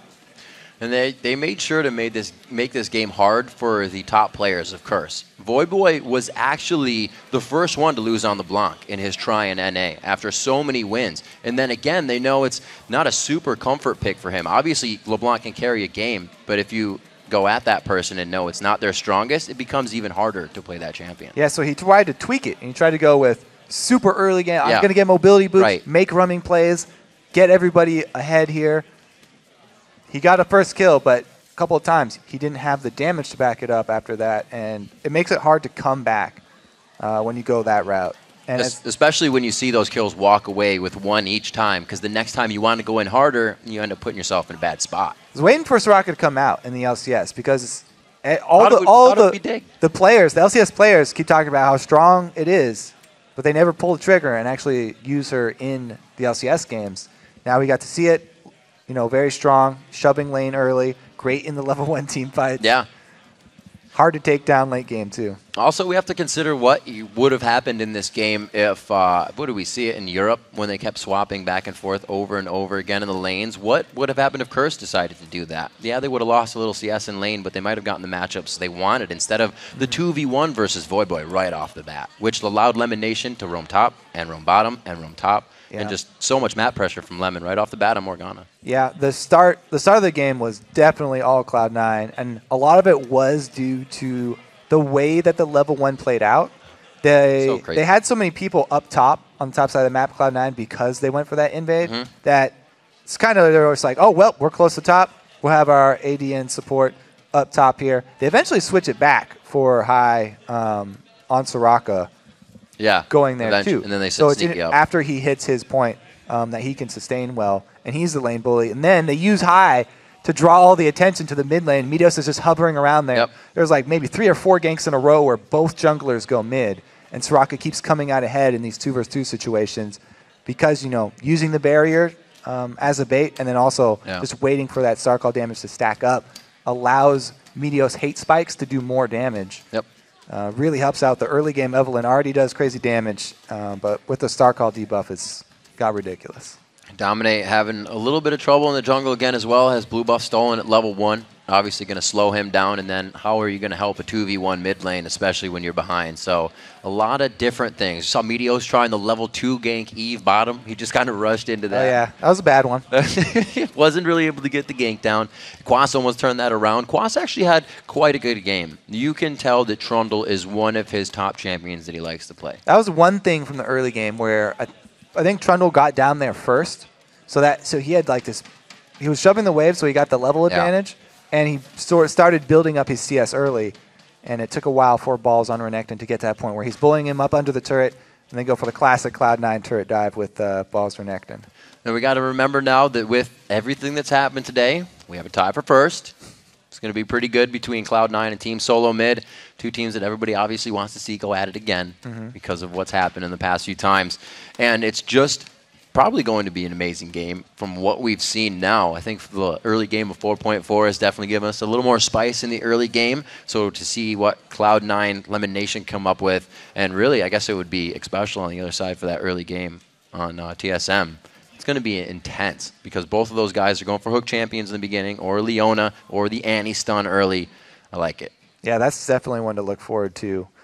You know, it's kind of like a preview because those are, you know, the top 2 teams. Right. That are battling really hard to get to the top place in playoffs, to go to All-Stars. Everybody wants to be able to go to All-Stars and fight the best around the world. All right, 4 more matches down, everyone. Let's see how the teams stack up after today, I guess, not the weekend yet. Starting with a tie for first between Cloud9 and Team Solo Mid. The first time that TSM has had to share the top spot since week 1. And look, Cloud9 are on top due to the alphabet. So that's too bad for TSM. But they are followed by CLG in 3rd place. And in 4th place is Dignitas with 10 wins and 13 losses. And Curse is 1 game back in 5th place with in 6th. Is Team Coast, who snapped their 6-game losing streak today. And tied for last, it's Evil Geniuses and XDG Gaming. We will be back again tomorrow at noon Pacific, 9 p.m. Central European Time with 4 more games. That's going to be starting with Counter Logic Gaming taking on XDG. Then Curse faces off against Team Solo Mid, followed by Cloud9 and High taking on Golden Glue and Dignitas. Then we will wrap up our LCS action with Evil Geniuses versus Coast. But be sure to stick around for more North American Challenger Series semifinals between LMQ and Cloud9 Tempest. And starting today, tickets for the All-Star Paris 2014 are available for purchase. Yeah, running from May 8th to May 11th at Le Zenith Arena in Paris. It will feature the All-Star Invitational and the All-Star Challenge.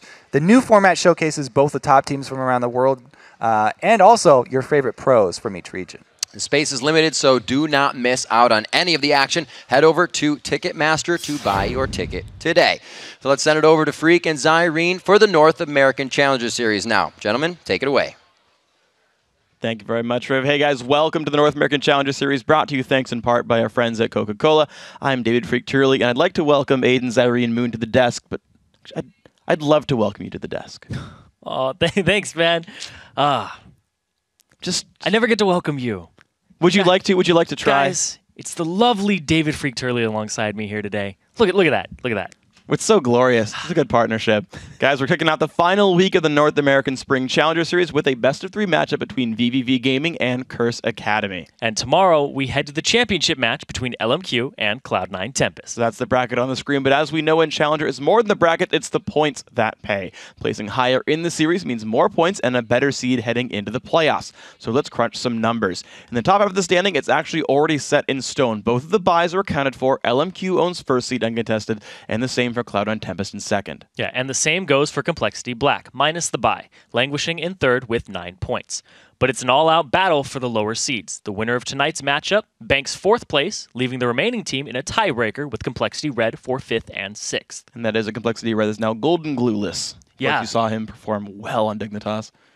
Good player. Going to see how well they do with the replacement Fragnatic. And of course, today you can always follow the Challenger action by going to lolesports.com. It's as simple as that, and you'll find stats, scores, and schedules, and more under the Leagues and Tournaments tab near the top of the page. So now let's take a closer look at today's best-of-3 between VVV Gaming and Curse Academy. Now, last time we laid eyes on VVV, they were toe-to-toe with the Titans that are LMQ. They got 2-0 in the semifinal, and they're going to be back at it today, looking to school Curse Academy. That would claim them 3rd place in the second spring series. And yeah, that's absolutely right. And they are going to need Pekin Wolf to come out on top in his face-off today against Duosec. Curse Academy mid laner went 3-0-7 on Ziggs in their elimination game against Cloud9 Tempest. And Pekin Wolf's numbers were impressive in the quarterfinals. He also had a killer game on Ziggs, going 6-0-4 in a must-win Game 3 over LOLPro. But he only finished with a .75 KDA versus LMQ in the semis. And to be fair, he was shut down by Xiao, who put on a clinic in that matchup. Yeah. But Pekin Wolf isn't the only one expected to bring the Thunder in a tough head-to-head.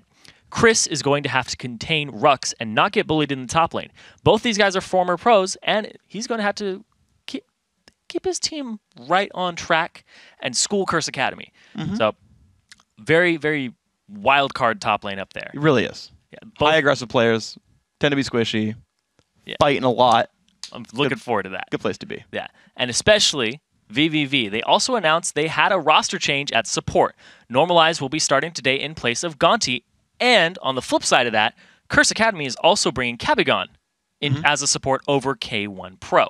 And Kabigon's actually Japanese for Snorlax. It's awesome. It trolled me too because it looked like a French word, and he's a French-Canadian player. It's true. It's Japanese. Looked like it, but it's not. Yeah, and for those of you who aren't familiar with him, his name is Diamond on the live servers. Yeah. He's been around a very long time. Yeah. But it's a bold move by both of these teams to start shaking up their rosters so close to playoffs, and they're fighting for seeding now. So. Yeah, it's the last chance these guys to really make some turns. We actually saw some, well, we will see some roster changes in EU as well when we get to the matches in a couple of weeks. So, of course, taken to the Rift on the red side is Curse Academy, and just like their LCS counterpart, they're going to be trying hard to avoid the Forever Fourth moniker here today with a win.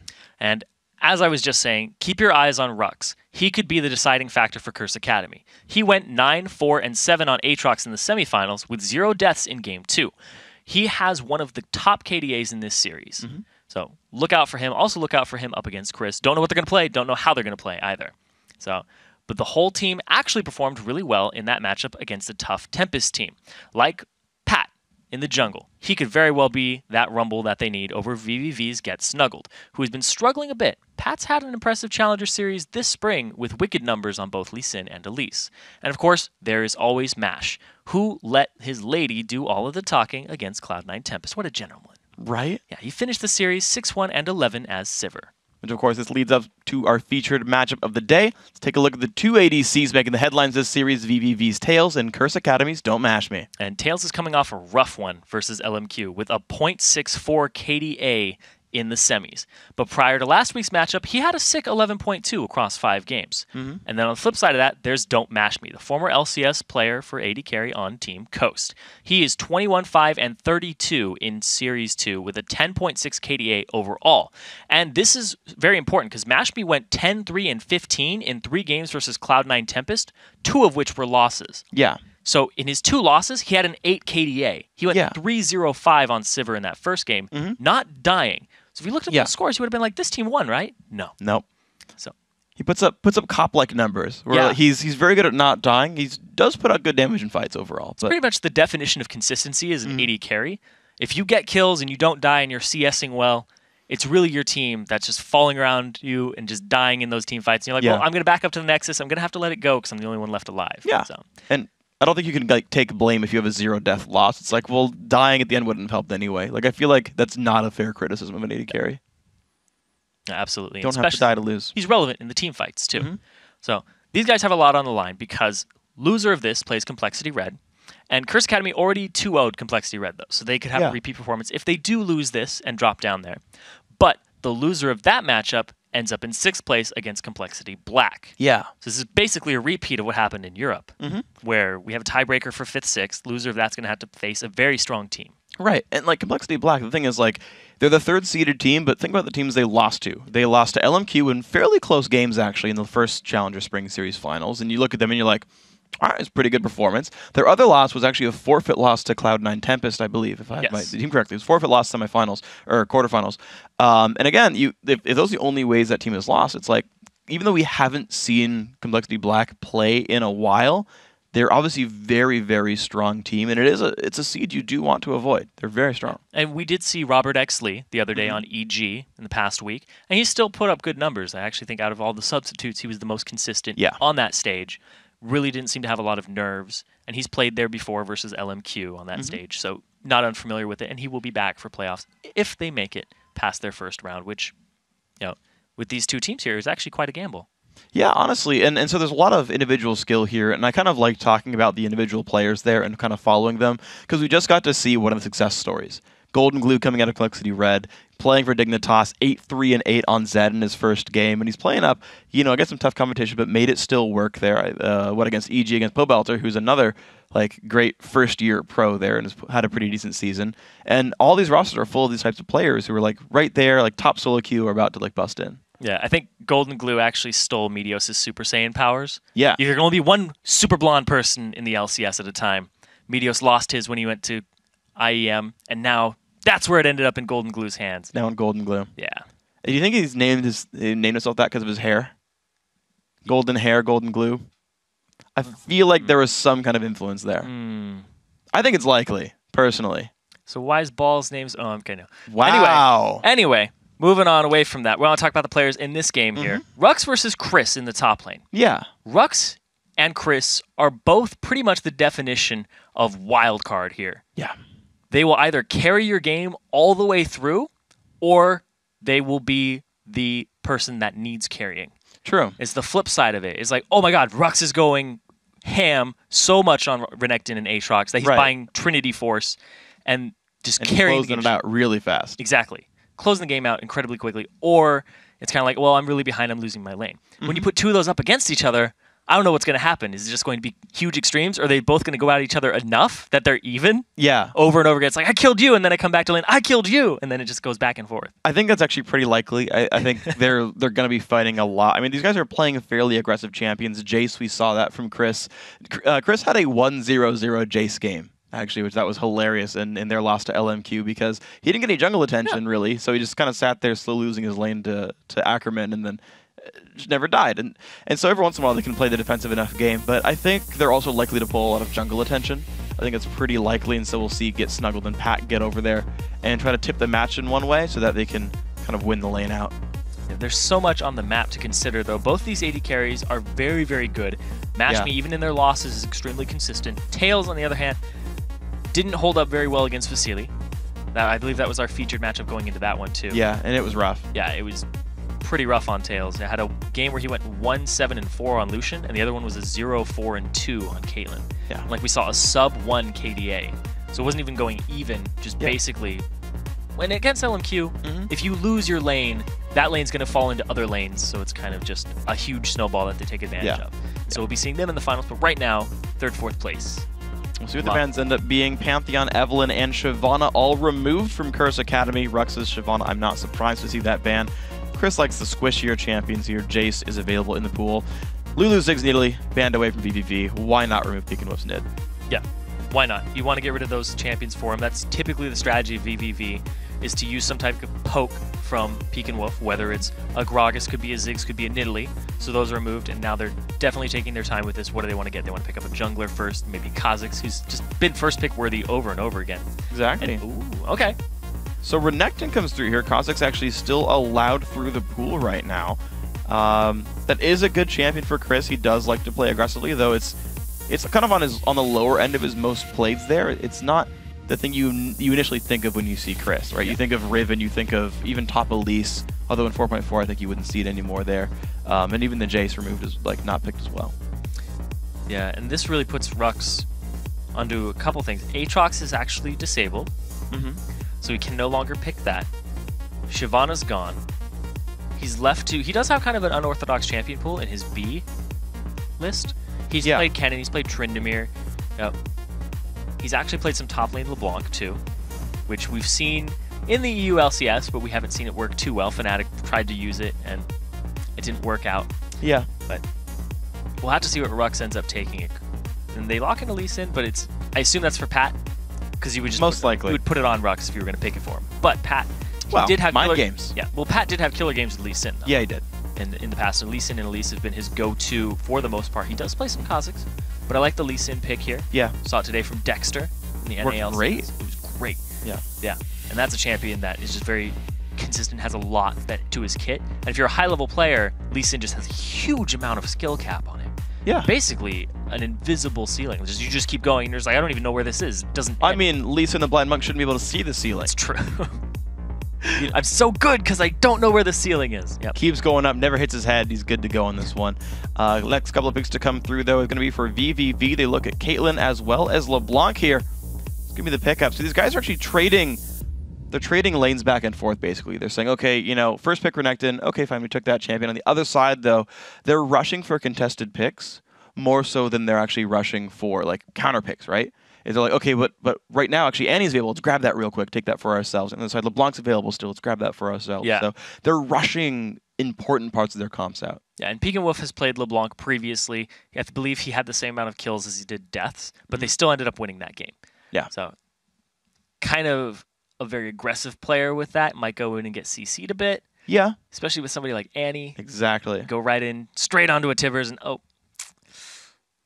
extremely squishy, extremely vulnerable to just being taken out in the CCs. Oof. Yeah, just so you guys know, we've paused Champ Select. It will come back in a second, so don't worry. Those picks are still coming through. I believe we're just going to resume them in a second here. So from what we've seen so far, total of, 5 champs have been picked. So we're halfway through right there. We know it's Annie plus X. I don't know if the Caitlyn actually got locked in yet. Caitlyn did get locked in over on the side of VVV, so Tails is going to be playing that. Yeah. He's only played Ezreal, Lucian, and Caitlyn out of all of their games. And Ops, not to go for the Ezreal or the Lucian, he didn't have a great performance on that either. But his Caitlyn, looking to just go with the lane and up against somebody like Annie, it is a good pick. Because you can harass her from a distance, or auto attack range.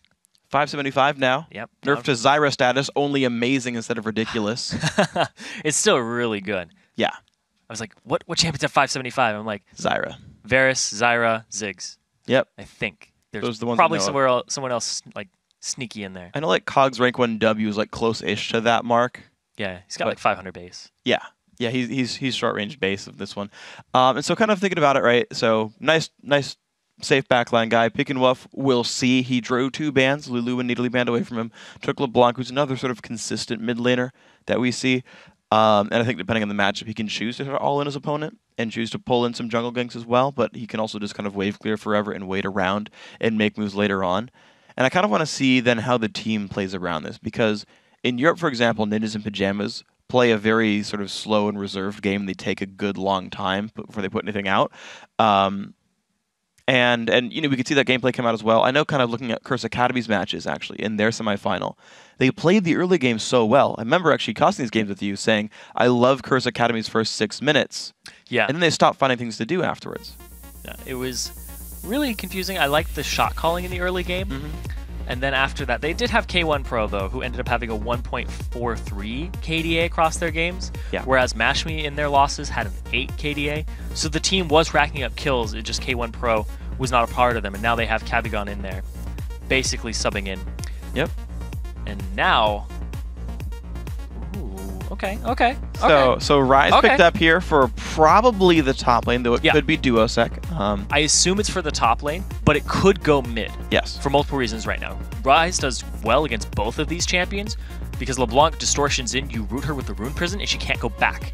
And Renekton is very susceptible to the harass from the overload in the very early parts of the game. So that's actually a great champion in either of those lanes. And he's basically saying, yeah, we're going to see all of your lanes and what you're bringing to the table before we pick that. So it's a flex pick that works very well for Duosec and Rux. And we'll see if they want to pick a certain matchup later on. I know we do like Rise versus Renekton in general. Seems to go well for the Rise, but we can always see in the when the ganks come in. Kha'Zix picked up there. Fork gets snuggled in the jungle. Maybe going to see Thresh here for Normalize as well. One of the strongest lanes I think I can think of. In a 2v2 matchup, Thresh, Caitlyn should have a pretty good start to the game. We'll see if they can keep down Mash's Lucian. Lucian, Annie, a lot of early game harassment there, a lot of chunking potential. Once you land the stun, you are going to follow up with your passive, and you can get actually 2 parts of your passive off if you just do a full spell sling there. It's true. And Kha'Zix being put as a 4th pick here in terms of rotation. It's something we don't typically see, especially since he's extremely powerful right now. Well, yeah, and that was surprising to me that VVV Rush picked the Renekton. We've seen that once in a while. Early Renekton picks, they really, really want to win the lane. They think it's super contested there. And with the Shyvana ban, I can see it. But yeah, with Lee Sin picked up here for Pat, they said, okay, we know we can get Kha'Zix whenever we want. So they waited on it for a while. Kayle does come through for the mid lane here for Duosec. So TP Rise in the top lane, and Kayle mid versus LeBlanc. I like Curse Academy's composition more right now because they have just taken it very slowly. VVV Gaming showed a lot of their cards early. Renekton. Then they get LeBlanc. They don't even know what Curse Academy's bringing to the table. Boom, Rise. And then they last pick the Kayle. Kayle does really well against Kha'Zix and LeBlanc. The intervention is fantastic. Rise does well against all 3 of those champions in the solo lanes, including the jungle of VVV Gaming. And he'll get tanky too. So overall, I do like what Curse Academy has brought to the table. Yeah. But on the flip side, VVV, I like their bottom lane just a little bit more. Yeah, I do too, and it's surprising to me because most of the elements of Curse Academy's bot lane got picked early. They rush picked the Annie and said, okay, that's fine, we'll grab that. Waited for their next rotation to grab Lucian, and it feels like, you know, Curse Academy got sort of first dibs on a bot lane, and they're still fighting Kate Thresh, one of the strongest bot lanes in a 2v2 sort of setting. And that said, though, they got counter picks everywhere else, so I understand, like, sometimes you're going to kind of fall away there, but again, they have the options to pick Caitlyn, the options to pick Thresh early on, so I do want to see if that pays off, if they have a better plan for what Annie's going to do, a better plan for what Mashme's Lucian's going to do. Yeah, and VVV, they look like they entered the game with a plan, what they wanted from Champion Select, because they have a very good pick composition here, but the thing is that Curse Academy just said, we don't have a basic thing set in stone, we want to see what you bring to the table and then counter that. So it's a pick comp versus a very durable composition here that has been brought to the table by Curse Academy. Intervention from Kayle, you're going to have a very tanky Rise in the late game, and he can go wherever he wants with the teleport. Not going to have a lot of lane kill potential, but Rise himself actually does, even without the Ignite. He just roots you up, his spells are on such a low cooldown, then he has the chase with his ultimate, and you typically bring some move speed quintessences too, and go full utility. Yeah, I'm actually curious, because I know there's a lot of really cool ways to build Rise, and I never found the one way that everyone plays it, but you can run, for example, like mana glyphs. People bring some type of mana inside of their Typically. their runes. And especially since he's up against a Renekton, he won't need magic resist. So Yeah. he might have a page set aside for that where his blues are actually for mana. Typically do. Yeah. I mean, if especially in a tournament realm setting where you know you're just going to play top lane, it's like, I don't need the AD carry page waiting in the wings. I'm going to just have all my matchups planned out. Like in the LCS, I've looked at the rune pages. I've seen guys have as many as 12 AD carry rune pages. If they're like, well, look, if it's a really, really... AD carry, really? If it's a really abusive matchup like Urgot, they have like armor glyphs, armor quints. They'd be like, just to not lose lane, I will run 30 bonus armor in my rune page. Wow. I don't know if they actually do it. I just know the page exists on some of their rune pages. Normalize, go back, go get your trinket. Wow. Rux, you too. Rux, what? That's, yep. They don't need it There for the they go. first 2 minutes anyway. Wards true. are useless right now. Yeah. You know what's funny now is now the cooldown timers are going to like kind of desync. They'll end at 2 minutes anyway, but they're going to be in like, the angles are different. If they were clocks, they'd be asynchronous. They'd get there, though. They'd get it there at the same time. Rux, on the other hand, There's no reason to not buy the trinket early on. no, there is no reason. So long as I have my wings, you will That's just probably just rushing out there. He did bring full utility. He's also got the bonus gold in his mastery, so he brought the extra movement speed inside of his kit. You can see he's sitting at 377 already at level 1. So I'm assuming he also has movement speed contestances. And he has some mana, because that 636 is about 130 more than Rise starts. He's got plenty there. Did you see if he had AP in the little, like on 7? I think that's standard for 9 offense. Yeah, that's 9 offense standard. So potentially 9-0-21 or like 9-5-14, something like So you that. get 6 and 1 per level. Yeah. Yeah, so okay. We've managed to deduce Rux's rune page. 6-0-21. There you go. Come at me, Rux. He actually went back and got it too. There you go. Ward Trinket is there. He's going to be all right. Everyone's going to be nice and happy. Oh, Duosec doesn't see this. Minute 15 of the game, Duosec does not see the invade. But on the flip side, both top laners are now in a 2v1 situation, and the Reds are getting invaded from either. Okay, so going to be a nice, easy trade of buffs. VVV going to send their dual lane up to the top, and Rux is going to be in for a rude surprise when he realizes he won't get any last hits for like 5 minutes this game. Gets snuggled level 2, has the claws level 1. He actually waits on a second point in case he needed to leap away if he got caught. Otherwise, could just learn W. And it's always smart. Yeah, I like that a lot, saving skills. I've been like level 4 and like still had a point waiting. Just because I'm like, in case I need my escape. Yep. Just always, and then you put it in W and you're like, no! Ah, there's somebody around the corner. Yeah. Now I gotta jump. He can woof level 2 right now. Duosec got to lane first and got level 2 second. Kind of weird, but he's going in. Does not find much of a trade. He actually learned his heal at level 2, so no burst potential for a while, actually. Yeah. You see Get Snuggle actually doesn't clear another camp. He goes straight for his blue, so he won't hit level 3 off of this. It's going to take him a little bit. And on the flip side, though, Pat, he is going to get 3 off this camp. So a small, very small, but existent experience advantage here, and Pat already making his way down to the bottom side for, looks like, maybe a 3v1 turret dive. Yeah, 3v1 turret dive is typically what you do in 2v1 situations. You will push that turret, then you will go rotate Dragon, especially since Curse Academy are now in the situation to do so. And we always talk about their early game. The first 6 minutes are on point, and we might see that happen here again. Let's see what kind of lead they can build for themselves. Curse Academy do push out the wave. Pat gets it with the red buff tick, and now Chris is level 2. Ooh, the Q lands. Gonna force him to run away from this one, so XP has been denied. Want to see top lane here. Rux is going to get pushed away by Get Snuggled, and actually he's only level 1 here, so gotta say props to Chris for leeching experience much better so far. Yeah, I was about to say, having the level 2 in a 3v1 is huge, because Rux was level 1, and it's always just those tiny little silver linings. Basically, you're like, oh, they have 9 levels over me combined, but at least I'm level 2 now. There you go. At least I have more HP. At least I'm able to be a little more durable. And now the question is Curse Academy going to go straight for the Dragon? They're going to push another one here. And that turret went down very quickly because it doesn't have the bonus resistances on it because it's the bottom turret. Only top and mid have those first 8 minutes. True. So here we go for turret number 2. These ones don't have any kind of bonuses. Curse Academy still happy to push right there, but Chris no longer in danger of being pushed away. He's actually going to go in for a bit of a trade. Get some damage, is gaining experience. Meanwhile, the duo lane of VVV has recalled. They'll be here to defend this very soon. Curse Academy won't get much more off this turret health. And Rux is up in the top lane. He's going to be able to farm up and just get that CS for himself. And now, Chris, on the other hand, he wants to engage. Oh, good dash away by Mashmi. Chris stunned as well. And you know I like VVV's choice right here because instead of trading 2 turrets, and normally when you see this, right, you see the 3-on-1s, both teams trade 2 turrets, and then the team on the bottom side of the map takes a dragon. VVV sacrificed some turret health, but not the turret, and showed up in time to stop a dragon attempt. Oh. Get Snuggles walked into that. Oh! Wow, Curse Academy, first 6 minutes. There it is. 5-minute first blood. Amazing play. Smite off the field too, so now they can go ahead and rotate to the dragon if they want to, and Rux has TP. Well, look at this. Yeah, Rux has TP. The mid lane's got the push lead. Mashby, Cabagon. They're actually still looking for more damage. The Flay back, the slow there on a normalize. You're right, though. You call Dragon. I don't know why they're not going for it.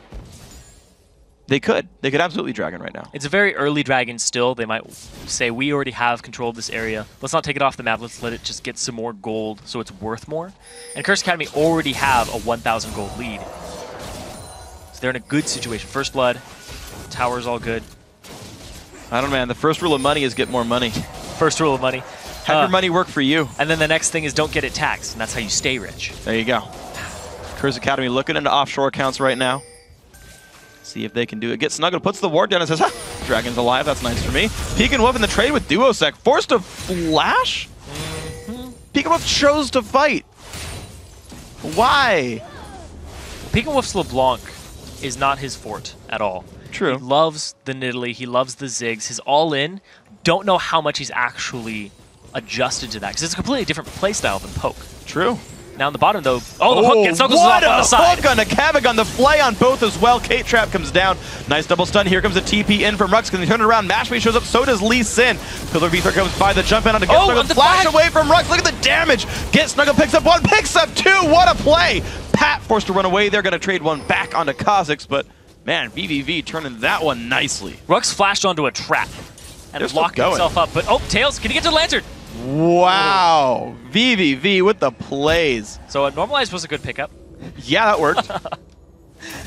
The attention that he was paying to everybody in that fight. He's so low. He's extremely low, but he stuck around because he knew what was going to happen. Just having that presence of mind as Thresh. No, this isn't the time to back up. My team still needs me. Yeah. You know what's cool about that, too, is Thresh has both really aggressive and really defensive patterns. Like, if someone goes for a gank, you can either go in and fight that guy or run back and lantern your teammate out. And I feel like in both situations, Normalize made the right choice and switched modes partway through. Yeah. That's one of those things. I remember Bubba Dub, it was always, his lanterns are really good, but his hooks, on the other hand, his offensive play was a little lacking. But he actually used to have more offensive play, and then he kind of swapped it over. Sure. So one of those things that actually made me realize it, that the best Thresh player is the one who can go between both very fluidly. Yeah. You don't notice it. Oh, impressive stuff either way by Normalize. Doing some good early stuff. Cabagon, Snorlax. Wrong champion to emulate Snorlax, though. Until Tibbers comes out. That's true. Snorlax Tibbers. I feel like Gragas would be the best pickup there. Most similar to Snorlax champion. Mashby gonna kill away a pink ward. Gonna remove that one. Of course, they know. VVV knows there's one there for Curse Academy as well. Dragon got attacked a little bit. And Curse Academy sticking around. VVV coming down to contest, though. Peek and Wolf level 7. Early Chalice here, going for the Athene's build. Here's the thing, is that VVV is pretty much caught up in gold. And if they get this pink ward out, it's going to be difficult. Oh, some damage comes through. Lantern comes across, so Duosec going to push him away. Flash, the jump comes off. Peek and Wolf, though, overextends. Not in a good spot. Pat picks up the kill. Flash from Duosec, not quite required, though. Killed, he does help keep his team alive, and now the push in towards Dragon with the mid laner dead. Again, Peek and Wolf's main champions aren't these all-in. They're the poke-type champions. Yeah. And actually, I misspoke during Champ Select, but Ziggs was also banned away. Three mid lane bans, the big three pokers. They targeted Peek and Wolf. They clearly did. And it's working right now. Like, his playstyle, you can definitely see he's not as comfortable on that champion. Especially up against somebody like Kale. Oh, they get the hook on a mash. Look for the attempt, the hook on a mash. Good damage across barriers on, but he's going to go down. Kill picked up there. Again for Get Snuggled. 3, 2, and 0 on that guy. 2 comes out towards Chris. No teleport for Rux, meaning this is now a 4 versus 3. And the blue team does slay Dragon. VVV bringing themselves back. Tied game. That was the best target to actually get the hook on there out of everybody. Mashme is the one you want to take out. He is so consistent in his AD carry play.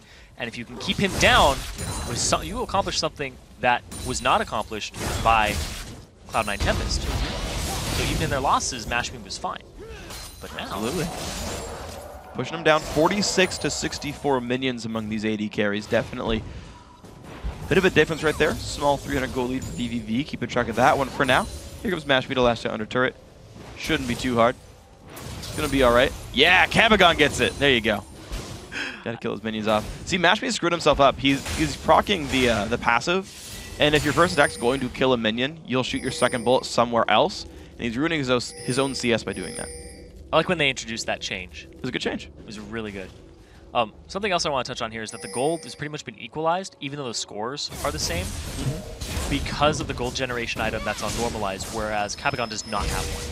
So it's been pulling work, it's been pulling that CS that's all around in an advantage for Curse Academy aside from that bot lane. So the gold is doing what it needs to do, that gold generation item. And up in the top lane, we do see Chris has actually gone for the Hex Drinker as opposed to a tanky defensive item. So he's looking to be offensive onto Rux, but also we do see Lee Sin off on the side. Ooh, good dash.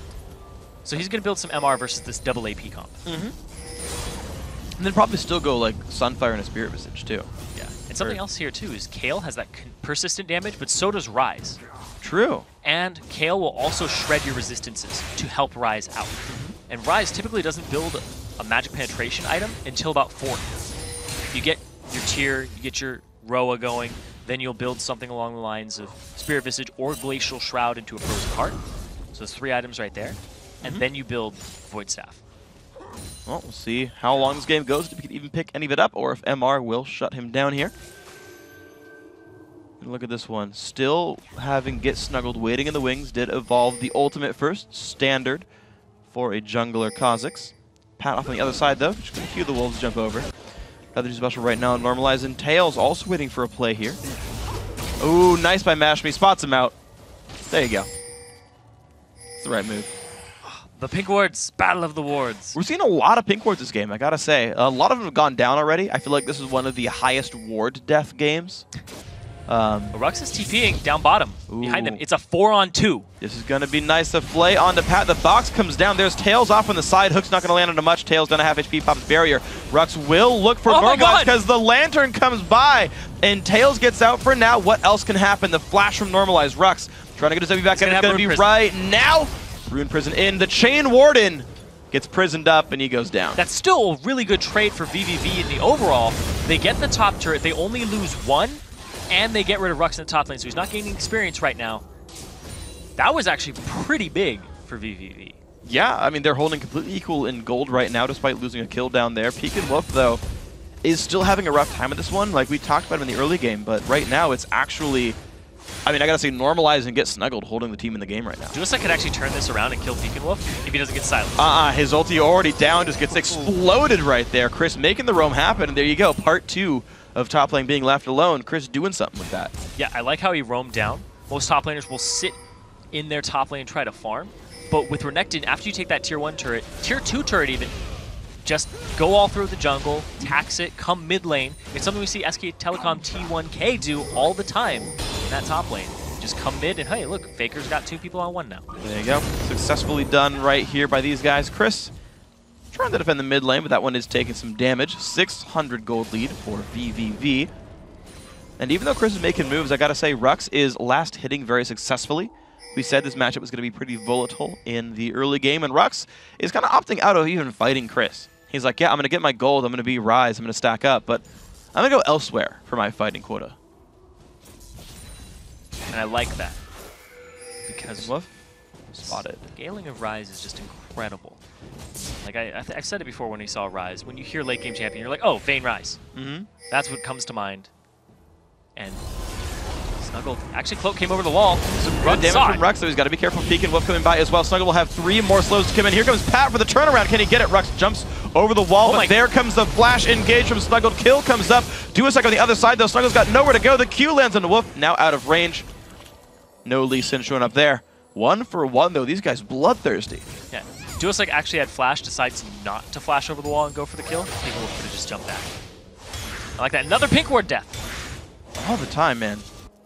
People for the ethical treatment of wards have got to be crying about this game. Not as catchy of an acronym. I was trying to think of what the acronym would actually be. PETWA. PETWA. Yeah, see, not good. Not catchy at all. Not going to happen. They're never going to go anywhere.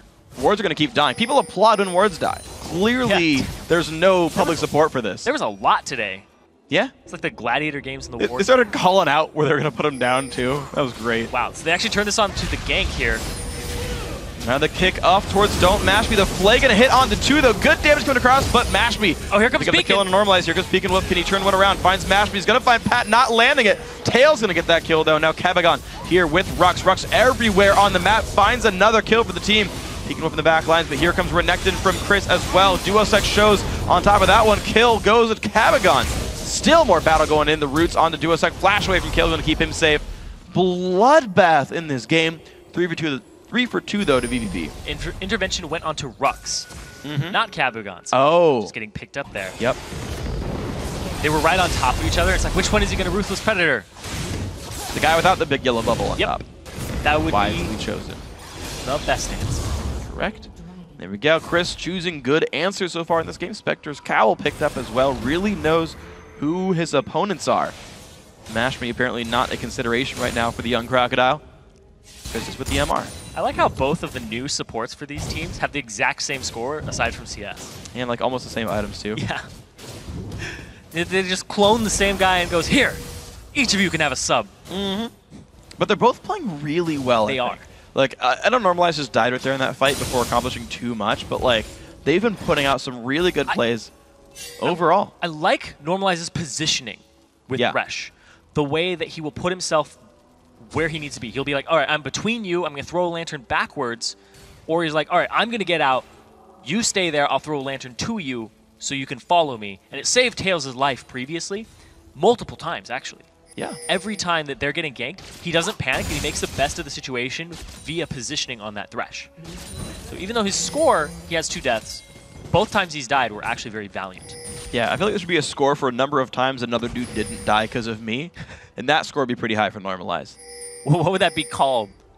Like undeath. Your kill's death? Kills, death, assist, and undeaths. It's not catchy at all. Kadow. At LOL Esports, hashtag Challenger Series, what should it be called? The score for supports that make people not die. Like the person was almost at death, and you give them a shield, and See, there you go. You gotta track it properly, but that's fine. That's on us. be hard I want to to know the name. All I care about is the name. I don't care. Okay. What's in a name? A rose would smell just as sweet, so would undeath. A rose by any other name? Yep. Got it going. Tails playing the role of Romeo in this game. His Normalize, his Juliet. Why not? I don't know. I'm just coming up with random things at this point. Here we go. The mid lane push coming through. Not good for Duosec. Ulti's already down. Looks for damage on Chris, rather. Not going to find it here. Bottom lane turret's going to go down, though. VVV. Finding some good openings, though. Honestly, it hit 6 minutes. VVV started doing a whole lot better than Curse Academy. It's just Curse Academy's mid-late game shot calling. Their early game rotations are very good. Their playmaking is very good at that point, and then it just gets out of hand. I gotta say, Get Snuggled is the guy I gotta point to mostly for this. I think, yeah, he's got some deaths, but like, he has been going all out all the time and has 5 of his team's kills. Like, if Get Snuggled keeps doing well with the gold lead, got a Brutalizer to keep snowballing. It's on him a lot. I assume he's sitting on a little bit of gold, too, considering that he's only got the Lizard Elder Brutalizer. 5 kills in his pocket. It's a low CS game for Exactly. But 3, 1, and 4 for Pat as well, actually. 100% kill participation. Yeah. He's actually been all around the place. Like, I feel like Get Snuggled's getting a lot of credit because he's getting killing blows. But like, Pat's been playing exceptionally well. Only 1 death, actually transitioning into early tankiness. When I got to talk to Dexter earlier today, he was like, yeah, you should pick up the Hex Drinker. Maybe not so much this matchup, only 1 magic damage dealer. But like, yeah, you pick up another offensive item and you just kind of go crazy on people. Pat, by the way, maxing W second. I wasn't crazy, internet, for talking about it. Were you getting flack for that? Yeah, I was. And I was like, but people are doing that. Like, what do you want me to say? Dexter, I mean, I trust Dexter to be fair. He's an amazing player. Well, he said it was preference. Yeah. Which it really is, and it's really matchup, too. It's how much you want to clear the jungle, how much you want to come out of the jungle healthy, and how much you want to save people. Versus take all the kills for yourself. And especially since something like a pit comp here with Get Snuggled, the Kazakhs, and the LeBlanc, the shield is a good idea, because you come out of the jungle, you're like, here, hand towels, and then they're safe. Hand towels. I love that. It just looks like hand towels when you safeguard somebody. Is that only with the default? With no pool party leaks in. No, I don't even think there are hand towels when you do pool party. Well, no, but that's the one that would make sense to me. I think they're all the same. Okay, well, you know We'll what? have to see, though. That's not even thematic anymore. Let's get back to the game, though. Peek Wolf and Get Snuggled. He has been looking for these, like, slow-paced ganks a lot. I mean, 60 CS at 20 minutes, working in brushes a lot. Like, Get Snuggled is doing his best Garen cosplay this game. He's going to look for another opening here. I mean, Duosek's been getting picked on as well. 2 deaths, like, I feel like doesn't do it justice because he's been getting so many ganks on his face. He needs a Juliet. Or a Romeo. Somebody to save him. Not kill themselves with him, though. You got to pick a different play at this point. Romeo and Juliet's already been spoken for. All right. He needs a Lady Macbeth. There you go. He saw that. There's the jump on in. The slows are there. There's the ulti. Pat showing up for the assist. Can they make it happen? Nah. Duosek goes down. Pat a little bit alone now. Can he make this fight happen? Gets snuggled. Kicked in the back of the head. Trying to get out. Burns to death. Picks up the kill. There's a juke from LeBlanc, but not going to happen. Peek Wolf gives the kill to Rux. Nice choice right there. But here comes VVV on the backside. Hook flashed away. And here comes Kevigon on the backside. Normalized puts down the box. Gonna get 3 people slowed. 4 walls broken now. Flashes over. Survives. Ooh. Pat Flash Q. Not gonna fight Tails. What a turnaround by CA. So Pat, it's all about him right now from start to finish. 100% kill participation still. 505. Oh! He's going for it. Rank 1E. Little bit of the red buff on Tails. Jump to the ward. He's got a shield. He's got the flash. He's got a shield. The hand towel. Oh, hand towels broken down with bullets. Tails picks it up. A little bit too aggressive there. All right, we're going to look at that again. Get Snuggle comes in for Duosek. He makes himself invulnerable. The Pat was off on the side. He realized it. He was like, I'll be your Lady Macbeth. Comes straight in.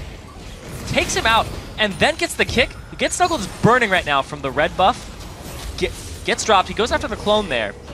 And they let Rux take it. He's able to close the distance, just throw an overload out. And then not even able to finish that because they're getting surrounded here. They're trying again. Bloodthirsty game. Stun to Kevigon. The jump in towards Rux as well. Get Snuggled's going to separate the team. Kevigon's got nowhere to go. Sits in the menu wave, but not going to matter. Get Snuggled 6-4-1 now this game.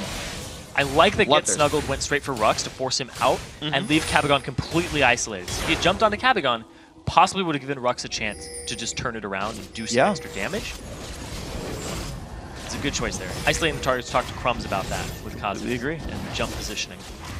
Very good. Quite nicely. Now normalizing Tails. The rest of VVV going to show up. Smite, not required. Uses it, but goes over to Caitlyn anyway. VVV, 2,000 gold lead in a 22-minute game so far. 3-3 in turrets. Very close in kills. We're at a close game right here. Standing on a ward. They'll see it in a second. They're like, oh, we were seeing all along. Ward corpse. Should have seen it. It's okay, Get Snuggled's gonna chill here anyway. They're gonna look for the mid lane right now. Let's see if they get anything out of this one. 4 members defending. Looks like 4 members attacking, so it's gonna be a stalemate here. See what these guys go for next right now. We see, of course, Dragons off the map. Baron, really not possible this early in this close of a game. Unless you get like the Miracle Sneak, which is super hard to do. So let's see what the teams actually look for when they choose to go aggressive again.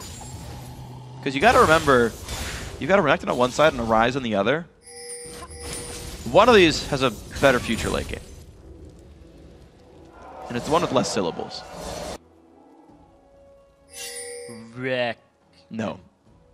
Still 2 syllables, still more than Ryze. There you go. That was a test, you passed. Wreck. Wrecked. Nope. Recknectin. Recknectin is a good name. It's when he starts wrecking people. Yep. That works. Angsty Crocodile. Yeah, Ryze is going to go ahead and scale up. Like always, he's finished his Archangel's staff. He's got his Glacial Shroud. Lots of mana, lots of damage that's converted for him. And the tankiness that he's going to be accumulating here is very good up against the team of VVV. Yeah. After we get burst out. Kha'Zix, we saw it earlier, like Get Snuggle when he went on to Pat. He's like, wow, this guy's a lot tankier than I thought he was. The Lee Sin going for the defensive build second. Really took him off guard in that fight. Because your Kha'Zix, you're like, I'm just going to rip you apart, and I'm not. Yep. So he immediately finishes his Black Cleaver after that. Says, all right, they're building all this armor. I need to just chop through it very quickly and set up my team for success. Let's see what they can find. Because right now, Get Snuggled is waiting to set up Chris for success here in the top lane. Rux is waiting around in the wings. Does have a defensive pink ward in his Tri-Brush. Get Snuggled. Shows himself. See if they pull any rotations. Pat and Mashme are nearby. Well, he flashed? Get Snuggled just flashed. Yeah, he did. Unintentional, I'm guessing. Well, Get Snuggled flashed. It was intentional. It was the intimidation. He's like, I don't have flash. Come at me, bro. I don't need it. Just proving his power right here. Chris about to face check into Mashmi. Mashmi does want this fight a little bit. Does some damage, backs off. Blue trinket used by Mashmi. Shows that they are in fact running away. He is safe. Now the Wraith Camp under attack. Gets snuggled. Gonna go for the steal. Gets it. See, you don't need flash for that. Nope. Leaps so far with those evolved wings. All right, so the mid lane siege continues. Caitlyn dealing some great damage here, Tails. Hook on a Pat as well. A little bit of damage, not too much. The team's still defending. Curse Academy going to eat a trap right there, but they're basically one wave from losing this turret. Can Curse Academy turn aggressive? Still a 2,000 gold deficit. See what they look for. Here's the thing too, Duosec actually went for the Void Staff second because he saw how much magic resistance Chris was building, and also will get through a little bit of that Athene's Unholy Grail that Pekin Wolf had bought for himself. Yeah, it's a good buy there. Also, he'll stack up his passive. And Pat, he's got a good Sonic Wave there. Don't know if you want to Resonating Strike back that one. Could have been right on top of Thresh and got flayed away. Could have kicked somebody into his team though. I don't think you could if you get flayed in the middle of it. No. I think Normalize is actually a good enough player to pull that one off. Seems to be an exceptional player. Yeah. So yeah, I trust Normalize in that one to press E at any point during like that half second it would get the room for. So let's see what we got. Mid lane, still the focus of attention. Still the wave they're coming in from Tails, no big deal. Capcom looks for the engage, stun's gonna go off, and down goes Normalize right away. In comes Get Snuggled, can they find much more? Duosec in the back line, Papas the ulti on Annie as well, gets snuggled now. Running away in the front line, speaking of, sends the clone out just to take some more damage. Kamagon jumps in, Chris picks up the kill, the re-engage Rux low on health. Pekin Wolf doesn't quite find much more, looks like a 1-for-1 overall trading supports. Naturally not gonna find much more here. Pekin's still off on the side. They know where he is. Ward's gonna be able to show him. Wow, just on the overall there, Normalize got destroyed so quickly. Talk about him being an exceptional player. He's also exceptionally tasty because they just cooked him up. Yep. He's gone. Nom nom nom. Just broken down to just his soul, went to his lantern, but he's respawned now. He's gonna be okay. Crazy fight. Look at this. Just oh, where's Normalize? I don't know. You just saw him take about 200 damage, and then the rest of it was gone. And so what happens here is we see Get Snuggled tries to go in, tries to finish something, it doesn't happen, and Rux is focused on Tails, and they're like, all right, we should probably get Tails. So they try to chase him out. Chris says, I have to get something. Go straight for Kabigon. And Pat actually couldn't follow up that Sonic Wave into the Resonating Strike on Tails because he was zoned out by Pekin Wolf on the right side. Yeah. It was cool. It was like an offensive support move. Pekin Wolf's like, if you dive him, you'll die. And he gives room for Chris to get out because Chris went super hard to pick up that kill. Yeah. I like that where they were just trying to get back, and it's like, all right, we have to push them back in order for us to get back because of the aggressive move of Chris. This very pretty much just jumped in there. Wild card! What's going to happen? Wild card! Made it happen. Mid turret goes down 4-3 now. Still a 2,000 gold lead, actually. Looks like VVV holding pretty steady. 30 seconds until Dragon comes back up. VVV already in position. A bit early, though. Yeah, it is a bit early, but they could catch somebody out on their way there, which is the perfect position to set yourself up for a Dragon. They see Kale there, they see Rux. Pekin Wolf gonna jump away. But now Curse Academy put some wards down. They know about this. They know Dragon's not yet up, but they know it's close. Chris is on the outside of them, so he could pinch them in, or if he gets hot. So here's the Ascension out of the pit. They're looking. Oh, the mid lane's getting started by Curse Academy. VVV has to pinch this or navigate properly. Chris's jump is down. He's gonna go back around behind the turret. Curse Academy hook onto Pat. They might follow up a little bit of damage to this one, but this turret down below half HP. Chris looking aggressive. Rune Prison to the face. Good damage comes down onto him. Hook, jump. Ooh, not quite for Normalized. Pekin Wolf shows up for Rux. Half HP. There's a lot of damage there on that tier 2 turret by Curse Academy. They had the inner track to that. And now Dragon is still alive. Chris, he's up in the front line. Rux, on the other hand, he's going to split push. He has his TP available to him, so he's going to back. I wouldn't be surprised if we buy something like Home Guard so we can TP into the fight. There it is. Boom. Immediately buys the Home Guard, TP into the fight, and just run straight at somebody extremely quickly. He's going to try. He's there on the side. Tails takes a bunch of damage off on the side. Chris chasing down. Normalized goes down on the other side of the fight, and Dragon, I believe, is still alive. Now, Duosec takes a bit of pain. These are going to be all right in the back lines. Curse Academy finds the 1-for-0, though, and stops Dragon. Oh, but Get Snuggled's in trouble if they get him. He's invisible, but he's going to be going down. Kill picked up again for Mashmi. 13-13 now the score.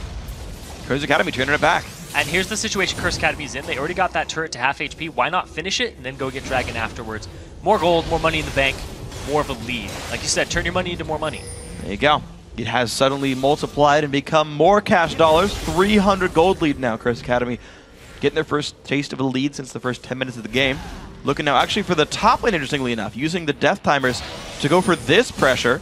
Peeking Wolf is around, though, not going to allow them to push, but Mashme is starting up the Dragon. And then there's a huge wave bottom right now that nobody from VVV is actually answering for.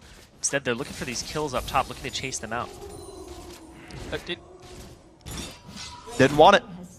Not worth it? Not hungry enough. He's 2-0-4. He's well enough that doesn't need wards to add to it. Petswell got to him and said, hey, could you stop this? And Chris is a conscientious man. He declined this time around.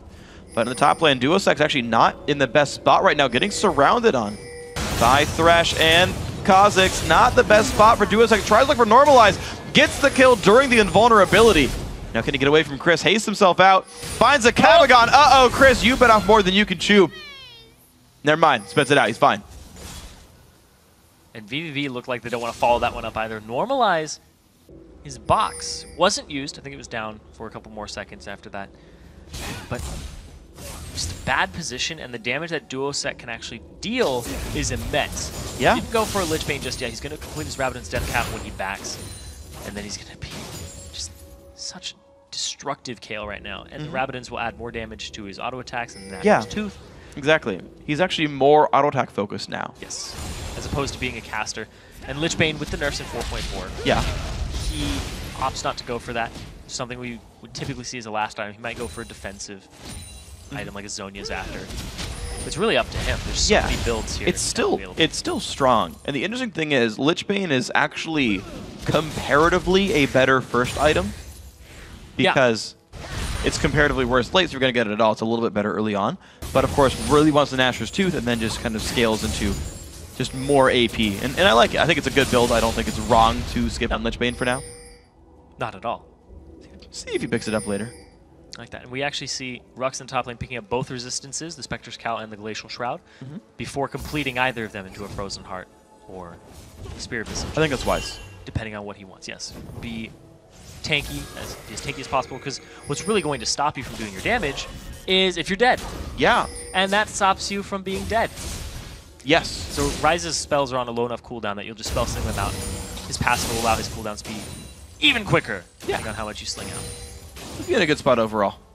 So we're going to see just some wave clear from Mashme, but can't stay for too long. There's no wards in the bottom side of the map. Didn't know if he's going to get pushed on or not. Only saw a few faces in the mid lane. Opted to be safe with this one. Duosec going to grab blue buff for himself. Plenty of CDR in this champion. Did run magic with his glyphs. I saw the 42 right there, and it was like the meaning of life and the MR you have if you run MR glyphs on a non-scaling champion. Should keep himself okay against Peeking Wolf. And to be fair, like Duosec did win the lane. Like we haven't talked about him very much this game. I feel like we've talked about his build, but not his play necessarily. And I feel like Duosec, he won the lane against Peeking Wolf. Right, the plan to ban out the mid laner of VVV worked because Duosec won the lane. Yes. Got ahead in CS, got ahead in levels 16 to 15 right now, for example, and is starting to convert now in fights. 2, 3, and 5 is an alright score, but his damage is there. He's ready to deal a whole bunch of pain in team fights. So I think, yeah, that switch worked out. And of course, remember that Curse Academy also, he's a replacement mid laner for only Jaximus as of this split. So still a little bit new to the team, but playing quite well. Yeah, he has a much more orthodox champion pool than only Jaximus, which I think is actually very beneficial to Curse Academy, and their new roster looks extremely strong. VVV kind of combined their rosters, and they're like, oh, we'll bring Chris over, we'll bring Tails over, and then get snuggled, he can go move from top to jungle, and we'll add in Peeking Wolf and Normalize. Yeah. It looks well-rounded to me. Yeah, and you can see these teams putting on good performances. You can see both teams. There's no like obvious weak points, right? It's not like some of the games we've seen where it's like, man, their jungler's not keeping up. He's letting their lanes down. Oh, this guy's super inconsistent. He's gonna, be dead weight a lot of the time. Like right now, these guys like just across the board, everyone's putting up positive KDAs, making some plays. Normalize is getting caught out, but I think he's making good plays. Duosec does so much damage with his auto attacks. Might as well pick up gold. 25. Oh, it's good. Yeah, so it's Peeking Wolf was hanging off on the side there. He wanted to do some damage to Duosec. At this point, it doesn't look like he can actually duel him and burst him out. He would have to just get a perfect DFG and a perfect combo with the silence. It's incredibly hard to extremely difficult. I like the counter pick from Duosec from the start. Absolutely. And now he's able to split much faster than LeBlanc's able to split. LeBlanc's kind of a pick champion and then can't push turrets herself, whereas Kayle can do both of those things. Yeah. If she's like left alone, she can keep hitting them. And like the way that LeBlanc would push a turret is just by being like, if you show up, I'll kill you. Yeah. Kabagon looks for the single target stun on Chris, does find it. 3 members Nothing of VVV are actually going for Duosec right now. He's recalling out of the brush. Gotta be careful. False alarm. He's good. He's fine. Yeah, nothing's happening from Tails and Normalize right now. They're starting to move. There's no ward here for Duosec, which is the big thing. He has no idea where Tails and Normalize are. And that 3-man strong in the bottom lane just spread them a little thin. Could have been very bad for them. Curse Academy taking advantage of it. Okay, so the next spike in things happening is going to be in about 25 seconds when Dragon comes back up. The gold lead actually starts to 3K for Curse Academy. They're actually back in the driver's seat here. And VVV, I feel like they're playing like they're behind, so I think they know they're behind a little bit. And I want to know if they actually contest for Dragon or if they let Curse Academy continue to sort of accrue advantages. But if VVV lets that happen, I don't know how they get back in, because Rux is just getting bigger and bigger. He's still got another item and a half to build up and then be unkillable on top of a high damage Rise. That's true, and I talked about it earlier where Kayle's passive is going to help Rise and synergize with that, so he just does even more in team fights. And on top of all of this, there's so much warding here for Curse Academy. The Sight Stone for Pat, also the Sight Stone for Kabagon, set them up in a Baron to know when it's going down. But right now, they're actually trading Baron for Dragon because Duosec and Rux aren't there. There's going to be Baron taking a whole bunch of pain. VVV putting the damage down, 2,000 health left on Baron. Pat shows up. He's going to get the smite. Curse Academy gets Baron, but a trade kill back. Chris picks up the kill onto Annie, but the fight's still going on. Good damage in from Mashmi. Snuggles forced to jump away. Q's going to miss there from Pat. Rux looks for damage. The kill off. Finds it. Duosec showing up, flashing over the wall to get the kill. The jump away. Gets Snuggles and Peek and Wolf both die. 2 for 1 plus Baron. Curse Academy. So they pulled off the Baron a little early. The hook onto Kabagon kind of baited them out of the pit. Yeah. So nobody was there to deal with Pat. It may have been a better idea to actually just keep normalizing the pit so he could lock up Pat when he tries to jump in. Maybe flay him so he doesn't make it all the way, or throw a hook so he's stunned right during the spike window. Exactly, yeah. But he opts to just try and peel off and go for Annie, and they all try to converge on her. They do get the kill, but they lose the Baron, and Duosec CC'd up. He's going to get the Kayle ulti just in time. It's going to be enough to keep him alive. Another push in. Thresh going to go down. It's going to be Renekton dying as well. Curse Academy picking up another 2 for 0. Inhibitor's going to be going down. It's a very close game overall, but now Curse Academy just burst through the window. They're going for this inhibitor here. They have that late game scaling team, and there's not much Peek and Wolf can do about this either. Reserved to basically a B-list champion for him that he hasn't had fantastic success on. I said even in their victories, he was something like 4-4-1. Yeah. Having as many kills as deaths on LeBlanc. So just being very risky with that champion and not always getting the insta-burst rotation. Yeah, well, same thing here. 3, 3, and 5. Same kills as deaths. Peek and Wolf was a big factor for them earlier on. The flash away. Peek and Wolf trying to stay alive. Mashmi's going to get that one. Pops the barrier just in case. Didn't need to, but it's okay. 3.5 completed offensive items for that man. Going to be the bottom lane farm as well for Rux. It easily kills off the minion waves. Double cannon minion wave. Still picked it up without much effort. He's 2 levels ahead of Chris right now. Incredibly scaled in the late game here for Rise. Has his Archangel's Staff, his Seraph's Embrace completed. Has the Banshee's Veil, no longer grants mana. So, but he opts for that over the Spirit Visage, which is a good idea. He's already at max cooldown reduction. It's fine. But here's the thing. I want to jump down to our featured matchup. You see Tails is 2-1-6, hasn't been giving up too many deaths. His CS is on par with Mashmi, who's 6-2-5, who was shut down a little bit in the early game. Yeah. So they have just been very consistent in their play, which is something I expected. But if either of them had gotten a huge edge over the other, then it was pretty much going to transition into this dominant late game. And we can see that a little bit here from Mashmi with that build that he's got now because of all the gold he's accumulated himself. Almost full build, almost unkillable at this point. Just so much burst damage. Well, the Banshee's Veil is going to fall off of Rux right now, thanks to a Q from Peek and Wolf. VVV on the defense right now. Can they find a way in? Duosec split pushing on the side. Finds damage. Yep. That's a positive trade. Took a turret shot, still won it. got the Good Lich damage. Pops the ulti. That means Peek and Wolf is now in kill range. Once the cooldowns come back up, Duosek's got to heal himself back up to full. It won't take that long. If they don't make a move on him now, he'll be full in about 2 seconds. Or he'll just face take the turret. There you go. Full health is going to be okay. Rux getting CC'd up. Do they have the damage? They traded bottom and hip turret for this. Gets snuggled. Evolve W does slow a bit more, I believe, if you evolve it, in addition to the 3 shots. Going to jump in maybe one more time. Gets a slow down again. Rux still trying to run away. His Seraph shield is down. Can't find the first kill. Finally comes through, but they lost bot and hip for 1 kill. A 2-on-1, and he was very close to 2v1ing them. If he had killed Snuggled, then it would have just been a little bit of time when he could kite out Chris. But I like the play there from both of them having the Hex Drinkers. And Pat, he's over a trap. Oh, he gets the KO to stay alive. Actually waits around in range just for fun, but gets bursted afterwards. Look at the damage coming through. Peek and Wolf normalize helping as well. There's another kill picked up, so VVV, they find some kills, but the problem is they've been losing their base. Chris is on base duty right now. Get him off the turret. You moved away. He stunned it. Gonna survive. Okay, Okay, he's gonna keep that one alive. It's gonna regenerate. Peek and Wolf though helping because caster minions were even doing some damage here. The double super minion waves are just so hard to deal with. Yeah. Even when you're full build, they just buff each other. Yeah, they're big. Oh my gosh, the kills just keep getting found out of nowhere. Down goes Normalize. And honestly, I feel like he's starting to bite off more than he can chew. 8 deaths on Thresh is more than you really expect. Yeah, he was looking good earlier in the game, and now he's just trying to make aggressive plays when they're behind. And we saw it when he first got picked off in that mid area, where he threw out the hook. Then we saw it again in the Baron. Yeah. He went for Kabigon instead of being on defensive duty, so he's kind of swapped himself over from being the Lantern guy to I'm going to try and make a play and get my team ahead, but it's not working out. It's actually putting them further behind. Yeah, and kind of speaking of guys who are also, I feel like, biting up more than they can chew, get Snuggled. Started 5-3, and has gone 6-6-3 afterwards. You know, went very offensive build. Grabbed a Hex Drinker, finished Black Cleaver as well.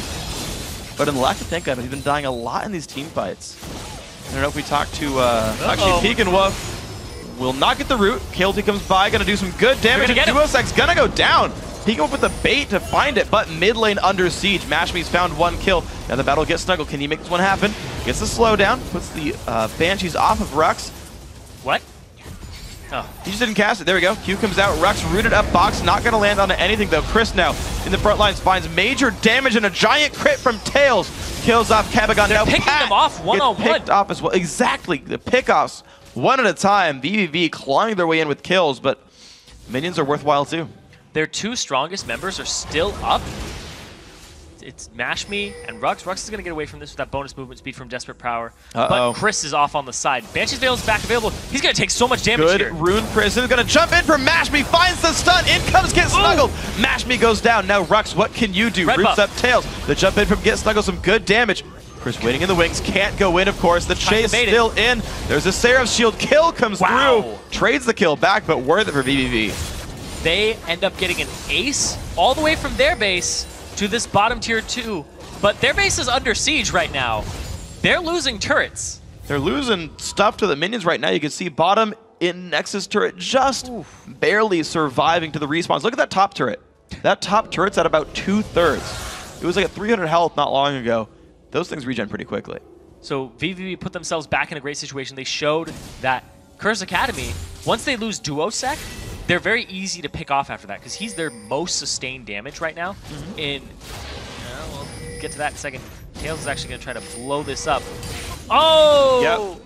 Yep. Tails crit it for 800, which put it right in range for the KL auto attack. Tails was trying to EQ out the last hit, but the crit betrayed him. Sometimes you just don't want the crit. Apparently not. And the thing is, you're likely to get it. He has 55% crit chance in his build. And then you got to be like, okay, if I'm going to crit this, let me get it to like 600 health. Calculate. You got to. Do the numbers. Crunch some numbers. You gotta do it, the math. Tails. You got to try. You got to try. Didn't work out that time. He's a happy man of this one.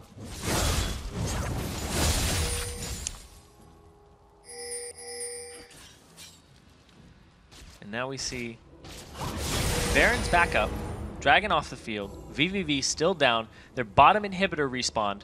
So now they have all their inhibs. They have no turrets. Bad situation for them. because Baron is going to be contested very shortly, but at the same time, they can't get stuck between Baron and their base, or else Curse Academy will end the game by pushing and shoving. Duosec has so much damage to buildings and structures in his build, his auto attacks, the fact that he can just decimate them. It would take seconds for Curse Academy to just barrel down the base. So they're going to set up for Baron, put themselves in a situation to do it, and if VVV answers, there's really almost two possible contingencies where they could stop that. That's it. Where there's so many ways that Curse Academy could come out on top. Absolutely. So we'll see if Curse Academy can make those happen. The ball is in their court. Absolutely. They're the ones able to make plays. Only the Nexus turrets remain to fight against champions and minions in VVV's base. Curse Academy setting up Baron right now. They've got decent pink ward coverage. They get spotted by the blue trinket, upgraded blue trinket, so Tails knows all about this. And it does not break Banshee's veil. Does not break Banshee's veil. I had to ask that one, but it's going to be the case. Chris taking some good pain, but a lot goes back out of Cabagon. Going to jump in there, peeking over, breaks some Banshee's veil. More poke. Honestly, yes. I know why I like get Snuggled's W. The Banshee's veils. Yep. He's really good at breaking Banshee's veils. That's exactly why he did it. It'll also apply his black cleaver to everybody he hits, setting up Tails a little bit better. And I mean, it's team fighting. How often are they going to be isolated? You still get the missing HP on your Q when you evolve it, but at the same time. He's setting up his teammates more than playing for himself. 7-7-7 now his score. Lucky man here going in. The Baron going to be started up for Curse Academy, and all of VVV pushed away with this one. It's going to be an uncontested Baron pickup there. Oh, and they're going to hide in it too. No way. And wait for somebody? Thing is, look how deep their ward coverage is. They know no one's even trying. No one would actually contest Baron at this point. No, VVV knows it's gone. If they're anywhere in their right mind, they're like, okay, that was 5 seconds. The Baron's gone by now. Yep. I mean, it's a cute idea. Like, I can't fault C8 for trying. They didn't lose anything to make that play, so it was like 0 risk, tiny chance of reward, but it'd be a big reward if they got it. Yeah, if one person was like, oh, we got to reward Baron, and then, oh, that's it. Yeah. So right now, Curse Academy in a great situation to end the game, but at the same time, we saw how it went last time when Duosec was away from the team. So now, basically saying that's not going to happen again. I'll just stay with you guys. He has his Zonias completed, full build. So even if he uses his ultimate on somebody else or on himself, he can Zonias immediately afterwards and save own HPs. Yeah, I like that choice. Just self-Zonias if you see it coming in. Save your ulti for a teammate. So you can find that. Curse Academy rotate to the top lane there. Oh, they're backdooring the inhibitor, because why not? Doesn't get a bonus for that one. One hit to go. They don't find the inhibitor kill just yet. Giving respect to VVV's lineup. They're pushing forward there. They go pick it up. Cabagon, though, not a good spot. Takes the Kale ulti because he ate a cupcake. That's go time for them. And his appetite a little bit too big for herself. The flash in, the shield from Lee Sin. Ooh. They don't find the kill, just barely. And Cabagon actually saved his Mikhails the whole time. He had faith he was going to live. It's a lot of faith. I think would have been one of the situations where he used his Talisman of Ascension, which has been like, why not? Yeah, well, of course. Just use the Mikhails on myself, save me. And meanwhile, down in the bottom, that inhibitor turret was taking some pressure for Curse Academy. It'll regen itself back up. There's some minion waves just throwing themselves against it. Suicidal, we gotta get the turret. Help VVV, help our team out. At the same time, VVV, once everybody reaches full build, which everybody's pretty much about 1 or 2 items off. Yeah. Chris is a little bit behind. A lot behind Rux, actually, in that regard. Yeah. I'm impressed that he's still 4-1-7. Yes. When your team has 21 deaths and you're a champion that traditionally falls off late game, like Renekton, and you're like your only real frontliner for the team, only died once. It's really impressive for Chris. Yeah, he's been getting a lot of help. Every time he jumps in, somebody's there to zone for him afterwards on the retreat. Yeah. So Chris has been playing extremely well. The problem is that his jungler, Get Snuggled, who was having a great game at first, been falling off and normalized too. The game kind of blew up into this big gold lead for Curse Academy. It did. Now 9,000 gold. And with that, they bought a Death by a Grasp on Cabagon's Annie. So he's going to be there to really make sure that people die when Rise and Kill start hitting him. Yeah, because it'll amplify everybody's damage to it. Yep. Not just his own. Not just his. So a lot of damage amps available for these guys. Looks like Curse Academy now look for the bottom lane. Top inhib is dead. He's going to pull attention the rest of this game. Well, the next 2 minutes or so. Close to the same thing. All these Banshee's Veils. Get on it. Get Snuggled. He's going to snuggle them with his Void Spikes. KQ, ooh, nicely dodged there. Peek and Woof shows up, not quite going to land it. Snuggle not going to break any Banshees either. Tails forced out, Peek and Woof low as well. Good ulti from Mashme, and down goes inhibitor number 2. Rotate towards the mid lane. Can they get number 3 on this one? Rux doing some good early damage to Chris. Down to half. Honestly, the initial poke from Curse Academy, very, very strong hook on the Pat. He's going to jump back. 3 inhibs dead now. Now, a good start for Curse Academy. Curse Academy are systematically pulling them apart, getting these inhibitors, waiting for the super minions. They are stronger in terms of items and everything else. Now they're just waiting for that guaranteed win and guaranteed push. Because at this point, even if they get aced, VVV will have to deal with all the super minions pouring into their base. Yes, they will. VVV not likely to get anything off of a team fight when except just some golden XP from minions, though they're all almost level 18 at this point anyway. Curse Academy waiting in the mid lane until super minions show up. Should be the next wave coming down the pipe. Top lane did have supers. There, ooh, looks for Rux, doesn't find it. See what else we can find. Ooh, good damage from Mashme, not going to land the hook. Curse Academy just waiting for that one opening. Get themselves into this game. It's got to be soon. It'll eventually reach the point where it's now or never, because each lane will have double supers. Duosec pops ult on himself. Snuggled runs in there, takes a whole bunch of damage, and down he goes to Pat. The fight into the back line, it's going to go. Curse Academy backing up a little bit. Box comes down the chase on Normalize, and he's going to go down as well. Tails not in the best spot, taking more pain, shut down right now by Mashme. Only Peek and Wolf and Chris are live. It's going to be the game. Curse Academy in 51 minutes takes game 1. Peek and Wolf picks up a kill for himself so he can say, I didn't go even in kills and deaths this game. 5-4-7. Rux TP's for a minute to make it look stylish. Nice. Sweet new particles for that one. Yeah. It's all swirly and awesome. So Curse Academy pull out game 1. Yeah. First 6 minutes were really good, then VVV started coming out again. But then the fact that they picked this late game scaling team composition worked wonders for Curse Academy over VVV. That seemed to be the big saving grace too, because it took them so long to get back in. Right? Like, for the next 20 minutes or so, it was a lot of great moves by VVV. I really got to say those guys played a great game to pull it 51 minutes after that start and against that kind of comp too. But then, yeah, it took them so long for Curse Academy to sort of pick up the slack, get back into team fights, get Barons, and then even then VVV kept fighting it. Even then VVV went in there, found picks. You talked about the ace they got that started in their base, ended in the opponent's base. Just so many attempts there in a close game from VVV. Yeah, and Curse Academy really put up a big fight in the middle. VVV, they were down 10k gold for a very long time, and they didn't give up. Yeah. But I would like to see Peek and Wolf on something else other than LeBlanc. Yeah. His performance on that has not been very convincing to me. Yeah. His poke champions, and you could tell right there at the end, if he was on a poke champion, then he could have stopped some objective sieging, and the way that VVV was grouped up and the way that they would play was kind of like, I would love to see a poke champion there. Because Chris goes in when everybody's half HP. You just set up more opportunities like that with a poke comp. So even something like a Gragas would have been effective in a way. Yeah, I could see that. I could see something, a little bit more long range. And honestly, I think you're right. The LeBlanc didn't quite work out. Of course, good job on Duosec to win that lane. Had the push lead, had a CS lead, did a lot in fights. And I gotta say, generally speaking, some pretty good kill interventions. Yeah, Curse Academy's composition, when they were formulating it as a counter to VVV's comp, because they had the Renekton and Renekton and LeBlanc already shown. They were like, all right, we'll pick Ryze and Kayle into that, who will win both of those lanes and scale into the late game harder than those champions. Yeah. So you're looking to win lane, we're looking to win the game. And, of course, they did win the game. Proves that just because it rhymes doesn't mean it's always the way that it works. The guy's going to dash to a quick commercial break, but we're going to come back with Game 2 between Curse Academy and VVV Gaming. Stick around. We've got more Challenger action after this.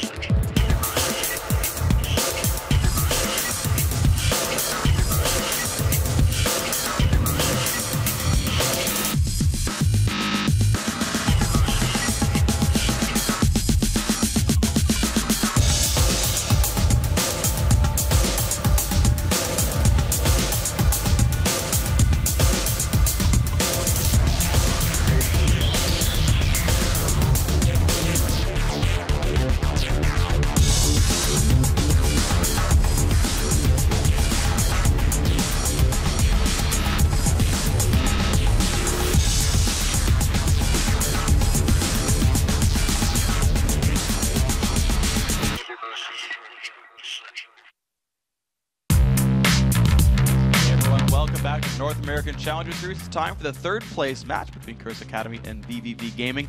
Game number 2 is coming up. Now with one more win, Curse Academy will lock down the 4th seed in next week's Challenger Series playoffs. And the beginning of Game 1 was all about the junglers. Curse Academy's Pat and VVV's Get Snuggled pick up the first 6 kills of the game. And after that, the team settled in for a long, evenly matched battle. But in the end, it was Curse Academy who wore down VVV thanks to Pat and their AD carry Mashme, who went 8, 3, and 7.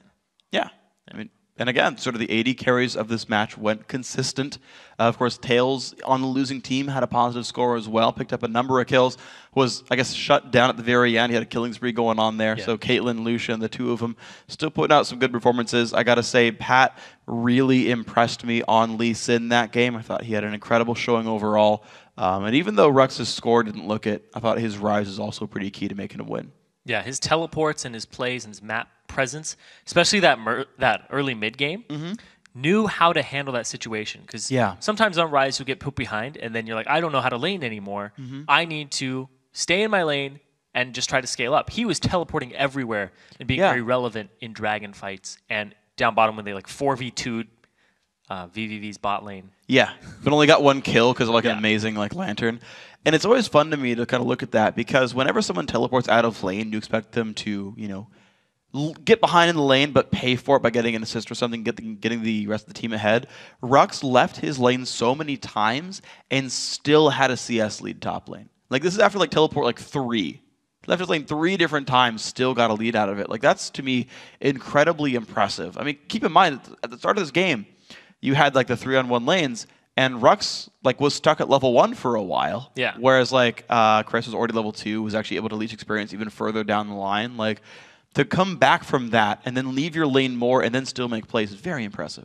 Yeah, and Chris ended up building the Hex Drinker to try and deal with Rux. And Renekton's typically have great wave clear, great CS in the early game, but they'll typically rush something like a Hydra and Tiamat so that they insta-clear it and keep the pressure up. But he didn't do that. He opted for the magic resistance instead because he was put behind because of the 3-on-1. Yeah, and that was kind of interesting as well, is that there was a complete lack of AoE damage from Chris. I know I mentioned like, oh, his Sunfire's going to come later, but his only offensive item was a late Maul of Malmortius. And to me, like, that's a bit risky as a Renekton. I know in talking to some of the pros about Renekton plays, like you need at least 1 big offensive item. For a while, it actually used to be Brutalizer. Like way back in like the middle of Season 3, Sunfire Cape ended up being one of the big ones. But also, as you talked about, right, Tiamat tends to be a really big one. Tiamat is going to give you more damage than Ma typically will. Yes. Because there's no tank stance on it, but like it's going to give you more damage there. And so I always felt like the damage output from Chris was low. He was 4, 1, and 7, but like, why would you even focus him anyway? Yeah, and the Tiamat helps you in the team fights. Also, you can animation cancel your W with it. So you're just able to use your abilities immediately after Ruthless Predator. Just lock somebody up and still auto-attack them. It's ridiculous. Yeah. And the thing with Ma, though, is like you get more damage the lower you are. And Renekton, you know, once he gets lower, his passive is that he gets more Fury when he's below 50%. Yeah. So, but he wasn't really in that low area. We saw his score. He was doing very well. At one point, he was 4-1 and I think 7. Yeah. So I kind of pulled out of my hat, but I think that's the number I remember seeing.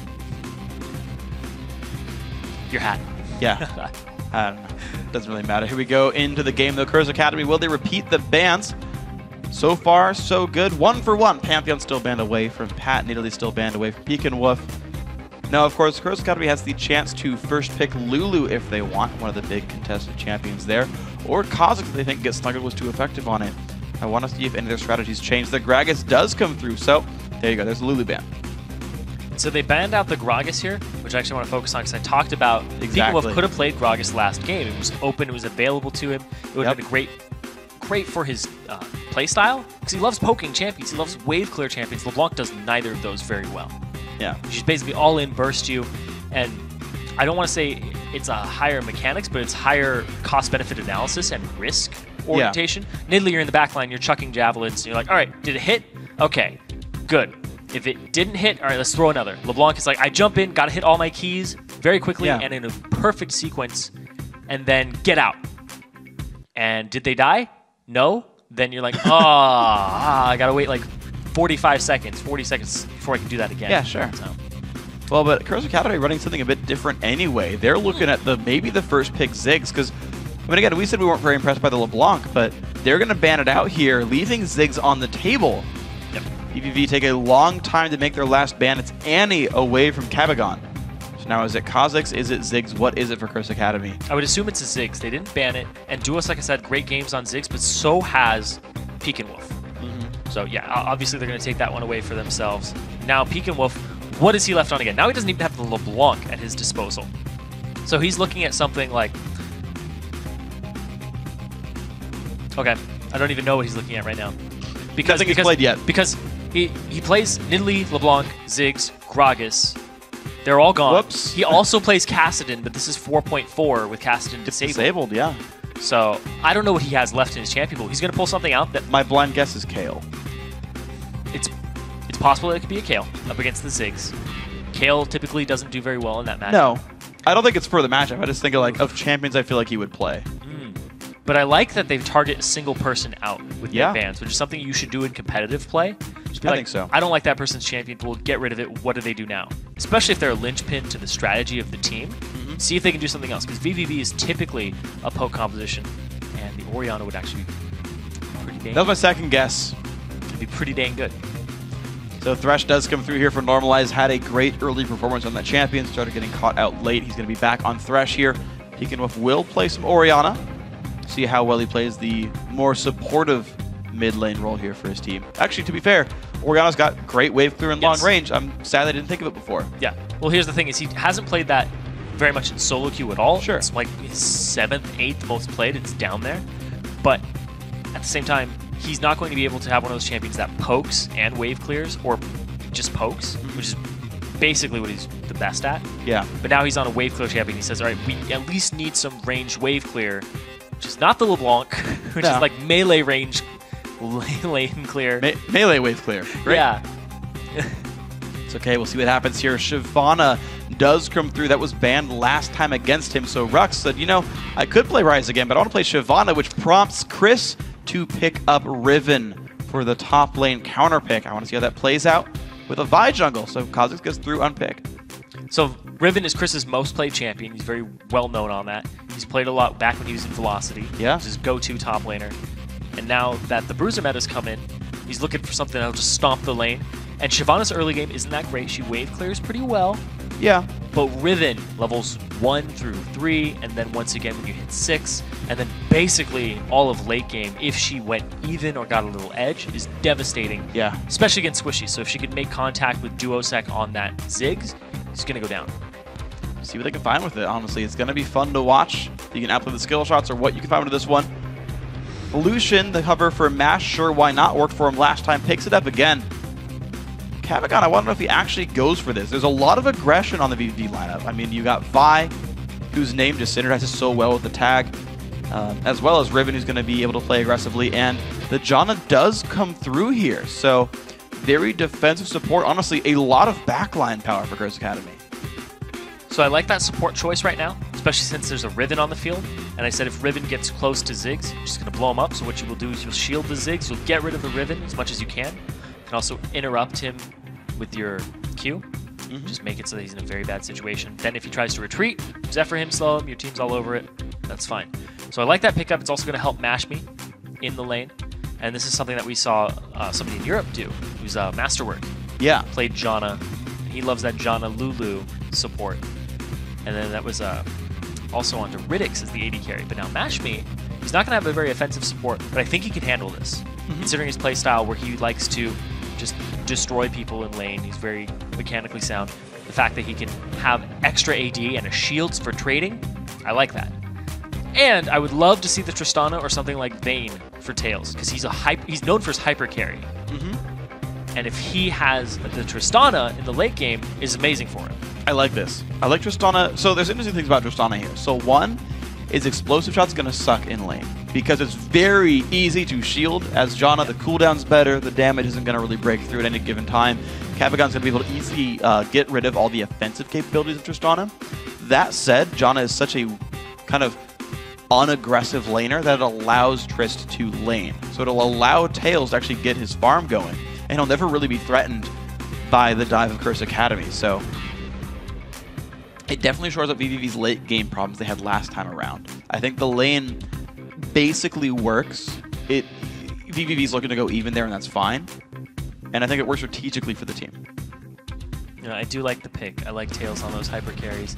The fact that he picked it into a favorable matchup, not something that he's going to get punished for, or if it's an Annie and he gets stunned and then picked up. So I like that. And they also picked Thresh for themselves. So they know that that wasn't going to come out. And Thresh is pretty much the biggest counter to Tristana in terms of supports in lane. Yeah. So Tails is going to have a good time on that. I don't know if they'll lane swap it. Most likely not. They won't need to. I mean, Trist will be okay. Like, she's actually a pretty good lane swap champion. This is 4.4, meaning Rapid Fire has no mana cost. Not that important to Tristana anyway. Her mana wasn't really constrained early game regardless.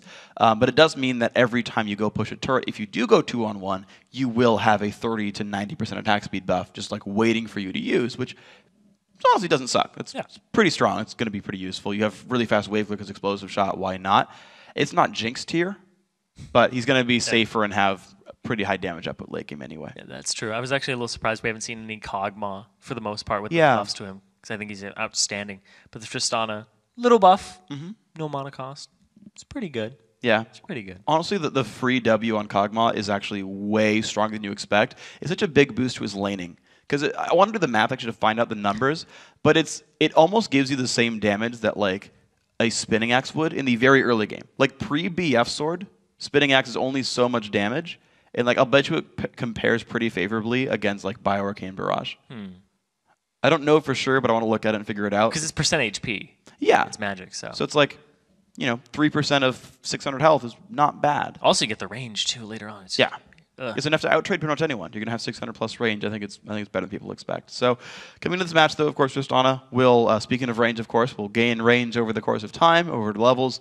We'll be able to outrange the Shyvana and, of course, knock her back. Throughout the LCS, we've seen so many Lee Sins knock back a Shyvana. Now Trist can do it, too. Kick him in the face. It's going to be like bullet them in the face. Cannon shot in the face, buster shot. Buster shot's the one. Yeah. It's going to be painful. I like that Pat is back on Lee Sin. And that's really good when he had a great set of plays earlier on here. I'm a little bit surprised Chris Cuddy didn't just go for Rise again anyway, just because I feel like it works so well with Rux. They're just like, yeah, let's just go a different direction with it. Yeah, they opt for something else here. And they wanted that frontliner. They wanted to be able to have somebody who can just go straight at the team. And the fact that they also have the wave clear from Ziggs, it's not a huge synergy with Rise. Because now they're going to try to clear waves, try to poke down, and then engage with the Lee Sin and the Shyvana. Yeah. And then disengage with the Janna if they get engaged on by Get Snuggled. Which is pretty big, too, because like if Get Snuggled uses his ultimate, and everybody else tries to follow up, you can go ahead and just use your Monsoon and separate everybody from Get Snuggled. Yeah. I remember like way back in the day, this won't quite apply, but I want to bring it up anyway. Back in the day, around middle of Season 2 era, Janna was considered the big counterpick to Leona, and part of the reason that Leona wasn't very popular. And I remember it was played like Expecial or something, said that, maybe it was like Muffin Cutie, but he said, basically Janna into Leona is a ticking time bomb until you lose. Because she'll ditch all of your engages, she can Q the E, she can Monsoon after you engage, and it's going to be a horrible experience for you. Now that, of course, isn't the case here in the LCS, no one's picking Janna as the counterpick. But you have a similar situation of Vi, where she can go in, and again, as you're saying, you knock the team back, it sets you up. What I've been thinking about with this comp, though, is you have a Shyvana and a Lee Sin who need to go in to do anything, but a very defensive support in Janna, which to me is not really a synergy. So when thinking about how this works, I'm like, Rux by himself, the rest of Curse Academy as a group of 4 pushing early, because with Ziggs and with Lucian and with Janna, you have incredibly good early sieging. And I feel like that's the thing we're going to see from Curse Academy that their comp is trying to acquire. And you can tell that VVV, they don't look extremely scared of the composition of Curse Academy. Like, just for example, Peekawolf brought Ignite instead of Barrier, which is a spell we see a lot of Oriana's break. I've seen Cleanse on Oriana, too, when there's some type of CC. But opting for the Ignite, he's not usually going to be in range to use that unless there's somebody on top of him. So he's not scared. He's looking to get kills instead of prevent them. She'll be able to do just that. Hook does not quite land. Mashmi ducks in behind the minions to keep himself alive. There's the Janna shield. Blocks the Thresh damage. He's safe. Tails actually, I'm surprised, but taking a lot of poke right now.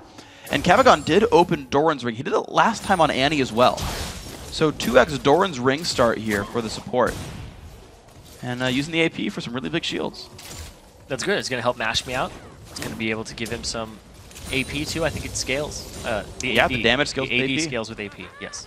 So he's gonna be able to hand him a little bit extra, allow those trades to be just a bit better, and it's paying off already. Early level 2. Yeah, I mean, hit the tornado on him, knocked them both up. Good damage to normalizing Tails. Tails already no potions. Mashmi low on mana, to be fair, but they're still in a good spot.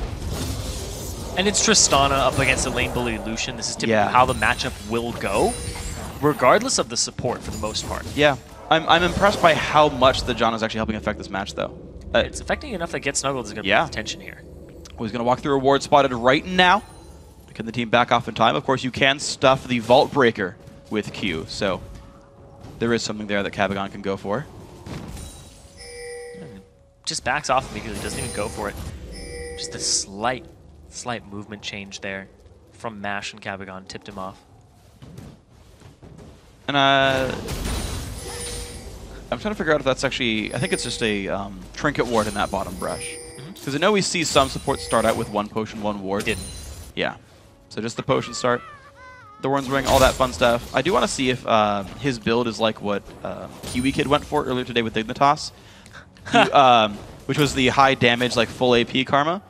Well, he did that for a very good reason. Yeah. His team was mostly physical damage, so you looked at the top lane. Yeah, Shyvana is magic damage, but like kind of a lowish damage champion. Oh, Tails knocked into the air. Some good damage comes out from Mashmi. Yeah. And just going back to that point, he built it because, oh wow, just never Hold mind. on. Chris flashes. Safe, but the gank from Pat does force a flash. Get Snuggled shows up late to the party. Get Snuggled's actually off on the side. They have no idea that he's there. Coming around the corner. Chris is still being very aggressive. He's baiting him in. Baiting in for Get Snuggled. There comes the jump in. Does find Rux in this one. Half HP, but Get Snuggled. Oh, Still Snuggled the is front caught. lines. Uh-oh, Q comes in. Pat finds the kill. And now they look for Chris. Jumps to a ward to get away from this 100 health left on him. Flashes away. Chris does land the knockup, but the Q comes in. Double kill for Pat. Great start, Curse Academy. And this is just like last game where they were getting the kills early, and it was all about Pat from start to finish here. And now Rux, he's past that point with Shyvana. Just those 2 assists is going to help him out. He was hiding by his turret for so long, and now they're able to just push up and get the CS. So Get Snuggled only hits Rux here, and then Chris abandons him. And he takes so much damage. Level 4 for Pat, really paying off, doing that little bit of extra. Going in, safeguards to the ward, gets out of there with a flash. Chris already blew his previously, and then has the cooldown on the resonating strike. Yeah. Pat dodged the W and the first 2 Qs. It took basically no damage in the last half of that fight. Really, really well played. So to finish the point that we were going to make about Kiwi Kid and Karma, I actually looked at the post-game stats. Second highest damage dealt the champions in the team. Yeah. Did more than Golden Glue. They had more than that was their source of poke. Yeah. Though you would see him throw out his Soul Flame, and then he would just do so much damage to the AD carry if it landed. And the fact that they were building all armor keyed him off that was going to be the build to go for. I loved it. I was watching it and I was like, first item I saw come out, I was like, okay. And then I just noticed that the top laner of the enemy team just kept building armor, and I was like, wow, this is going to chunk people. Yeah. But I don't think he's going to do that with Janna, though. Unlikely. We'll see. Picks up the Ancient Coin for some gold generation. Speaking of people getting chunked, Mashmi gets back for an early Sheen with this build. He's already been winning the lane, 43 to 32 in minions. But Tails and Normalize shove the lane. They're going to back as well. Let's see what else these guys can pick up. A little bit late from Pat. Going to see Get Snuggled, but both are level 5. Pat close to 6. See if you can find anything. Basically having that whole Meteos thing.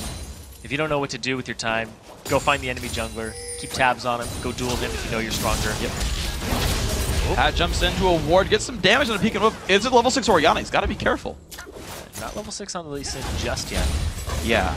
Without Flash, he, like, peek and whip could have shockwaved him in a turret. Pat wouldn't have died, but it would have been some damage.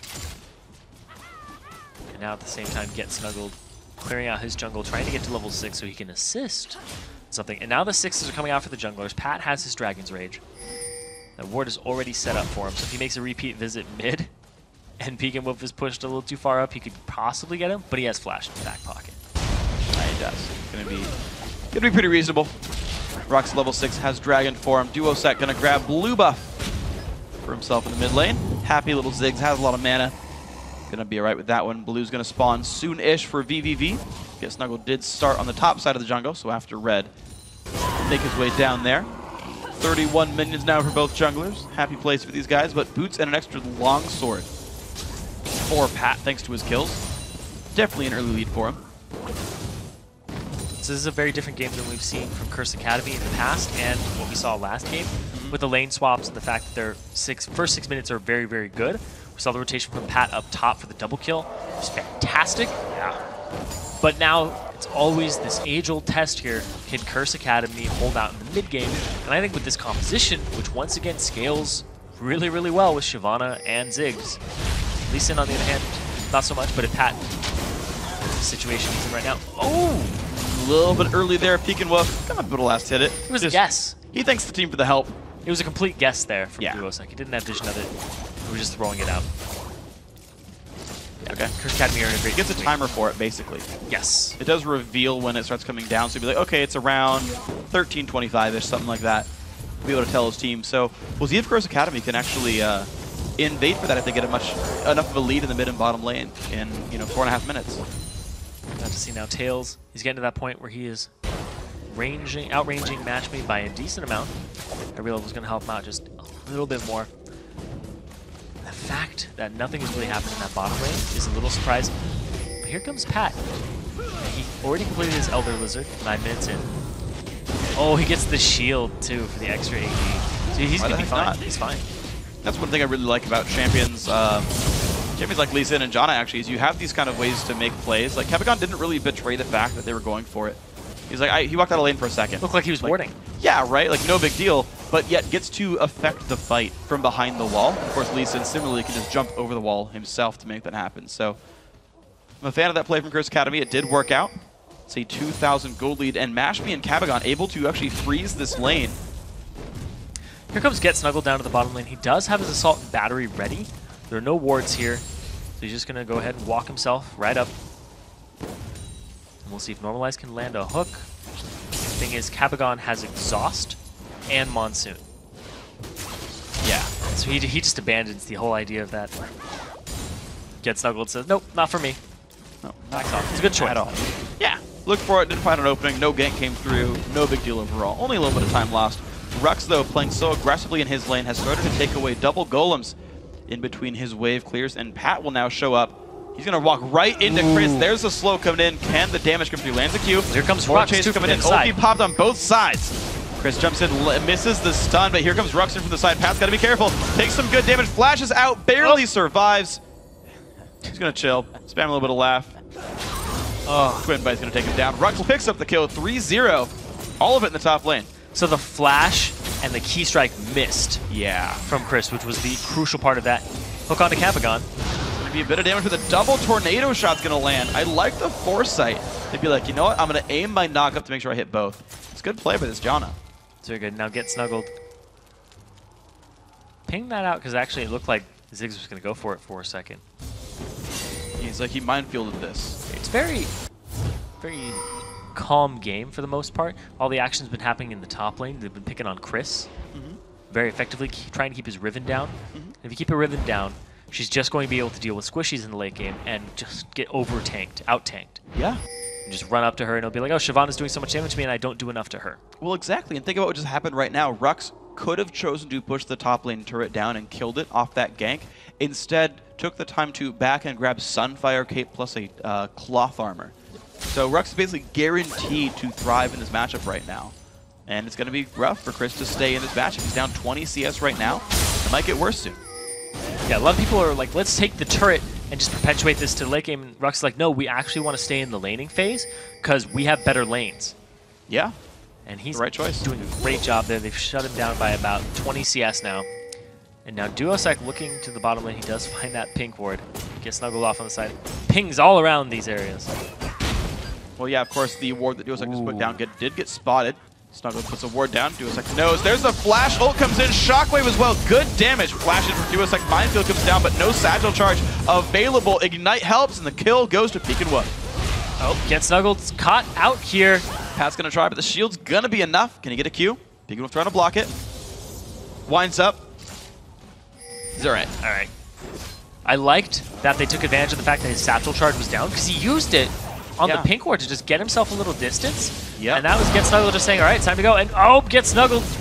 Don't want to snuggle the dragon. Ignites on. There's a... yeah, the flash makes it happen, and in comes Pat as well. The slows land. Rux is so tanky, dodges the Q with it. They're still chasing down. He wants to take out the turret to get something going on. In comes the haste, the slow. Pat is trying the kick. Oh, it's gonna be enough. Wow. I don't know if the Q landed or if it was just the red buff or the Lizard Elder ticking. But Chris on the chase. Q. Oh. Rux just warded for him.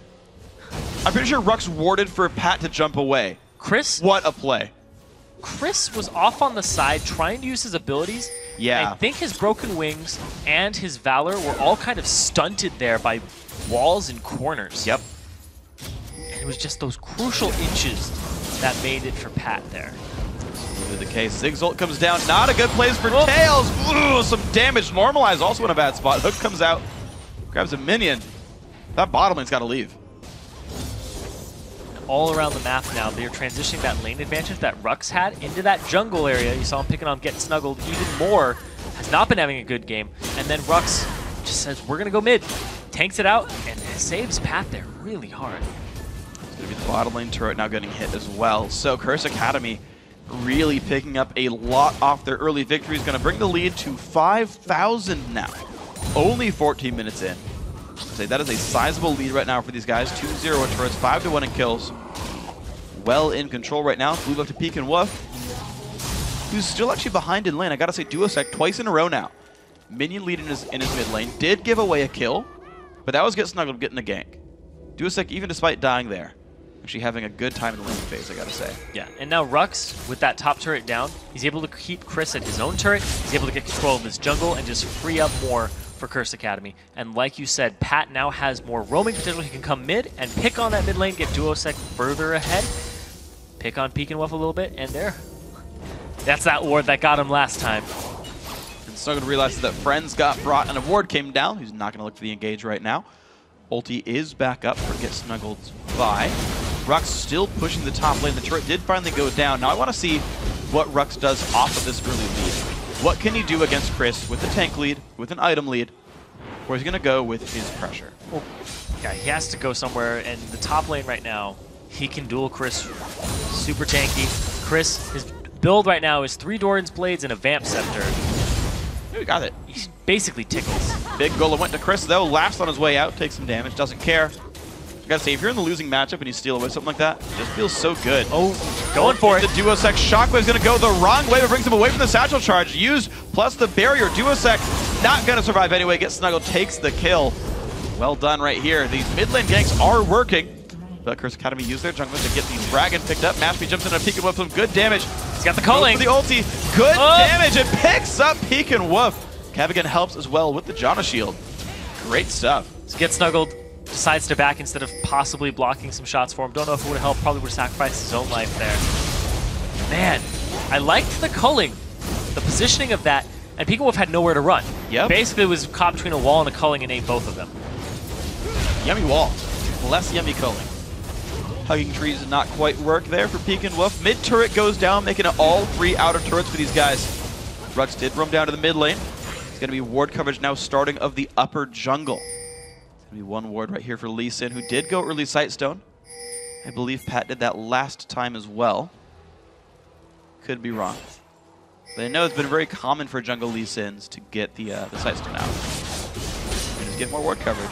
Cavigan not too afraid of Chris, actually. He can duel Chris! That's how far ahead is John. No, I'm just kidding. I mean, it's a good sentiment, right? You're not wrong.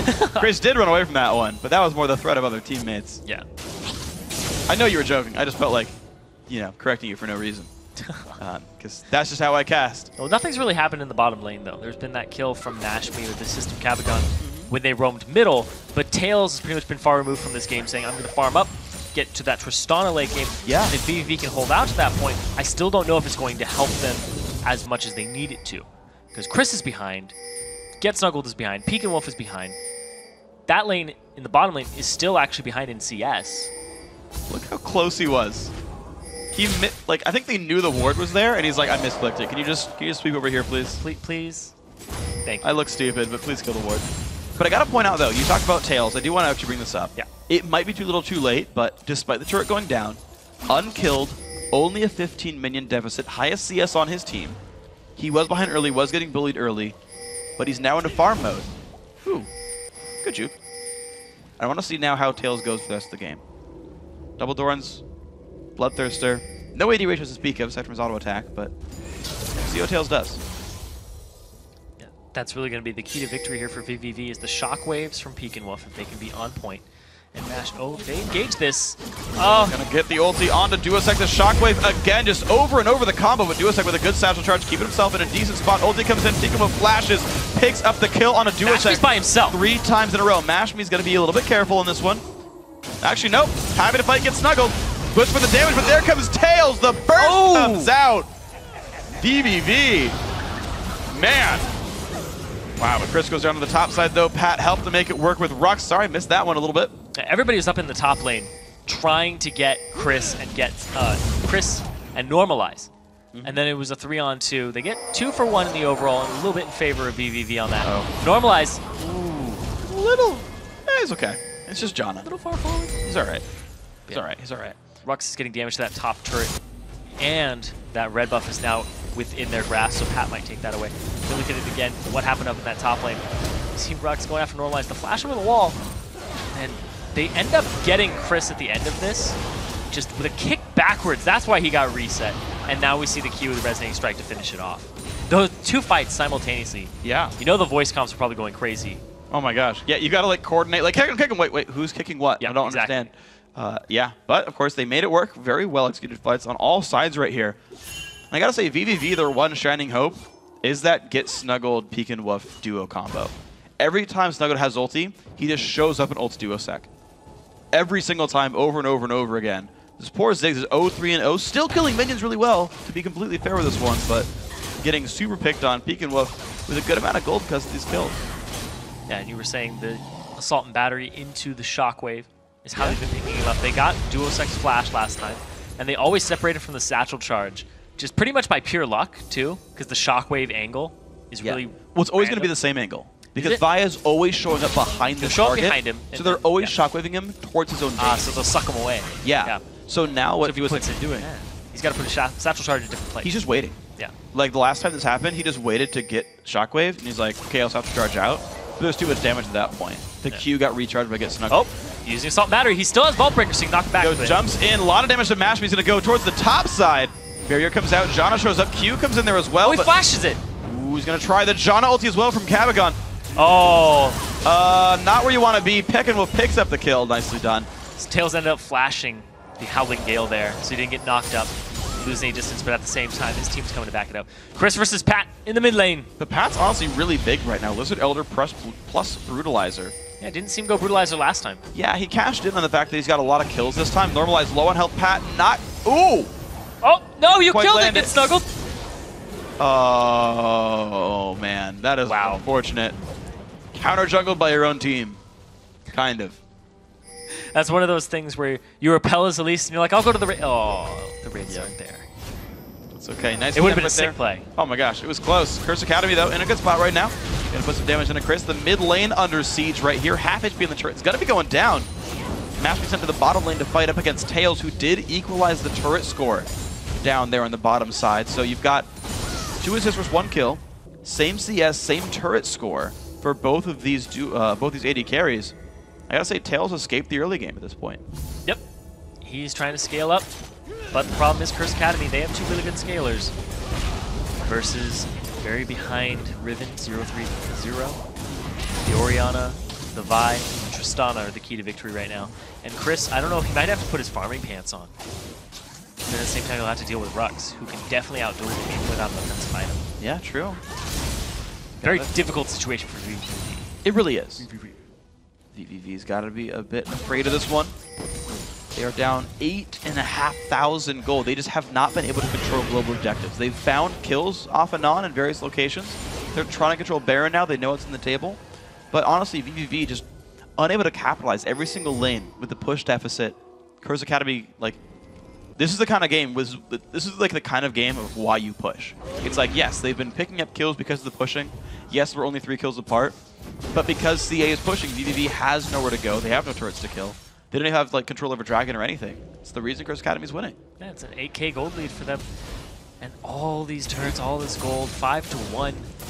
And you can see the pressure that's been put on their jungle, that's been put on their entire team. And now they have to group up and risk not getting picked to prevent themselves from getting picked off if they spread out, because everybody's just so much more powerful than they are on Curse Academy. That when VVV all group up, though, they're at a disadvantage in the team fights, too.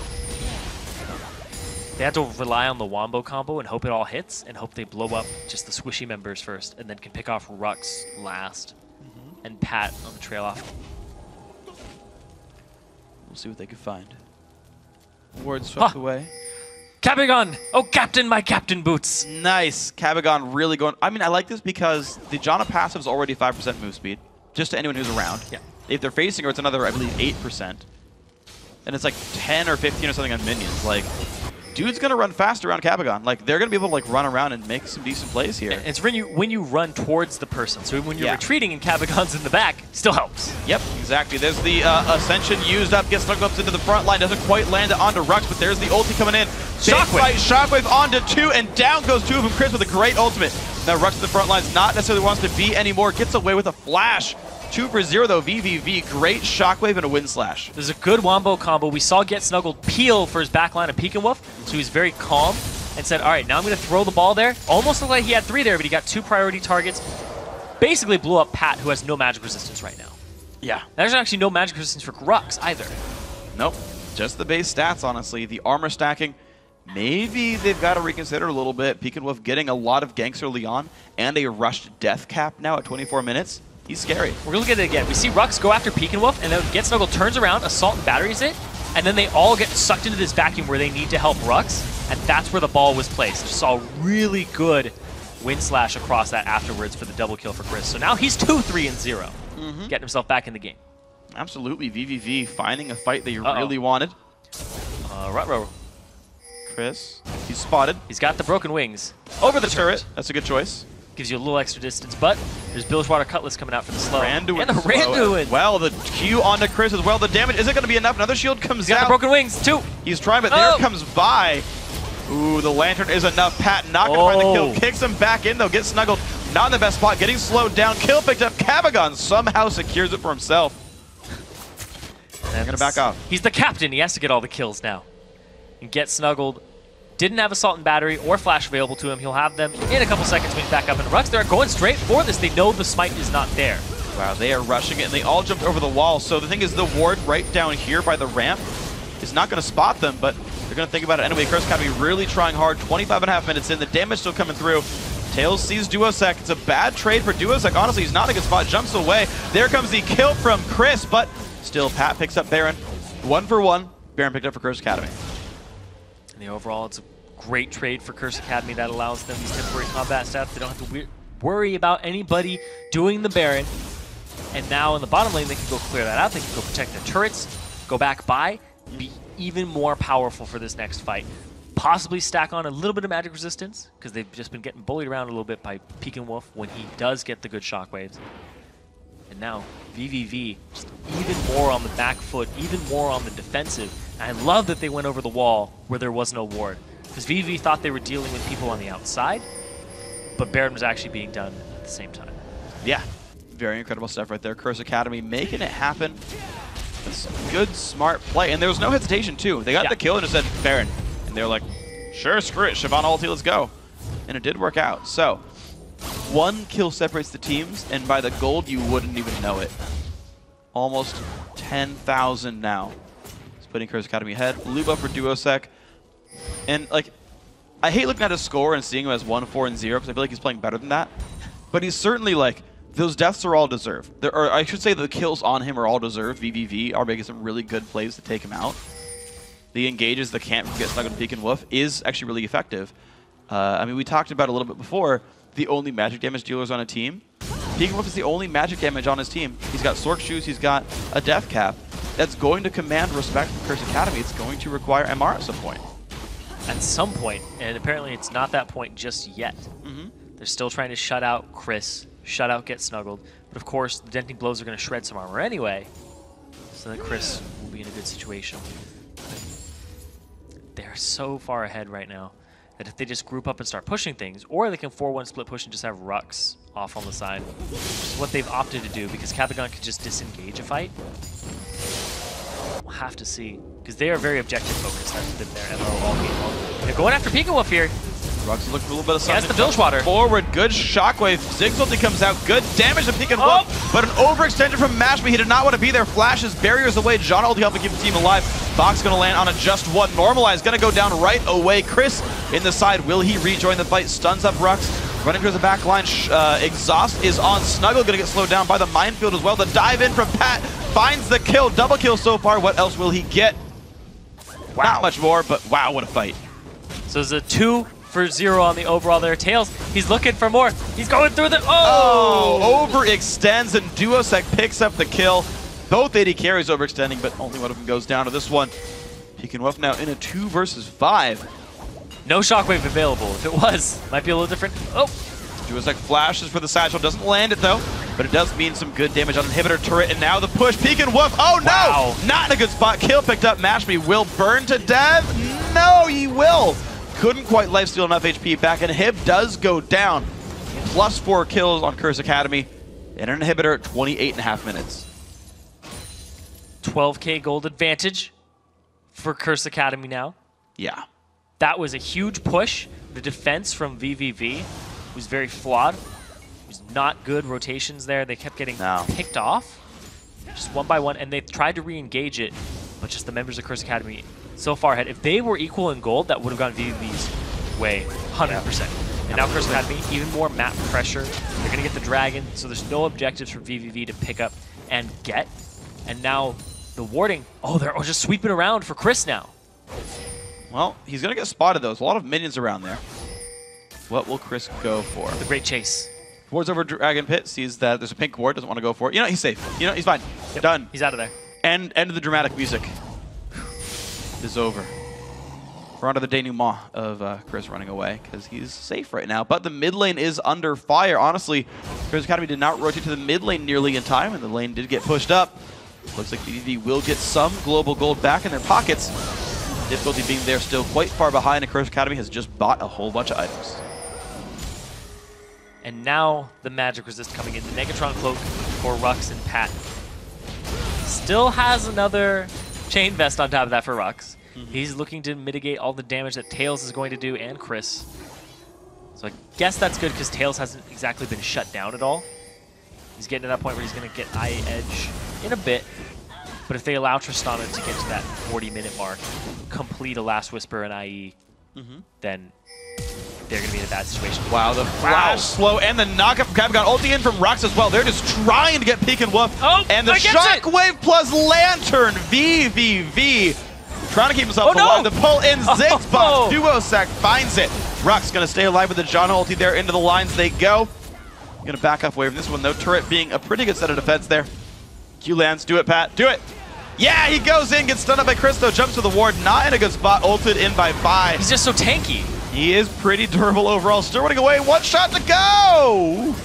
The wards almost kill off Pat, but the turret goes down for the inhibitor. The dash in from Mashby, not quite gonna get it, but hit number 2 is gonna go down. It's still a 5 versus 4. Chris got to be forced to run away. They have the bottom and the top inhibitors both down. Chris, he's looking for something here. He wants to try and engage this fight. Are they trying to kill Chris? No way, Lantern's fine. Waits around, takes it. Looking stylish, he's going to be all right. Curse Academy going to back off once again. This time, all the waves are pushed very deeply into VVV's base. It'll be much harder for them to answer back and get a turret off of the retreat from Curse Academy. And now Curse Academy, nothing really on the map for them. There's Baron up in a minute. We're going to see Mashby go ahead and steal that blue away in just a second. But now all the waves are going to be pushing into their base. There's only that middle inhibitor left in Curse Academy's way, then the Nexus in their sights.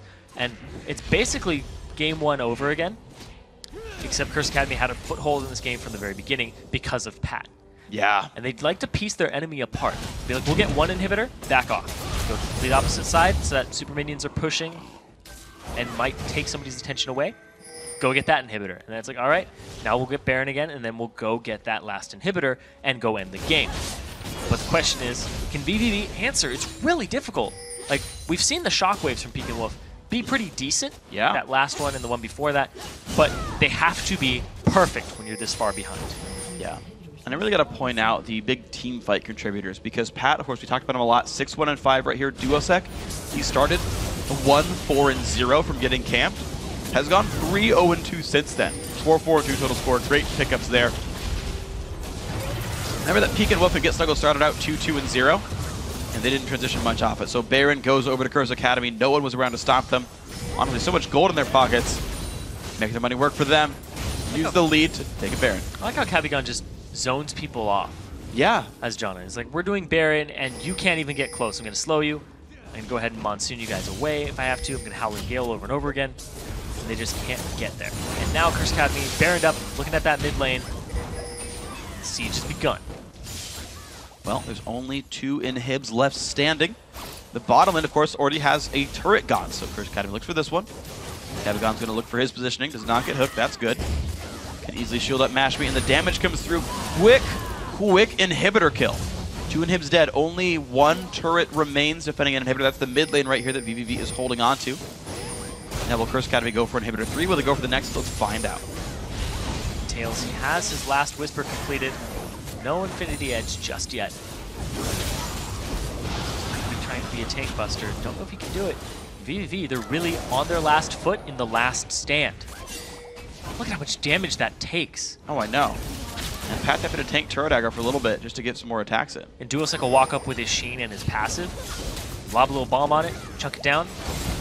Mashme will do the same thing with the Trinity Force proc, and it'll be gone. Hook won't land. Here comes Curse Academy. Honestly, gets snuggled, forced back to the base. It's a 5-on-4. Curse Academy gets the next turret. That's number 9 on the map.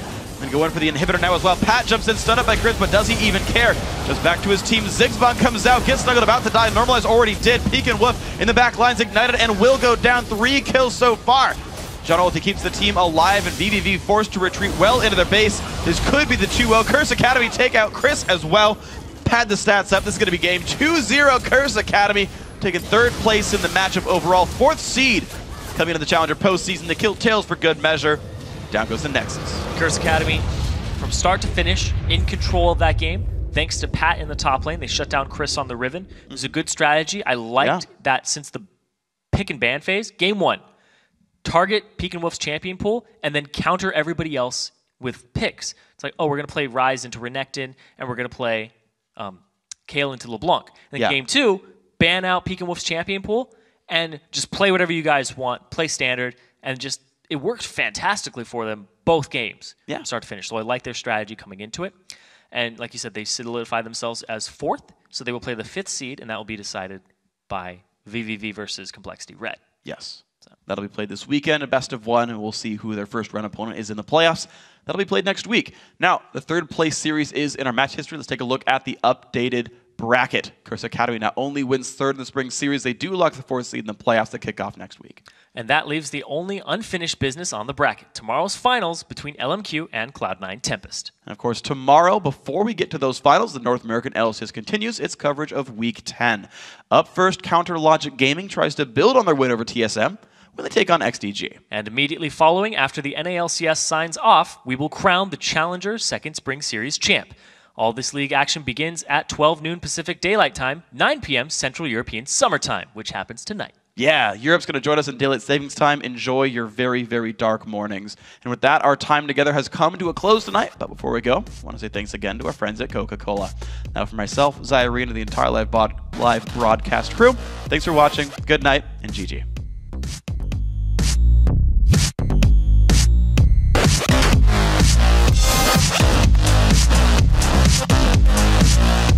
We'll be right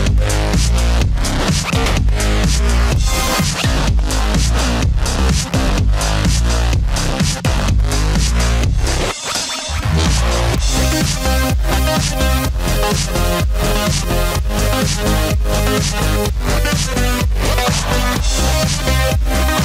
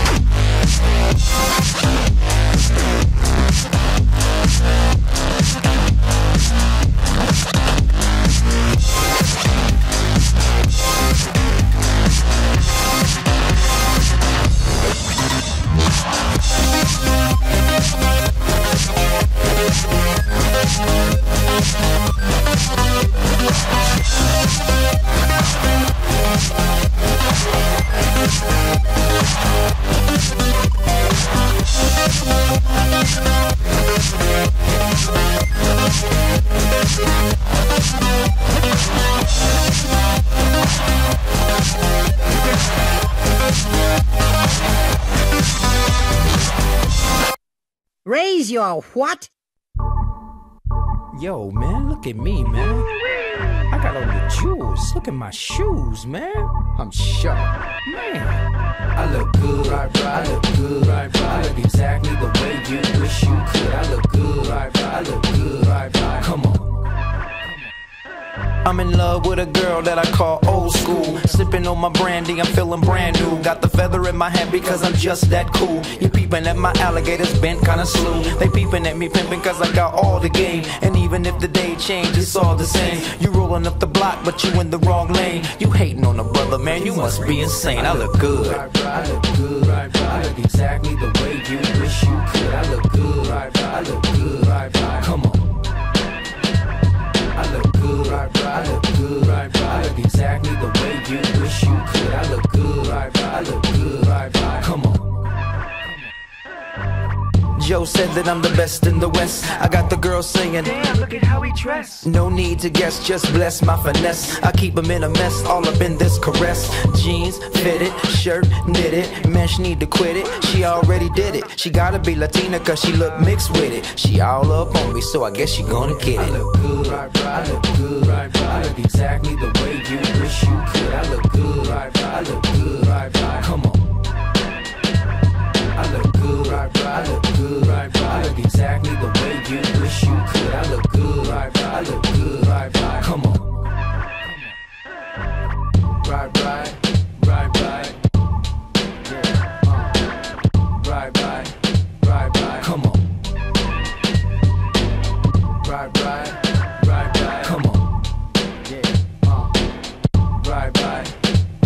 come on. I look good, right.